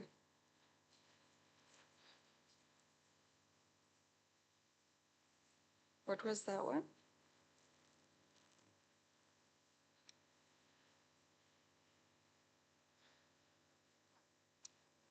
No, it's because it wasn't demonstrated. I don't know why I missed that answer one. Okay, our fourth word is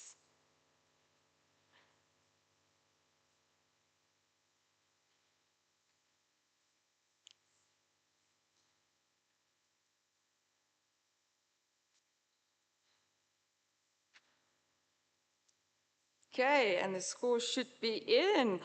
The fifth word was please. Yes.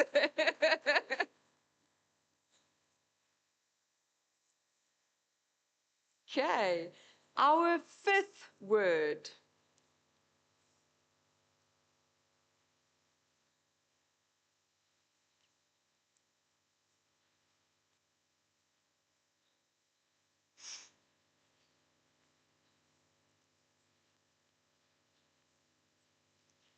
And the scores are rolling in. The fifth word is welcome. Well done. And then we have one more word for basic vocabulary.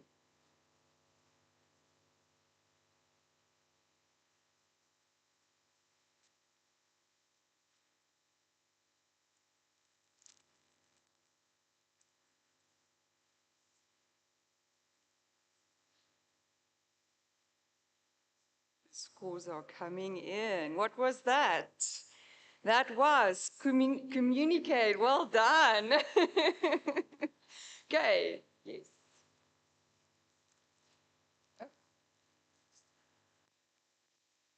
All right, what do I press? Press the next word, but then the countdown is going to start. Okay. If you press next, the countdown is. Just on the space bar. Okay. All right. Okay.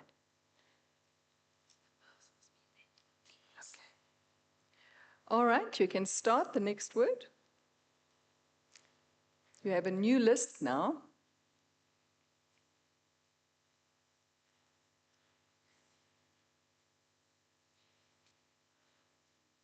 Yeah, I think those guys need to see it some more. So there are some distractors, if you haven't realized by now. Prof. Morocco, we're almost done. That was learn. Oh, that was tutorial. Okay, sorry. Aha. Okay, well done. Right. I'm going for the next one, still on that list.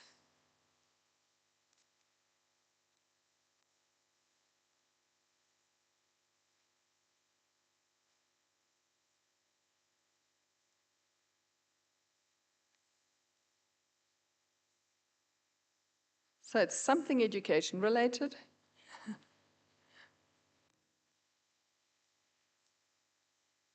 All right. The word was school. We'll have to do learn at some stage. But it's right. We're going for the third one.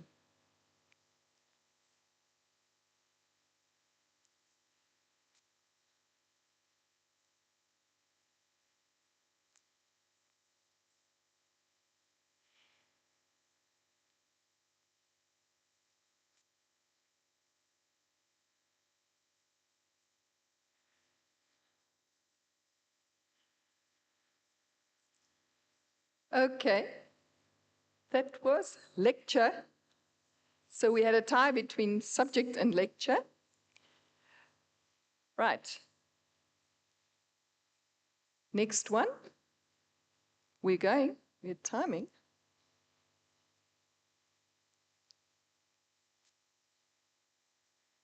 This one you'll get.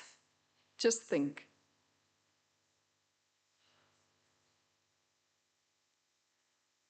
This one even I got.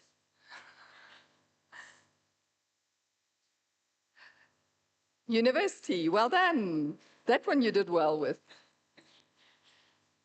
Okay, 2 more to go. There we go.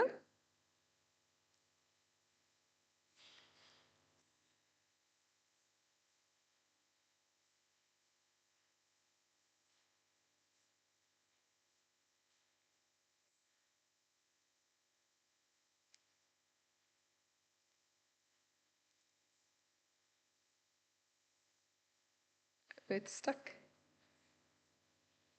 It was science.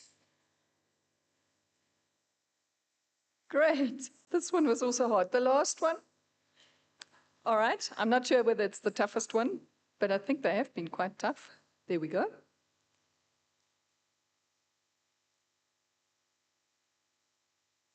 I think you'll realize by now they're not always that obvious.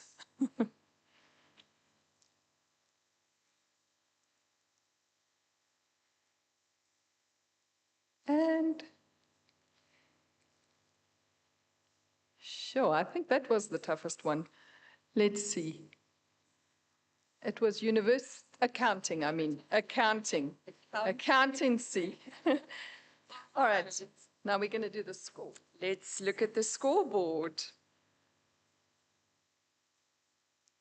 Well done. Please make your way. All five colleagues, please make your way to the stage.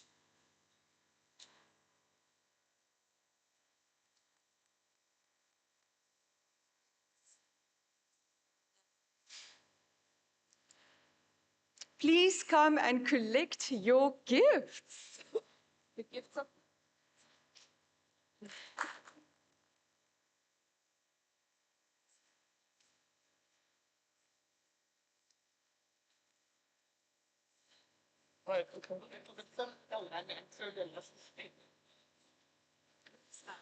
No, no. Oh, it's not showing anyone. Okay. I'm going to try to pronounce this correctly. Ntombodzolo. There, yeah. Thank you. And then Lesedi. Melesedi. Kogutso. And then we have Avik. And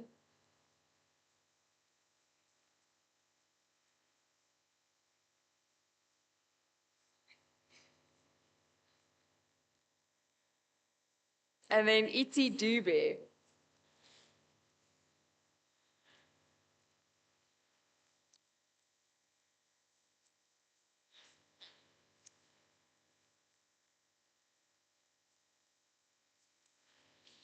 All right.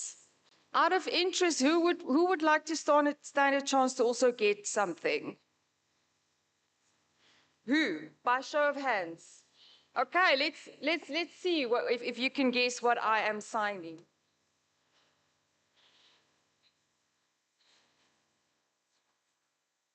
Oh, it's way too easy. Okay. The first one's hand that's up. Danny, okay. What would you like to sign for us?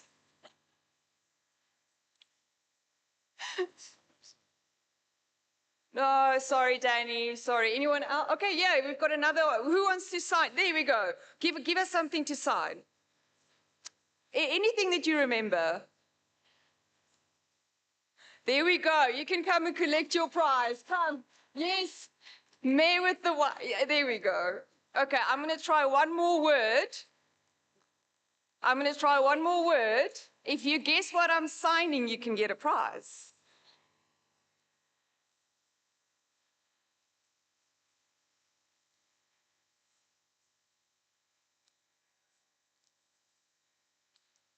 All right. We've got how many presents left? Right. Let's try the next one. Okay, here we go.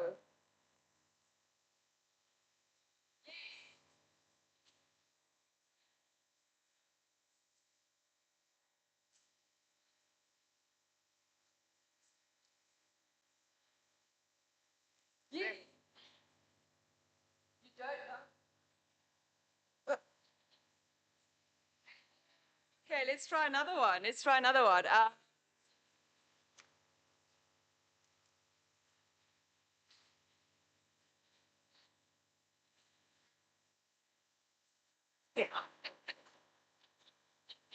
All right. I think in the interest of time, you can come and bombard me and see if you can get a prize afterwards. But I do think we're going to move on to our final part of our demonstration. Let's move, yeah. I think sound, we do need, I don't know why this is.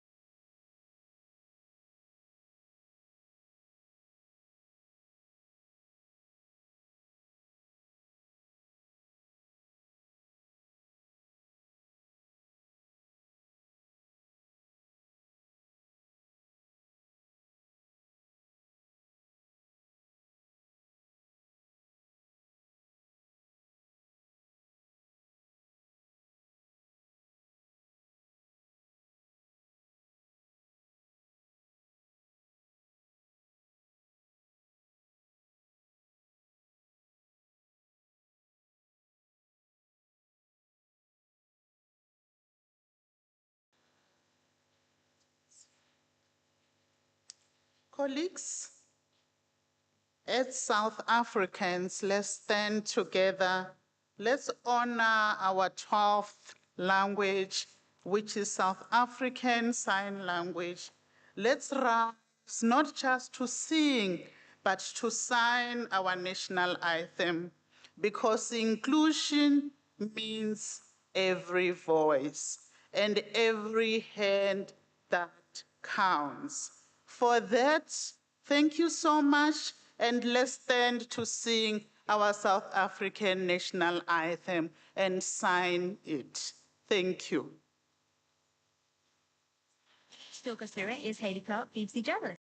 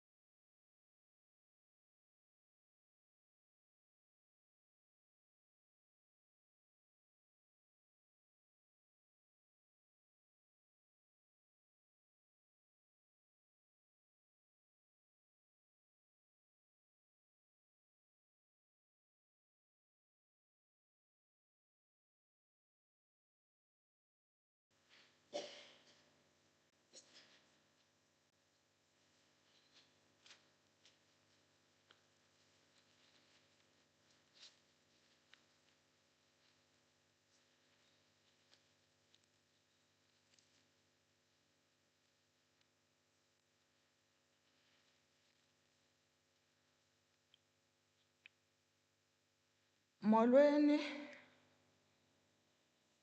Ndimasiari, Lochani, good afternoon, Sanbonani. Colleagues, it was a very long day, and mine is just to first make a summary of the adjudication team. First of all, let me just express my gratitude to the college for affording me the opportunity to lead this team and also to witness the showcasing and the visibility of UNISA language policy. I'm sure we should just have a round of applause for the college as a whole.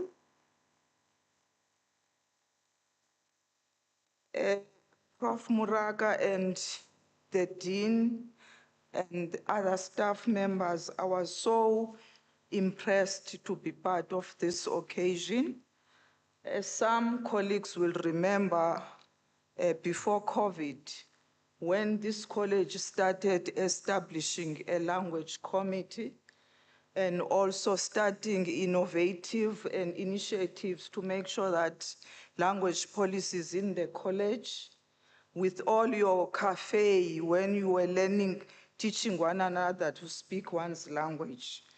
And it means from those years you didn't stop, you continued to implement the language policy. Today's theme is so important. That is resilience in language, identity, access, and curriculum transformation. UNISA has got a very strong and transformative language policy which recognizes all 12 official languages.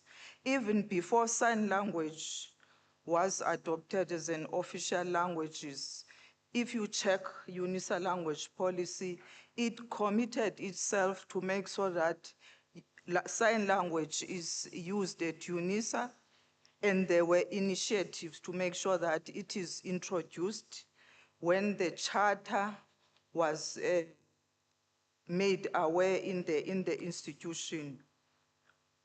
That is what we call inclusion and recognition of all languages, and also the advancement of previously marginalized languages. So I won't dwell much on this theme, colleagues. Other speakers in the morning explained it. But in our academic space, what is crucial is to make sure that our students are accessing material, and also there's an improvement in our throughput. That is what we call student success.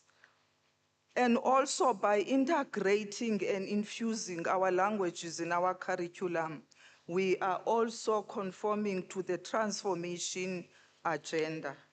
So colleagues, I think this college should be #1 when you look at all other colleges. I'm not saying this just because I'm here. Go around and listen to colleges when they present language policy implementation. You are real. You are doing it. And language policy is not in the books or on the shelves. It is within you. And we are showing it in all angles, colleagues. Congratulations for that. I've already mentioned. Then let's come to the categories quickly and reflect on my team, what we did. We've got category 1, which is glossary development. All of you colleagues, all departments, you've got glossaries. That is very, very, very appreciated, colleagues. And then on language resilience, I want just to make a remark on this one. If you look on the first block, understanding of language resilience, we were more on the historical and also socio-linguistic part. So the room for improvement is that we can also focus on the application to student access. very few of us went to those two angles, which are very important because as you see in your college, you've got all glossaries, everything. What is lacking now is for us to get into the classroom and also improve our curriculum, redesigning our modules to make sure that our languages are integrated. And I think that block 2 and 3 in that category was lacking in some of us. And I know and hope that next year, most of you will reflect very well on that. Traditional attire, can we give ourselves a round of applause? All of us colleagues, you were so beautiful and colorful. There were few instances where you would see that uniformity is lacking, but we understand and we know. On the stations, colleagues, what was crucial in the comments from my team when we were going around the stations was that in some stations, you wouldn't know which language is this. You just imagine if I was from Brazil, and I'm checking which, I wouldn't know whether this is isiXhosa or whether it's Chivenda. So it's crucial when we design our stalls, we make sure that everybody, even if I'm a deaf person, I can see which language is this. However, your stalls were very attractive, colleagues. In those words, I'm very thankful for you to do this. I'm from the language services, and this college is always eager to take part in transformation. A month ago, we had a workshop on translanguaging, and people were selected from your college. That was phase 1. And when I was looking at your presentations, I think we are all advanced in terms of glossaries, welcome messages, and also making available our resources digitally. This is also an achievement, colleagues, but we should get into the classroom. What is exciting about translanguaging is that it's not you who's going to speak isiZulu in the class, because language is inside, is within every individual. So as a lecturer, you will get into the classroom and then you let students speak their language, and then they will acknowledge their identity. I know, yeah, time up. So colleagues, by that I'm saying you are already there to get into phase 2. Prof. Moraga, you are already there. When we are coming to your college to say, here is the translanguaging, it will be easier for you because you've already integrated African language in your teaching and learning. Let me also thank my team, Baba Lochesha, who has just gone out, Simo Bothman, and also Mapula Ngwana, who assisted me. They will come forward and present the results and also the trophies to the colleagues.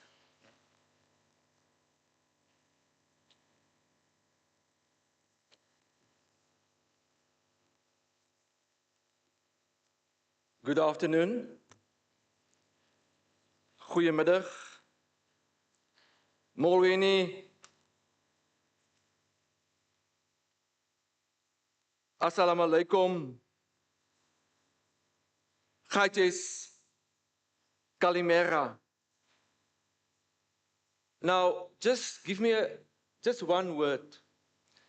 Something that I pick up, and I've asked the panel just to say this. And this is important about Afrikaans. Everyone in South Africa thinks that Afrikaans began with the arrival of Jan van Riebeeck. And that is a fallacy. Afrikaans was spoken 50 years before Jan van Riebeeck arrived on the shores of the Cape. Because there was interaction between the Khoi and the San people and the Portuguese people, like Dias, and that is recorded. So Afrikaans already emanated from that period 50 years before Jan van Riebeeck's arrival. And I am currently busy to deliver, I will deliver a paper next week with the Heritage Week on this topic. And I think it's very important that we also need to consult different articles and books on this. There's Mabenga, Higilumir, and Bill Nathan. There's also other authors like Patrick Tariq Mallet on Cape slavery. So there was black people and Khoisan people before the arrival of Jan van Riebeeck. And they communicated with the Portuguese. Let's go to something very important. You all awaiting this moment. So we start with the glossary development, the department that is the winner. Who do you think is the winner? Oh, julle is lam. It is for glossary development, it is none other than a department, industrial and organization psychology. And they delivered their presentation on Sepedi. You can come forward.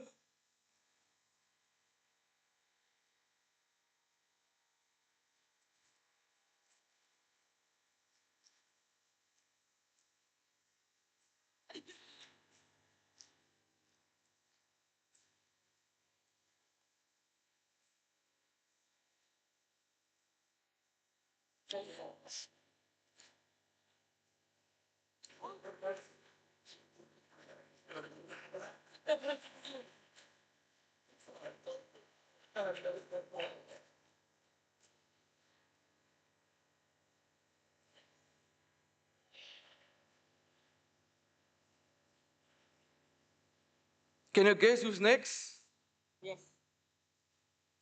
What's the next category? Language resilience. And who do you think it is, ma'am? Are you again?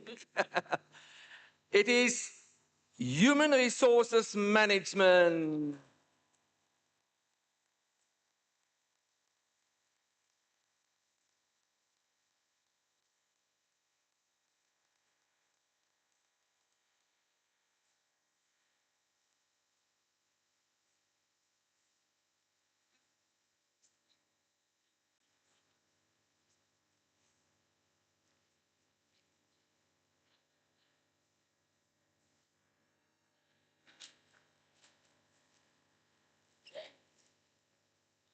And what is the next section, sir? From Afrikaans. What is the next category? Traditional attire, you tired. And who do you think it is? Which department? It is none other than marketing and retail management.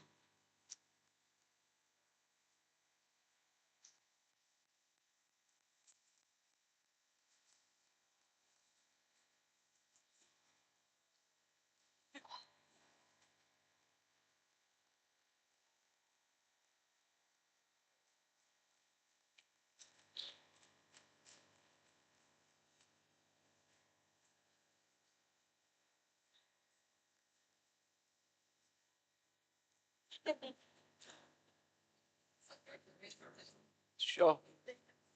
They look beautiful, yes. Beautiful, beautiful.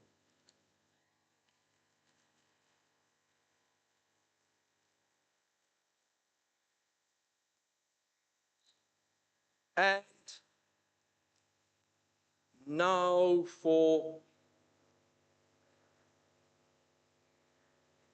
language showcase. Who do you think it is? Guess, guess, guess. Operations management.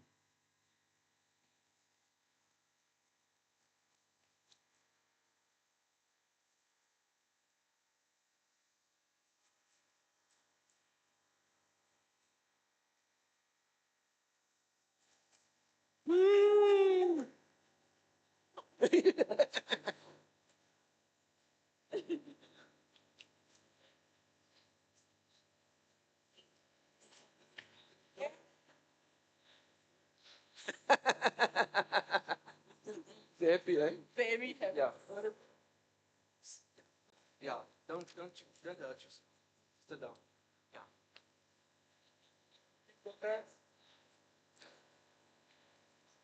The last. Yeah. The last but not least, and that is for sustainability. The people who drink normally tea in the afternoon in England.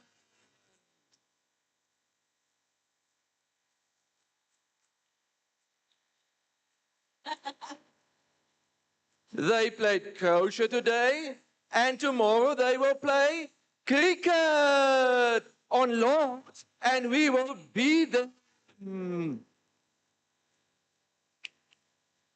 done. So we can.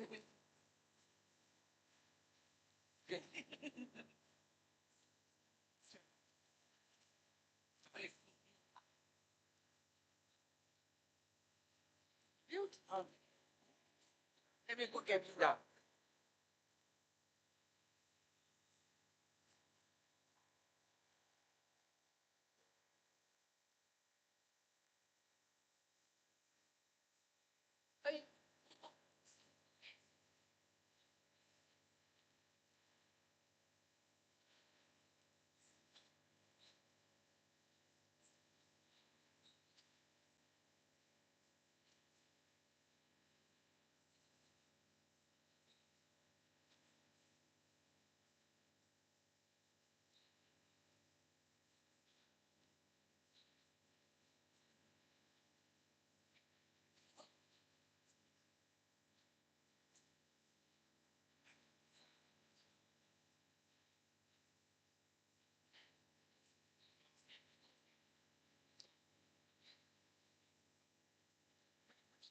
You need it. Right. We're not done yet. We still have a few more awards or certificates to give to deserving teams. We have the Executive Dean Award for the best demonstration of excellence, and the award goes to the Department of Public Administration and Management. Best. Yeah.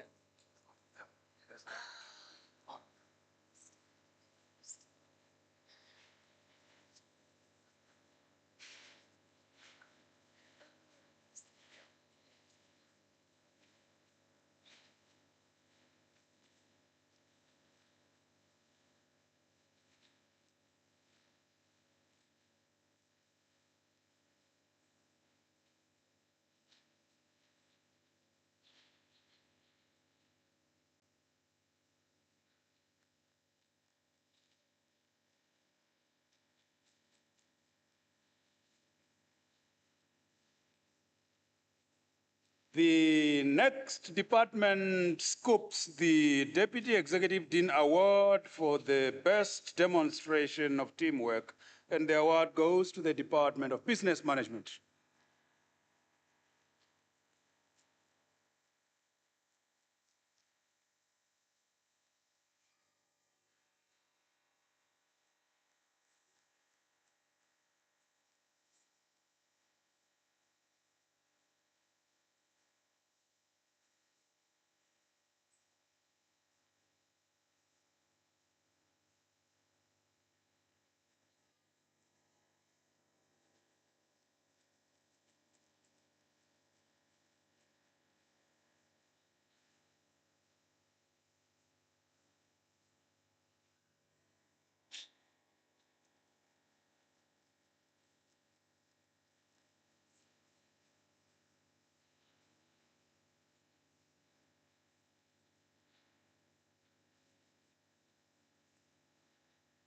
Right.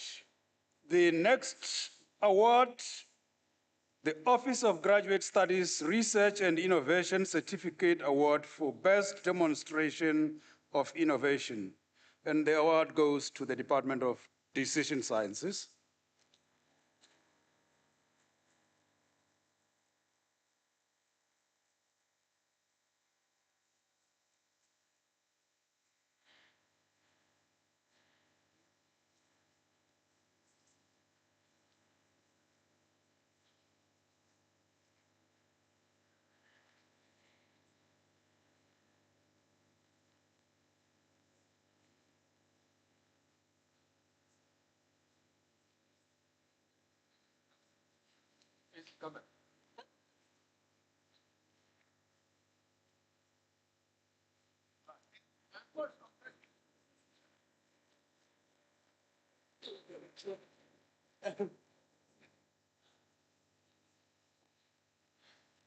Good afternoon, colleagues. The next award is the Quality Assurance and Enhancement Award for the best demonstration of quality standards, and it is awarded to the Department of Economics.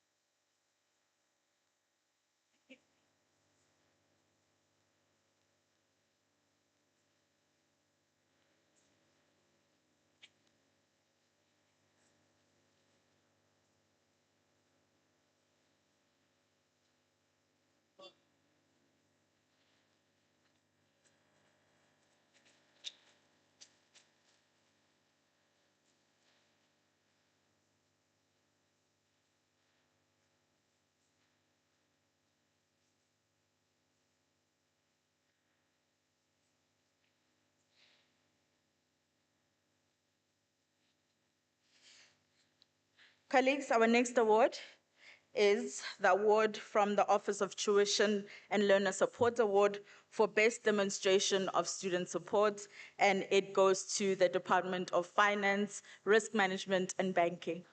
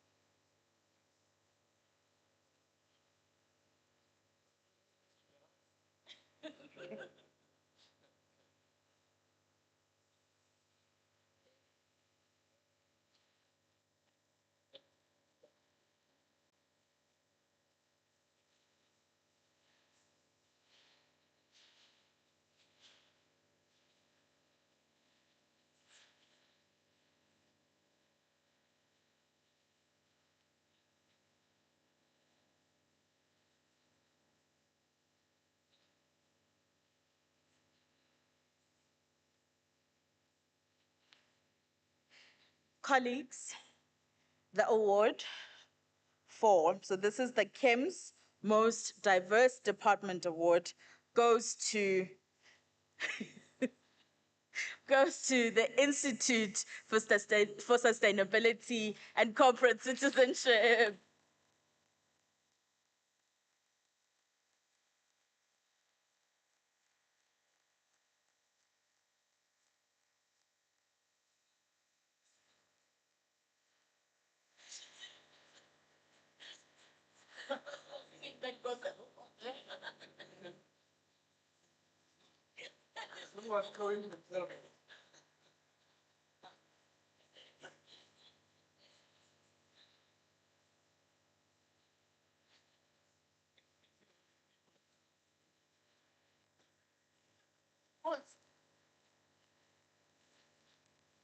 Saving the best for last.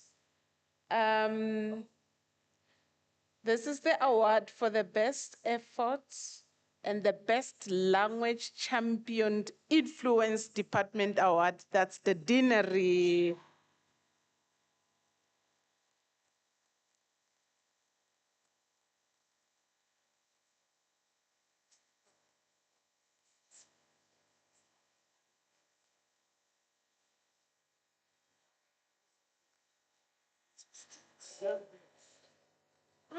Okay. Find that.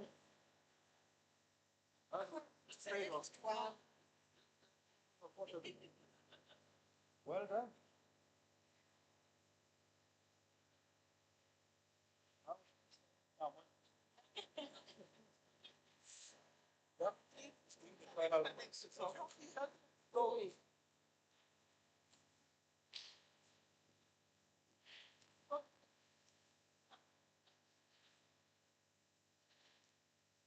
We want to request our program directors to come on stage.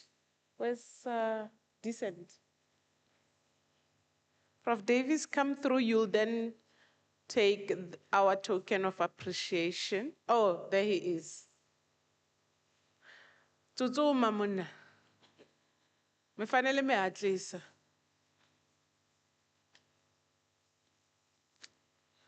This is to appreciate you running our day. Clap your hands. Oh.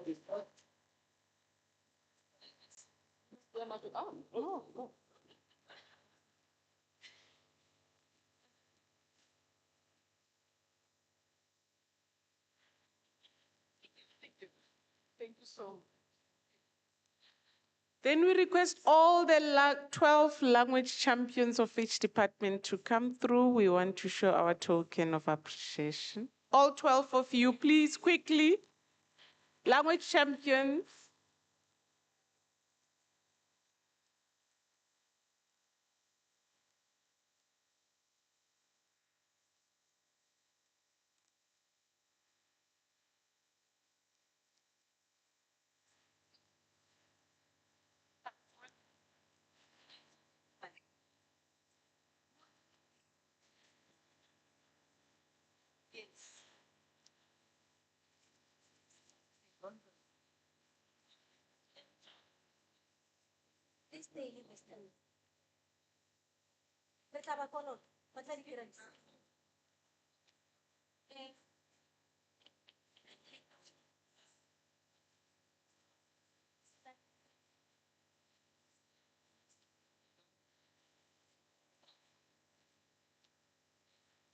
Colleagues, give them a round of applause for the amazing work and the hard work they've put in ensuring that you are better prepared and have been recognized for your efforts. Halala language champion, halala.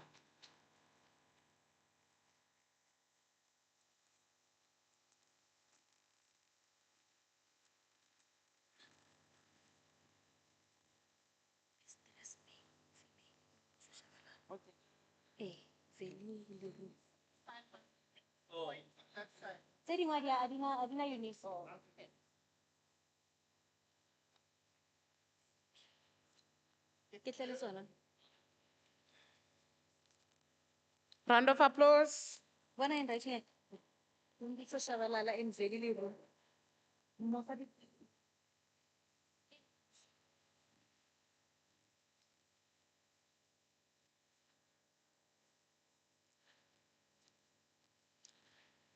Then we have a surprise award, I'm being told. We've got the Best Dressed Awards for female best dressed colleague in Cems. That's Professor Nombuso Shabalala. Mr. Veli.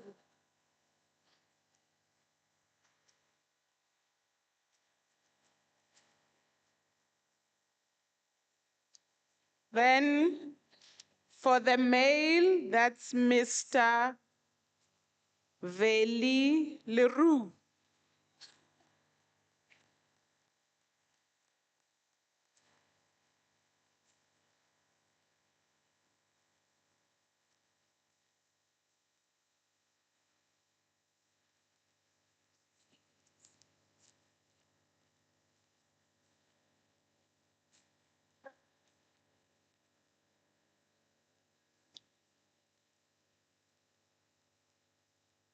He is best dressed, isn't he?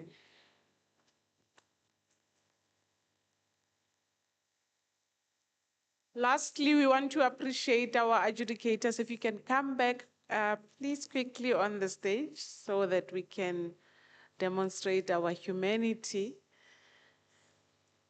and our appreciation for spending the whole day with us, doing the most difficult job.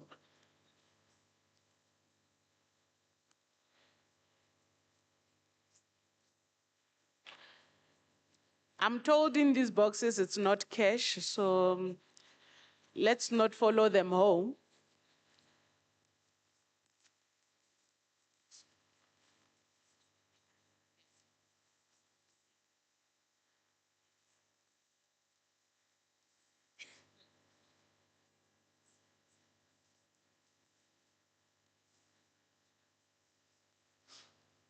Round of applause, colleagues.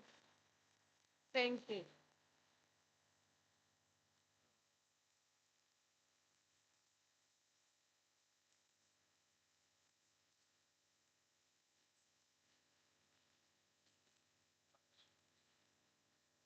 Good afternoon, almost good evening, colleagues and guests. On behalf of the college, I wish to extend a heartfelt thanks to everyone who made today's Language Day a success. To all our speakers, thank you for insightful reflections on the power of African languages and sign languages in academia and business. We also thank our adjudication panel, program directors, and all departments who contributed with presentations. Your efforts enriched the day's program and deepened our understanding of resilience in language. A special word of gratitude goes to the organizers, language service teams, and support staff for your tireless work behind the scenes. And I'm thinking specifically here also of Prof. Moraka, who did a sterling job, and to our colleagues for your participation and encouragement, and for staying the day.